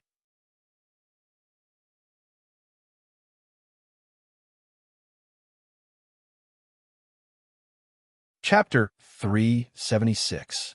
Mo Xiao stood up, the faint smile on his face turning into a solemn and serious expression. The generals who had been sitting immediately stood up in unison and respectfully listened to the prince's orders. Mo Xiao gazed into the distance at the blue sky outside the hall. His voice was hollow and solemn. Order the entire army, all the tribes fighting with Nanzhao and Xiling to retreat. Move closer to Riyang. With Feihong Pass as the boundary, I want to see all the Mahist army gathered in 10 days. Yes, Prince. Everyone accepted the order. They did not have any doubts about this decision. Feng Jiao stepped out and asked, Prince, the court troops in Riyang, expel them all. Kill those who do not obey. In the 10th month of the 12th year of Emperor Jing's reign in the Chu state, Princess Ding had defeated Jinim of Gojoseon of Xiling and Princess Ding in succession. At the end of the month, the Mahist army that had been fighting with Xiling, Nanzhao, and King Li in various parts of the Chu state quietly retreated, leaving behind the stunned troops and the leaders of the 3 allied forces who were hesitating whether it was a trap or if the Mahist army had truly retreated. When they confirmed that the Mahist army had completely retreated from the battlefield, the overjoyed allied forces did not hesitate to charge toward the rich lands of the Chu state. Even Xiling, who had been defeated in the northwest, did not hesitate to send reinforcements to eastern Chu. However, this time, they tactfully avoided the land in the northwest that was completely controlled by the Mahist army. Instead, they circled around to the south and then went north. At the same time, the northern tribes' army on the northern border began to move. If not for the fact that winter was not suitable for war and they wanted to see the attitude of the Mahist army, the north of the Chu state would have started fighting again before the smoke of war had died out in the south. Naturally, the emperor was furious about this. That day, he issued an edict to the world. Prince Ding, Mo Xiao, was unrepentant and resentful. He withdrew his troops to the Chu state without permission and did not care about the country. He will be stripped of his title, stripped of his military power, and sent back to the capital for further punishment. In response to this decree, Immerse Shuyao only smiled faintly, then casually crumpled it into a ball and tossed it into an unknown corner. The 100,000 elite soldiers of the Mahist army obeyed the prince's orders and charged toward all the cities within Feihong Pass at lightning speed. The Dechu state soldiers guarding the city naturally did not dare to surrender the city to the enemy, so they rose up in resistance. The battle in the northwest of the Dechu state spread from outside the Great Pass to inside the Great Pass.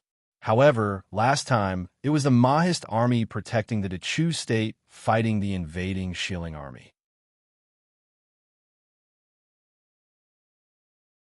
This time, it was a battle with the Dechu state's troops.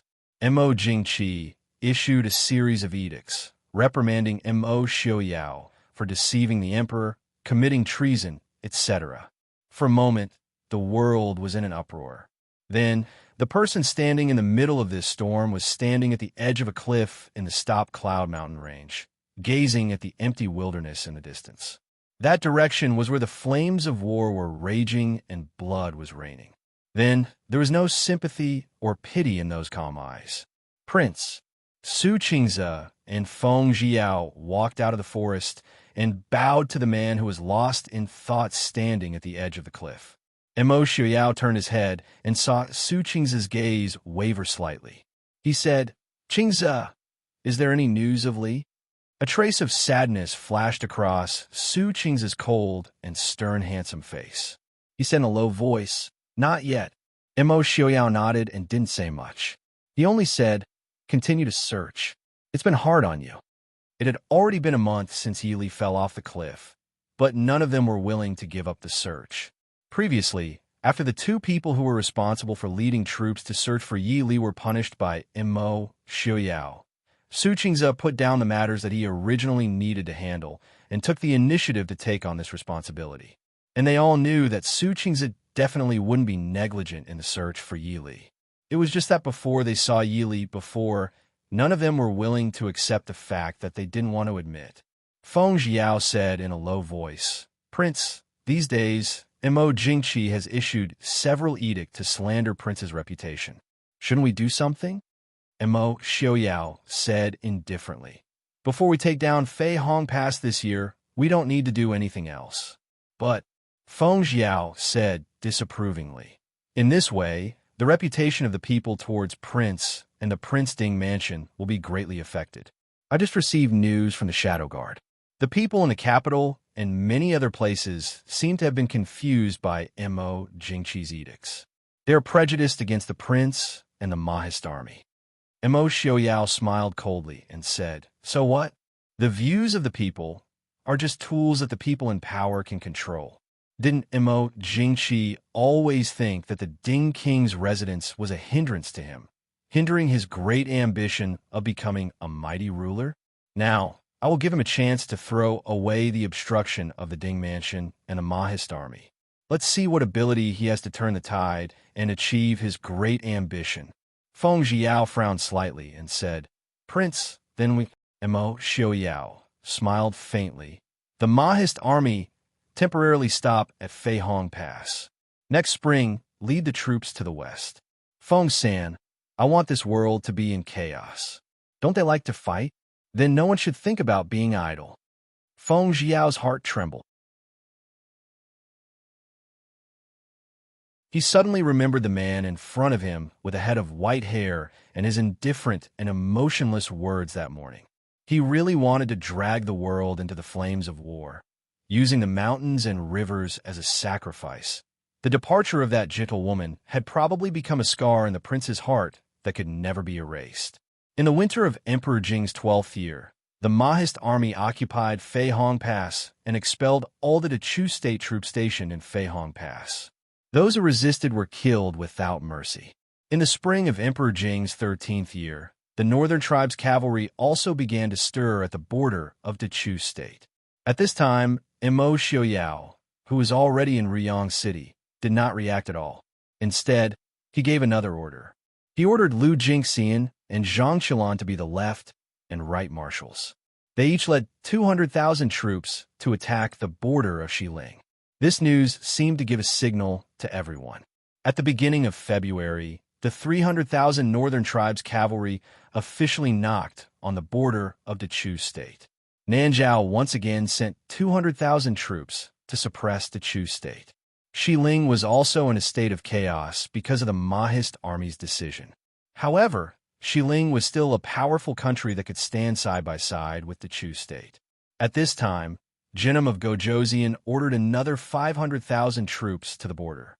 The troops led by Jinnam of Gojoseon's crown prince Lei Tingfeng, who had originally been in the Chu state, had no intention of withdrawing from the Chu state.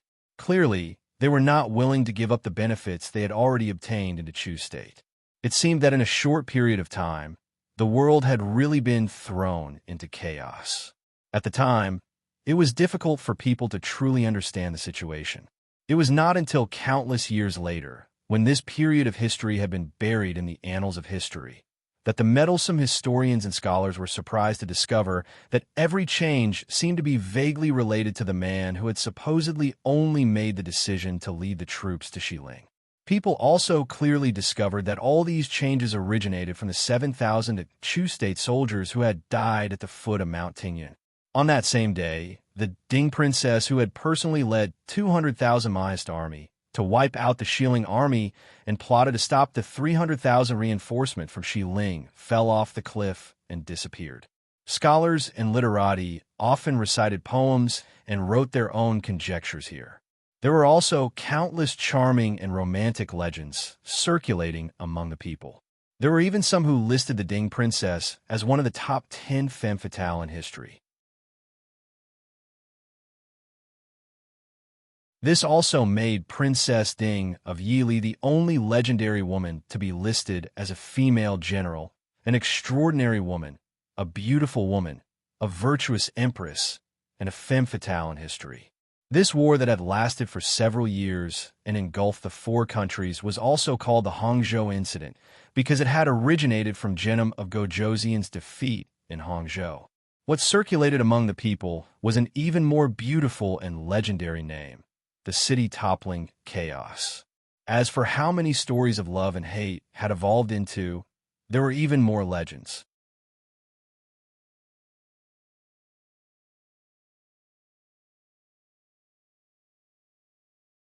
Chapter 377. The armies of the three countries were pressuring the border. Among them was Mo Jingli from Jiangnan. Even though Mo Jingqi hated Mo Xiaoyao, he could not spare any energy to target him. Every night, Mo Jingqi regretted being too impulsive and creating a situation where he could neither advance nor retreat. He knew that he had completely pushed the Mahist army and Mo Xiaoyao to their limits. From now on, the Mahist army would no longer be the strongest barrier and protector of the Chu state. Instead, they would be the most dangerous enemy. Right now, he could not even deal with Mo Xiaoyao because he could not even protect himself. As Prince Ding, he knew that the appetites of the neighboring countries could not be satisfied just by ceding a city or land. However, he had always thought that as long as he did not have the Ding king's household, he would be able to make the Chu state powerful in a short period of time and conquer the surrounding countries. However, when the Ding king's household really left, he found that the other countries would not give him the chance to become powerful. Send an edict to Mo Jingli. Tell him that I agree to him dividing the river to rule. Also, let him recognize who the true enemy is. This official accepts the order. In Ruyang City, Feng Xiao looked at the indifferent and leisurely man in front of him. A trace of worry quietly rose in his eyes. For months had passed. Mo Xiaoyao seemed to have gradually recovered from his Wang-Fei's disappearance. At least, he was not as lost in thought as he had been in the past 2 months. But at the same time, that increasingly indifferent expression made Feng Xiao feel faintly uneasy. Right now, it seemed that the entire world knew that the Ding king's household and the Chu state had turned against each other. No, in the eyes of the world, the Ding king's household had already betrayed the Chu state. But he could not see Mo Xiaoyao's thoughts and plans for the future. Right now, Mo Xiaoyao was more like an outsider watching a play. He sat idly in Ryong City and watched the world fall into chaos. The West Hill was the strongest, so he sent troops to attack the West Hill. The northern tribes were worried that the Mahist army would interfere in the war with the Dachu state. He ordered all the Mahist army to retreat to Feihong Pass. Even the news that Mo Jingqi wanted to join forces with Mo Jingli did not move him in the slightest. Looking at the letter in his hand, he smiled faintly. Mo Jingqi is too weak. There's nothing wrong with having one more person to play with him. Otherwise, when the time comes, I won't be able to continue playing. Prince, someone from Yunzhou has arrived, Feng Jiao reported in a low voice. Mo Xiaoyao was startled. He sat up and frowned. What happened to the Su family and Mr. Qingyan?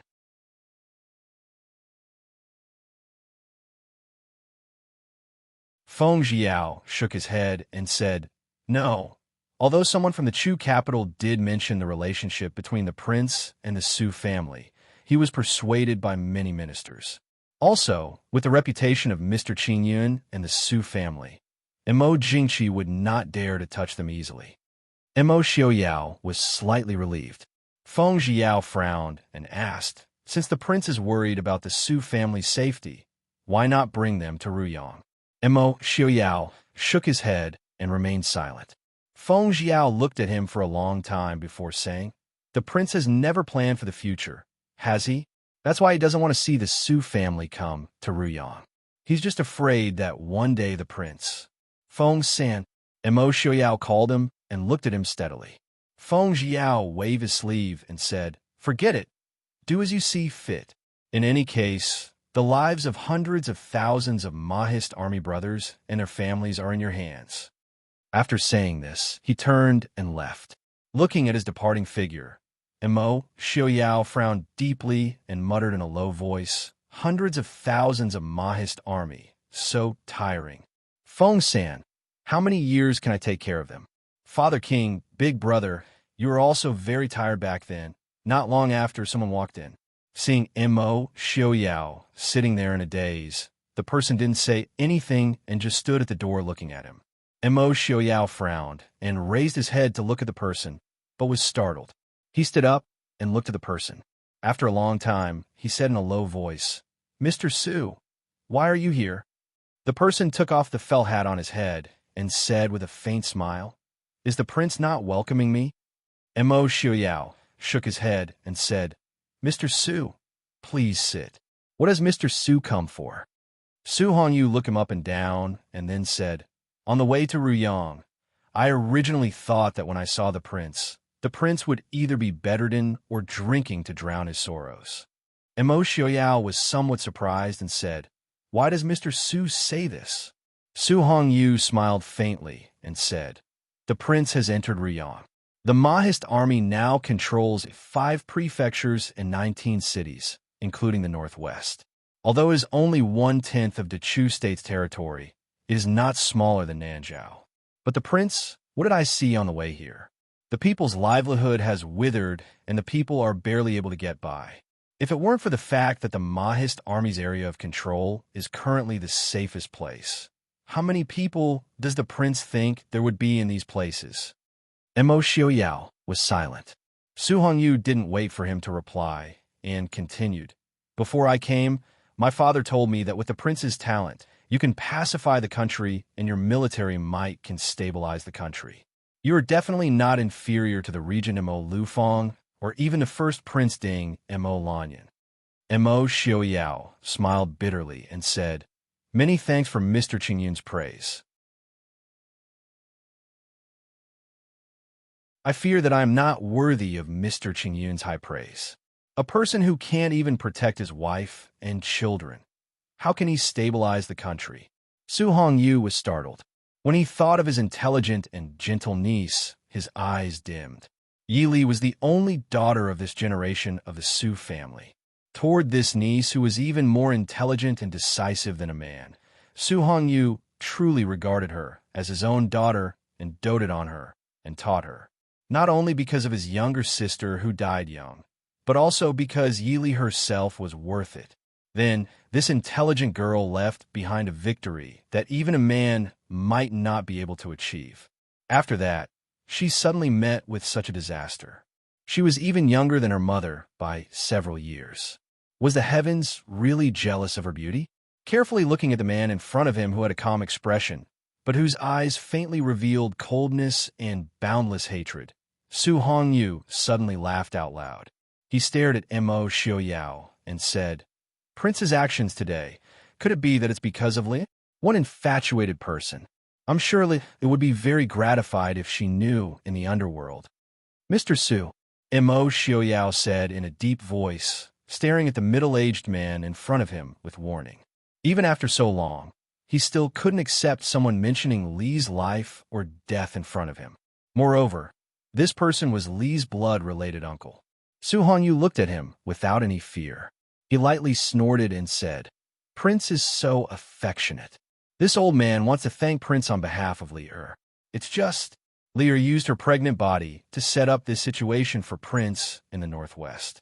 So the Prince is hiding in Ryong City to watch the show and watch the world fall into chaos and the people live in misery?" Mo Xiaoyao lowered his eyes. After a while, a cold smile slowly appeared on his lips. He faintly said, "So what? Don't they want the world? Then go fight for it. Didn't Mo Jingqi find the Ding King's residence an eyesore? Now that there's no Ding King's residence, isn't it perfect for him to do as he wishes? I will wait for him to bring millions of soldiers to quell the rebellion. From now on, the Dechu state will have another unparalleled monarch. The future monarchs will no longer have to worry about the Ding King's residence and the Mahist army. In this world, there are many people who want I's life. I will sit in Ruyong City and wait for them to come." Su Hongyu softly sighed.